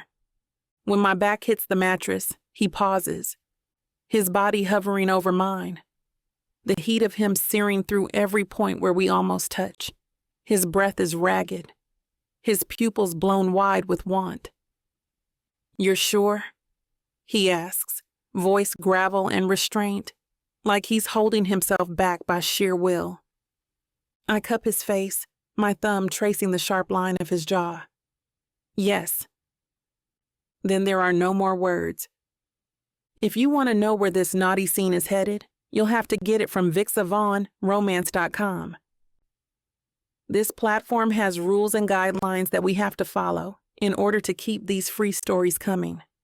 Find any Vixa audiobook on her website and use code VIXA40 for a 40% discount to make up for these interruptions. Let's return to the story. Chapter 46. Adrien, the morning light drips in soft and golden, warming the curve of Harper's shoulder where the sheet's fallen away. She's still asleep, her brow smooth, lips parted slightly. Peaceful in a way I don't think I've ever seen her. Like the chaos outside this room never touched her. It has been a while since I feel still. Her body is curled against mine, one leg tangled with mine, her hand resting over my heart as if she's subconsciously checking that I'm still here. I tighten my arm around her, gently, just enough to feel her exhale. She doesn't wake. I let myself look, really look. The slope of her back, the wild scatter of her curls against my pillow, the faint remnants of last night, my favorite sin, etched in the bruises I'd left on her hips and the flush still painted on her skin. It wasn't just getting laid. It never was. I slide out of bed carefully, letting the sheets fall away from my body, grabbing the shirt she tugged off me the night before and slipping it on. Her apartment is small, clean, full of books and the scents that smell like her, and I move quietly into the kitchen. There's something grounding about slicing strawberries, about boiling water, about making French toast while wearing nothing but yesterday's regret and a half-buttoned shirt. When I hear the shuffle of her steps behind me, I already have her coffee poured. 2 sugars, no cream, and her plate warming in the oven. Cooking breakfast? Chef extraordinaire? Her voice comes from the doorway, still raspy with sleep. And when I turn around, she's leaning on the doorframe in one of my shirts. The hem barely brushes the tops of her thighs. I forget how to breathe. I do a lot of things, I say, setting her mug on the counter. She walks toward me slowly, like she's unsure if this is real or a dream. I meet her halfway. You look like something I made up, I murmur, brushing a strand of hair from her face. She raises a brow. Are you always this dramatic after? No. I tuck the curl behind her ear. Just when I'm in love. Her breath hitches. I don't take it back. I don't soften it. I love you, Harper. She doesn't flinch, doesn't blink. She studies me like she's holding the weight of those words in her hands, seeing if they're real. Then softly, I love you too. And just like that, my world realigns. We don't rush breakfast. We sit on her small sofa, knees brushing, sharing bites from each other's plates, laughing at nothing, at everything. For a moment, we're not drowning in sabotage and betrayal and lawsuits. We're just 2 people who found each other in the wreckage. When I flip on the news, my name is everywhere. St. James stocks surge after press conference revelation. Police issue warrant for Veronica Leclerc. I glance at her. She's grinning into her coffee cup. She's going to pay, Harper says, almost to herself. I set my cup down and lean in. The world feels right again. You're such a sap, she says, rolling her eyes. I'm your sap, I counter, and before she can reply, I'm on her, peppering kisses across her cheek, her collarbone, her neck. She laughs and tries to squirm away, but I don't let her. I wrap my arms around her and tickle her until she's breathless and gasping into my chest. And it's perfect until her phone rings. She frowns, reaching for it on the coffee table, her eyes narrowing. It's Jules, she says, surprise flickering across her face. I'll put her on speaker. But the second she answers, a sob cracks through the line. Harper, oh my God, I didn't, please, you have to. Jules? Harper sits up straight. Hey, what's wrong? There's a crash in the background, a man's voice shouting, a child crying. Adrenaline floods my body. Jules! I bark, grabbing the phone from Harper's hands. Where are you? Tell me where you are! But there's no answer. Only the sound of something breaking. And then the line goes dead. Harper is already moving, ripping off the blanket, grabbing her clothes. I follow her lead, heart pounding in my throat. Whatever just happened, it's not over. We have to find her, now. Chapter 47. Harper. The tires screech around the corner, rubber skimming asphalt. As Adrien takes the last turn into Jules's quiet neighborhood, like we're being chased. My pulse thuds in my ears. I'm barely breathing. Please be okay. Please, God, let her be okay. We don't even make it to her driveway before we see the chaos. Red and blue lights flash across her front yard like something out of a nightmare. An ambulance is parked sideways, doors open, the white stretcher's ready. Adrien slams the brakes, and we're out before the engine finishes growling. I don't realize I'm running until I feel the cold air burning through my lungs. Miss, please stay behind the tape, a cop shouts. Jules, I call, my voice breaking as I look for her, my heart dropping into the pit of my stomach. She's alive, Adrien says beside me, his hand gripping my arm with steady pressure, grounding me. Look, there. And there she is, collapsed on a stretcher covered in a silver emergency blanket. Her face is pale, streaked with blood and tears, An oxygen mask is pressed to her mouth, but her eyes, her beautiful tired eyes, flutter open when she hears us. "Harper," she croaks through the mask, tears falling again. "Adrien."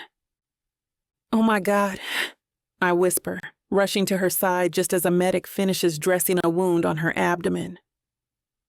Blood seeps through the bandages, fresh and bright. "You shouldn't move," I say quickly, kneeling beside the stretcher. "I'm sorry," she whispers, blinking fast. "It was him, my boyfriend, Caleb. 2 years. I trusted him. He used my access. I didn't know." Her voice cracks. "I didn't know he was Veronica's cousin. She used him." "Used me." Adrien steps forward slowly, no longer the towering CEO, but just a man who's been betrayed too many times. "You don't have to apologize, Jules," he says, voice thick. "You didn't do this. You were a pawn. I should have seen it." She shakes her head. "I never thought he'd hurt me. I confronted him when I pieced it together and he lost it. He snapped. He grabbed a knife and I tried to..." She winces. Adrien reaches for her hand. "You're safe now. He can't touch you again." There's a shuffle beside us. A neighbor, middle-aged, wiry, trembling with shock, nods to the paramedics. I heard screaming, broke the window, got the kid out, held a bat on him till the cops arrived. "She's okay?" Jules gasps. I nod. "She's inside. She's safe." Jules exhales a long, broken breath and fumbles with something tucked under the blanket. A small USB drive. She presses it into my palm. "There's more on here. More than just the logs. Emails, screenshots. Caleb transferred files to another contact. I think it's bigger than we thought." I nod, gripping it tightly. "I'll go through everything." She closes her eyes briefly, then opens them again, panic flashing through her. "My daughter, please, just stay with her until someone comes. My neighbor's calling her godparents." "Of course," I say without hesitation. "You don't even have to ask." The paramedics start loading Jules into the ambulance. Her daughter, a tiny thing with a pink stuffed bunny clutched to her chest, stands trembling on the porch, guarded by 2 officers. I move quickly, crouching in front of her. "Hey, sweetie, your mom's going to be okay. She's going to the hospital and we're going to stay with you, all right?" She nods once, then reaches her hand out for mine. I hold it tightly.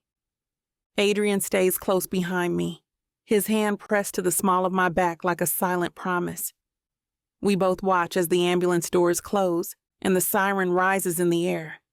She's alive, but that image, Jules, bloody and broken on her own porch, will haunt me. I lift her daughter into my arms, and she curls into my chest like she's trying to disappear. I carry her to the porch, where Adrien sits beside us, his eyes dark and stormy. "I didn't see it," he mutters. "He was under my nose this whole time. Damn, I knew the man. Even played basketball with him one time." "This isn't your fault," I say softly, rocking the girl gently. "They used people. Good people. People who trusted them." He swallows hard, and I know he's not just thinking of Jules. We stay there together, Adrien, me, and a little girl caught in a war she didn't choose. Neighbors begin to gather, and I wave them off gently, telling them someone will be there soon. 15 minutes later, her godparents arrive, breathless and panicked. I hand the girl over, and they thank us through tears, promising to take care of everything. Adrien takes my hand and squeezes once. "Let's follow the ambulance. Make sure she's okay." I nod. "Let's go." We head back to the car, everything pressing down, and yet, somehow, in each other, we're still standing. Chapter 48, Adrien. Hospitals always smell like anxiety masked with bleach. The moment we arrived, I didn't even think. I just moved. I didn't ask permission, didn't check the bill. I told the front desk to prep their best VIP room. I handed over my personal card before they could finish blinking. Jules wasn't going to lie in a cold, overlit room surrounded by strangers and curtain dividers. Not after what she'd been through. She deserved warmth, comfort, safety. The room is dim and hushed, the lights over Jules' bed turned low. Machines beep in a slow, reliable rhythm beside her, like a second heartbeat filling the space with uneasy comfort. She lies still, too still. Her lips are chapped, her face a blur of fresh stitches and fading bruises. Harper and I sit side by side, not saying much. There's nothing to say while we wait. Time softens in here, thickens. Harper is leaning against me, her shoulder brushing mine as we sit on the sofa. She hasn't said anything in the last 20 minutes. She's fading, her eyes fluttering like her body's arguing with her will to stay awake. "You should rest," I whisper. She blinks up at me. "I'm fine." "You're not." I brush a loose curl away from her face. "Come here." She hesitates just for a second, but then shifts her weight, curling into my side. Her head rests on my lap, arms folded beneath her cheek like a cat finding the one warm spot on the couch. My hand finds her hair instinctively, combing gently through the soft coils. She exhales once, deep, heavy, and then she's out, just like that. And for a while, that's enough. I let the quiet swallow me, scrolling through updates on my phone with one hand. There are a dozen new alerts. Media interviews, stock updates, investor threads. I glance through the headlines. They're calling it a comeback. St. James clears his name. New evidence shakes corporate scandal. Veronica fled the country. International warrant filed. Billionaire not so broken after all. Resurgence of St. James Global. I exhale through my nose and feel a ghost of a smile tug at my lips. They're with us now. The tide has turned. No more knives in my back for now. My gaze drifts back to Harper, still fast asleep. The crease between her brows has softened. Her hand unconsciously curls into my thigh, like she's anchoring herself without realizing it. I lean down, press my lips on her hair. "I love you," I whisper against her hair. And I mean it. Not in the grand, cinematic way I once thought love was supposed to arrive, drenched in drama or declarations. But in this quiet, battered, irrevocable way. Like breathing. Like bleeding. Like every part of me had always been waiting for her. There's a soft knock on the door. I look up. A nurse steps in gently, her voice hushed but urgent. "Mr. St. James? The attending physician would like a word with you in his office. It's about the patient." My chest tightens. I glance down at Harper again, still lost in sleep. Gently, I slide out from under her, cradling her head as I ease her onto the chair beside me. She shifts, but doesn't stir. I tuck the blanket over her shoulders, one last stroke to her hair, and then I follow the nurse down a narrow corridor that smells like antiseptic and overboiled coffee. The doctor's office is tucked away at the end of a quiet wing. He stands when I enter, early 40s, gray flecks in his beard, professionalism worn like armor. His expression is unreadable. "Mr. St. James," he says, gesturing toward the seat opposite his desk. "Thank you for coming." I sit. My spine is already bracing for impact. "How is she?" I ask, trying to keep my voice even. The stab wound was clean. No damage to major organs. She lost blood, but not to a dangerous degree. We're managing her pain and monitoring for infection. He pauses. "But," I prompt, the word catching like a fishhook in my throat. He exhales slowly, folding his hands on the desk. "During the trauma scans, we discovered something unrelated.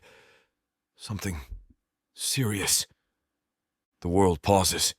My body stills. "What is it?" My voice is low, careful.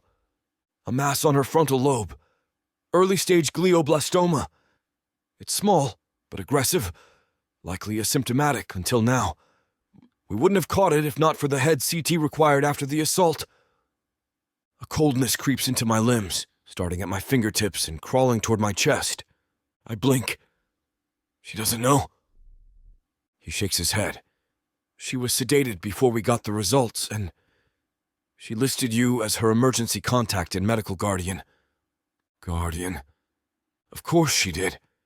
Jules never had family she trusted. Not anymore. And the prognosis? I ask, even though I don't want the answer. Too early to be definitive, but we'll need a biopsy followed by a treatment plan. If the tumor's progression is as we suspect, we'll want to begin interventions immediately. Surgery may be an option depending on location. My hands are fists on my knees. All the betrayals, the chaos, the threats we've weathered, none of it felt like this. This hollowing. Jules. Jewel, my sister, but not by blood, but in every sense of the word. The woman who stood beside me through every meteoric rise and catastrophic fall. She's going to fight it, I say. Not a question. A command. She'll have to, the doctor replies gently. I nod slowly, throat too tight to speak. I'll tell her, I manage finally, when she's awake. The doctor nods once. We'll run more tests in the meantime. Thank you for your time. I walk back to the room like I'm walking underwater. When I return, Harper's still curled up, her knees drawn toward her chest, one arm tucked beneath her cheek. She stirs as I ease into the chair beside her. Her eyes blink open slowly. Everything okay? I want to lie, but I can't. I reach for her hand instead. Grip it. Hard. No, I whisper, not yet. Chapter 49. Harper. Adrien's voice was quiet, softer than I'd ever heard it, like it was too heavy to lift any higher. She has a brain tumor, he said, as if saying it aloud would somehow make it less true. My heart stopped. The air between us thinned until I could barely breathe. Jules? No. No. Not her. I looked at him, shoulders tense, jaw locked, grief simmering behind those steel gray eyes. The same eyes that used to slice boardrooms apart now looked helpless. A moan interrupts us. We turn to Jules on the bed.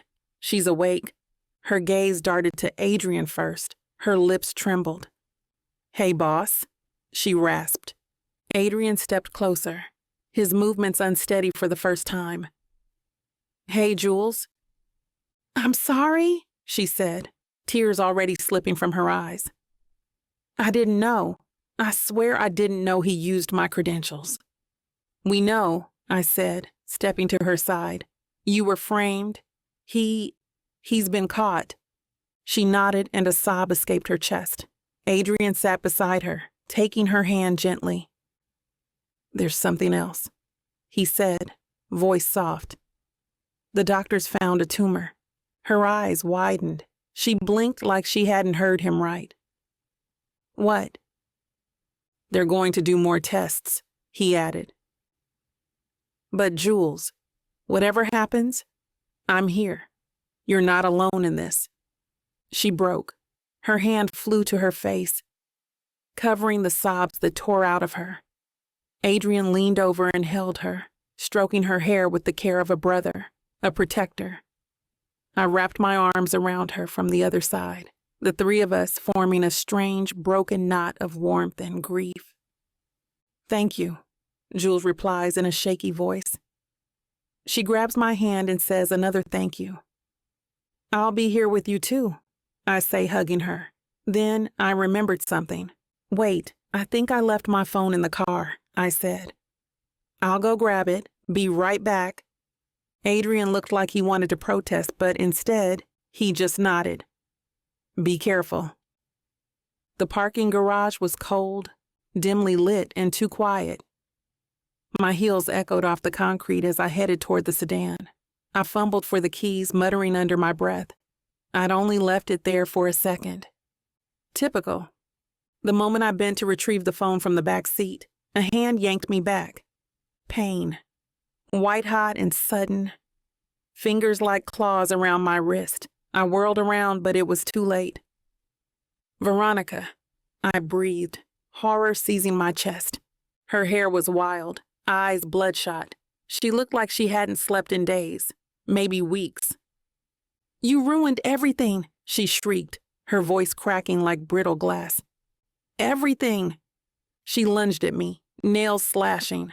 I blocked her the best I could, grappling, clawing, screaming. Help! Help! Footsteps thundered down the ramp, but before anyone could reach us, Veronica yanked a knife from her coat and pressed it to my neck, dragging me backward.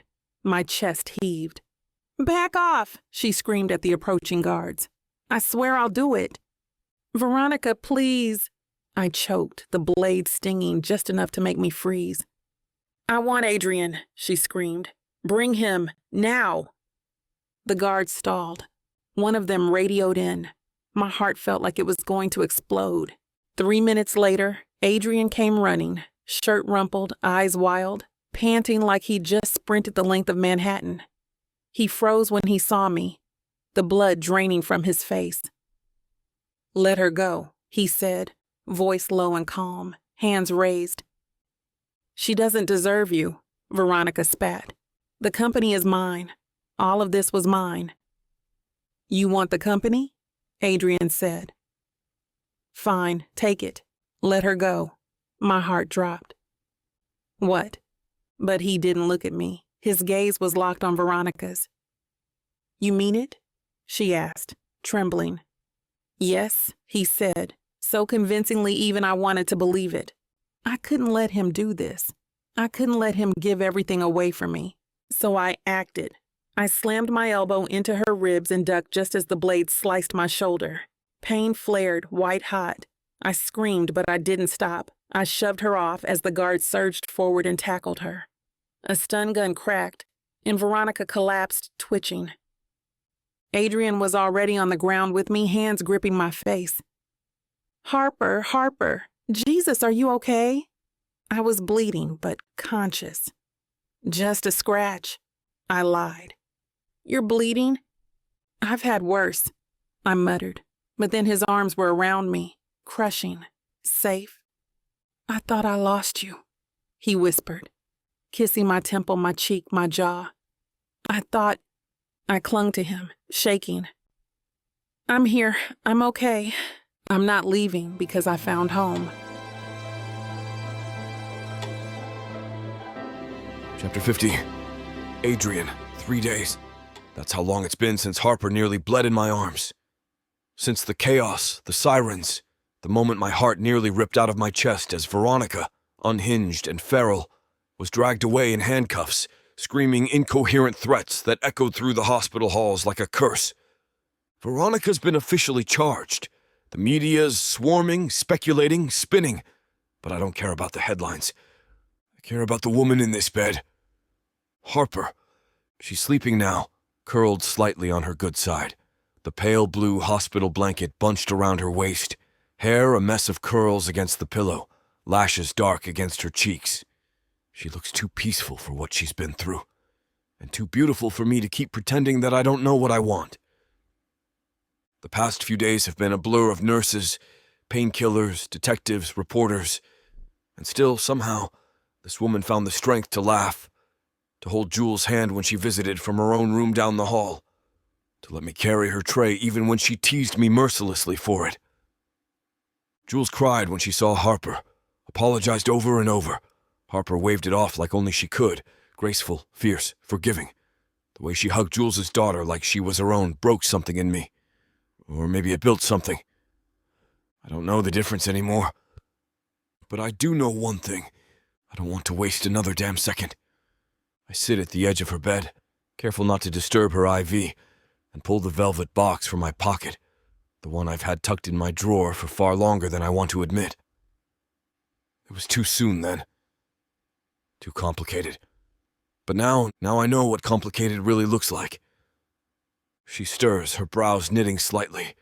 Hey, she murmurs, voice scratchy from sleep. What time is it? Late, I say softly. But you needed the rest. She opens one eye, a playful glint surfacing even through the haze of fatigue. Were you watching me sleep again, St. James? Absolutely. Her smile curls slow and warm, but fades slightly when she sees my expression. What's wrong? Nothing. I swallow. My throat is dry. My hands are clammy, and I hate that I'm nervous. I've walked into shareholder meetings knowing billions were at stake and not blinked. But this is everything. Harper. I take a breath. I need to say something. And I know it might be too soon, or maybe the timing's wrong. But after everything we've been through, I'm done waiting for perfect conditions. Life doesn't work that way. Her eyes widen slightly. Adrien. I love you, I say, before I lose the nerve. I'm in love with you. Not because you saved me. Not because you believed in me when no one else did. But because you are everything I didn't know I needed. Sharp, brave, stubborn as hell. And more compassionate than I'll ever deserve. Her lips part. But I keep going. I have to finish.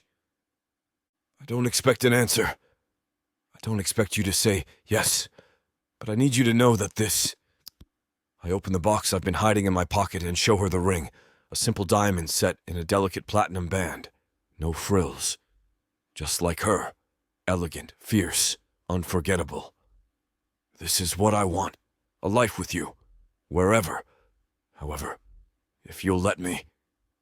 She stares at it, frozen. I feel my heartbeat echo in the silence, my throat tight enough to choke on. Then she blinks and the first tear falls. And another. Harper? I ask, panicking. It's okay. You don't have to... Yes. I blink. Yes? Her face is crumpling now, lips trembling. Yes, Adrien. Yes, I love you too.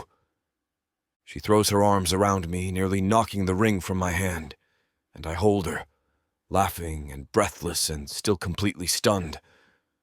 We're both crying now, ridiculous and ruined and happy. I slip the ring onto her finger and it fits like it was made for her. Because it was.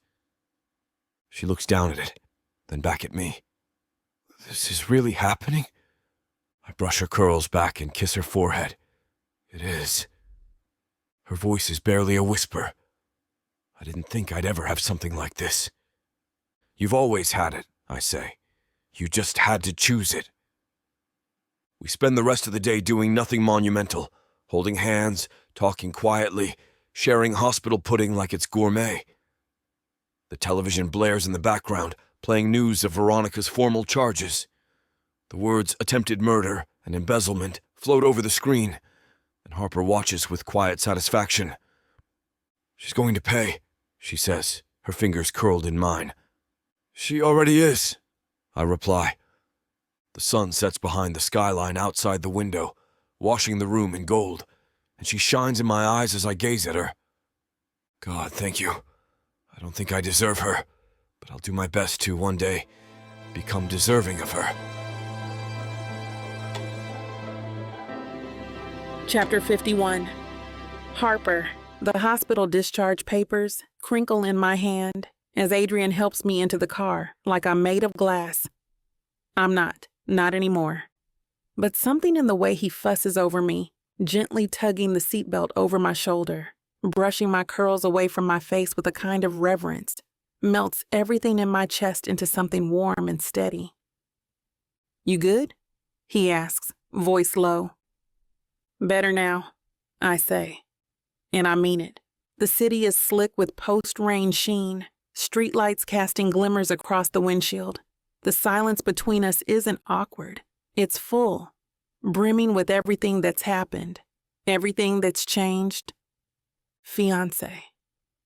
The word still startles me when I let it settle on my tongue. He proposed to me beside a heart monitor and a bouquet of 2 sweet flowers, and I said yes. No hesitation. No guarded logic or journalistic caution. Just yes. Because what else was I going to say? I love him more than I want to, more than I ever planned. So, Adrien says, as we stop at a red light, glancing at me sideways. Any second thoughts about saying yes to the emotionally complicated, occasionally arrogant billionaire who used to drive you insane? I narrow my eyes at him. Only when he refers to himself in the third person. He laughs, the sound sliding under my skin like velvet. I'm serious, he says. We just survived corporate sabotage, near-death encounters, and a stabbing. You sure you're ready for a lifetime of that? I reach for his hand, threading my fingers through his. I'm not sure of anything except that it's you. He goes quiet after that, but his grip tightens.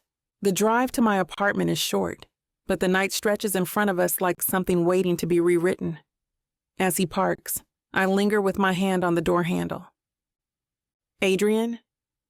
Yeah? Don't go. His brows lift, but I see the smile tugging at the corner of his mouth. You inviting me in, Evans? I'm not just inviting you, I say, swallowing past the flutter in my chest. I don't want you anywhere else. He kills the engine. Good. Because I wasn't planning to leave. Upstairs, my apartment smells like lavender and old books. Like home. I kick off my shoes, wincing a little at the soreness in my shoulder, and he follows me in, shutting the door behind him like we're sealing the world out. I turn to face him, the quiet settling between us again, but this time it's charged. He steps forward, one hand brushing the hem of my sweatshirt. You sure you're okay? I'm tired, bruised, still processing. He nods. And I want you. The admission crackles like thunder in the small space between us. Adrien doesn't speak. He just leans in, slow, deliberate, like he's giving me every chance to back out. I don't. I lift onto my toes and meet him halfway, our lips colliding softly at first, gentle, reverent. But then he groans into my mouth and the kiss deepens.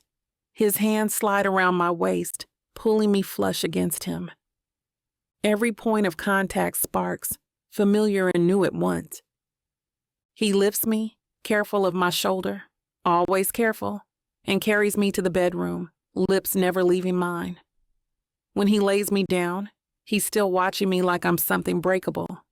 But when I tug at the hem of his shirt, he grins. Bossy. Fiancé privilege. His lips trail down my neck, slow and deliberate, as if he's memorizing every inch of me. The scrape of his stubble sends a shiver down my spine, and I arch into him, my fingers tightening in his hair. I love you, he murmurs against my collarbone, his breath hot on my skin. I don't get to finish as his tongue follows the path of his hands. I don't have words left. Just gasps and sighs as his hands and tongue roam, mapping the curves he already knows so well. But tonight feels different. Maybe it's the ring on my finger, the promise in the air, or the way his touch lingers like he's afraid I'll vanish. I'm not going anywhere. Well. Things are heating up again. You know what to do. Go to BWWM to get the dirty details that this platform won't put on the air. I know it sucks, but at least you can get a 40% discount with code VIXA40 to make up for it. Use it while it lasts and apply it to every digital product in your cart. Back to the story. Chapter 52. Adrien. 3 months ago, I held her in a hospital bed and told her I loved her. 3 months ago, I was ready to lose everything just to see her safe. Today, I'm marrying her. The sea air is warm and full of salt and jasmine. The sound of waves brushing the shore is softer than usual, like nature knows it needs to quiet down for this moment. For her. The beach we chose is private, tucked away off a cove in the Hamptons. Not because I wanted to flex my billionaire status, but because I wanted peace. I wanted something untouched, something sacred, something worthy of her. White chairs line the sand in uneven rows, like they're more interested in the view than order. Guests murmur softly as music hums low behind them, string instruments playing something classical but sweet, intimate. I straighten my cuffs. Again. "You look like you're about to faint," someone says behind me. I turn to see Jules, hair slicked back in a low bun, scars faint on her arm but strength written all over her face. She looks a bit pale but fighting hard. She has cancer, but so far her progress is astonishing. Jules is a fighter. "Still time to run, boss," she jokes, holding back a laugh. "I'm not running," I say. And it's not bravado. It's truth. Not now. Not ever. She smiles, but her eyes shine. "She changed you." "No," I reply softly. "She made me tell the truth about who I already was." Jules nods once, pats my chest, and slips back toward the front row. She's with her daughter, who's throwing petals like confetti and eating half of them. The music shifts. Everyone stands. My lungs forget how to work because there she is. Harper, walking barefoot across the sand, gown trailing behind her like a whisper. The dress is ivory silk, clinging to her in all the ways that make my bones ache. Her hair is coiled back, curls soft against her bare shoulders. There are white gardenias tucked behind one ear, and her skin is glowing in the light of the late afternoon sun, like the world exists just to reflect her. My fiancée, my almost wife. She walks slow, measured, not because she's unsure, but because she wants me to take in every second of her, because she wants me to suffer just a little. She succeeds. My chest cracks open when she gets to me. She gives her bouquet to her best friend, who winks before taking it, then slides her hand into mine. "Hi," she whispers. "You're early," I murmur back. "I'm never early." "Exactly," I smile. "I was worried you'd make me sweat through another suit." "You're lucky I showed up at all, St. James." There's teasing in her voice, but her eyes are soft, unshielded. I want to frame this version of her, confident, unguarded, mine. The officiant speaks, but I barely register it. I hear the waves, the wind, her breath. She says her vows first. She talks about her father and the long walk through grief. She talks about how she stopped believing in good men. And then she talks about me, about how I proved her wrong by never demanding to be right. How I met her where she was, how I let her stay whole. I'm not the emotional one, or I wasn't.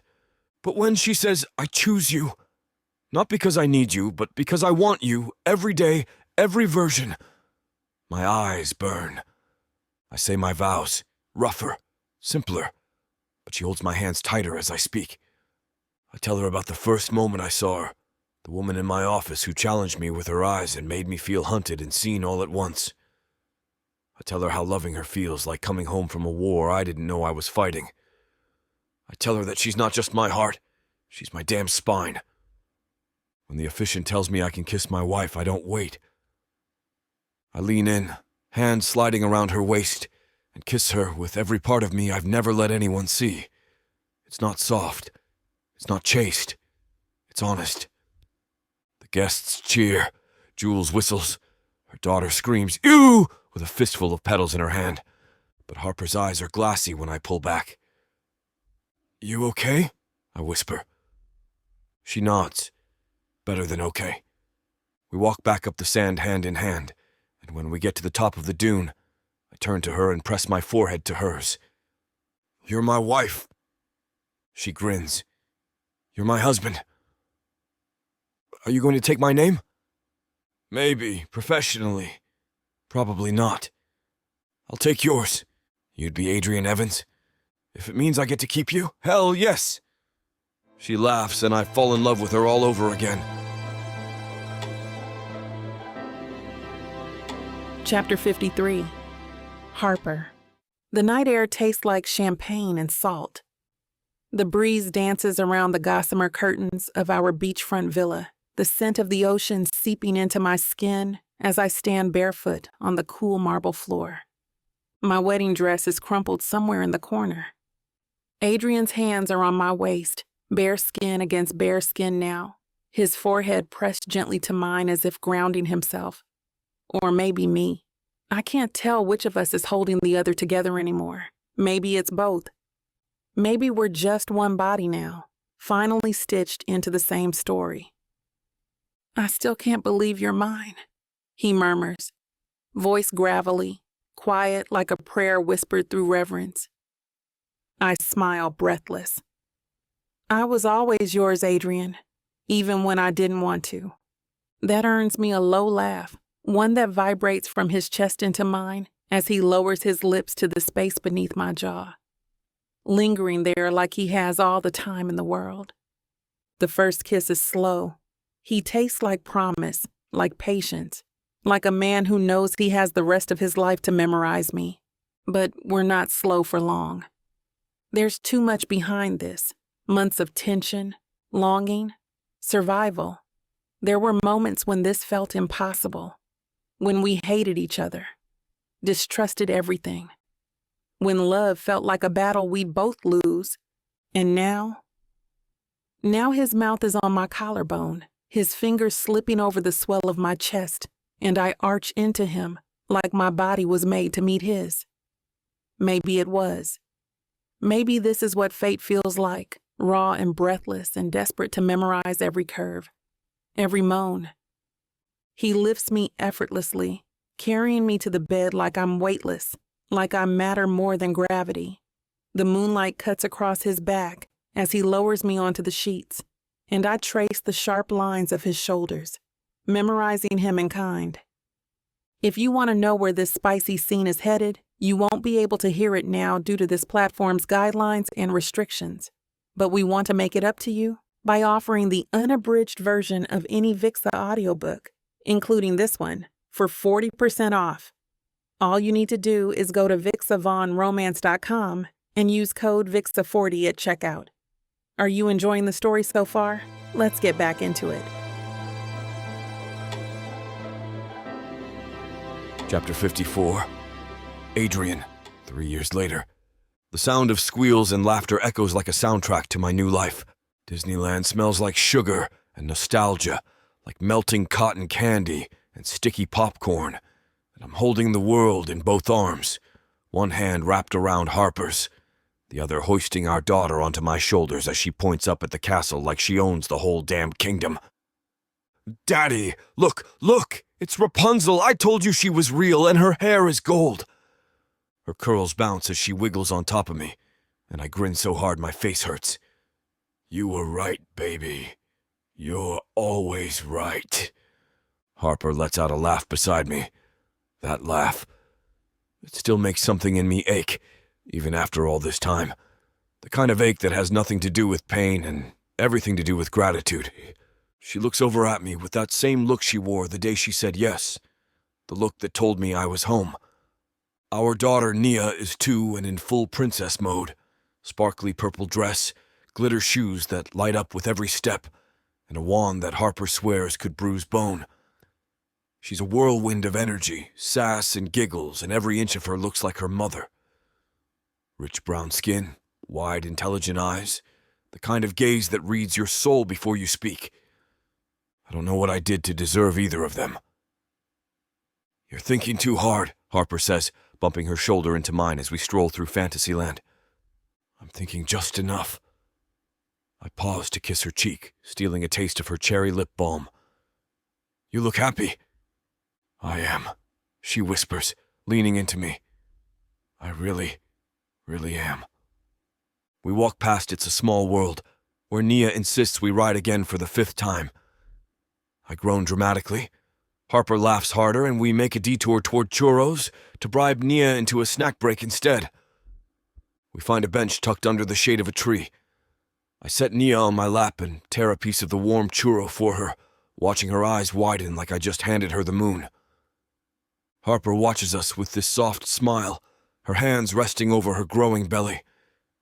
"Yeah, number 2 is on the way." "Do you ever miss it?" she asks suddenly, tilting her head. I raise a brow. "Miss what?" "The boardroom war, the adrenaline, the chaos." I smirk. "Do I miss having to defend myself from corporate coups, public scandal, and unexpected knife wounds?" Shockingly, no. She laughs low and warm. You've changed. I had to, I murmur, eyes on Nia, who's now trying to stick churro sugar on her cheeks like glitter.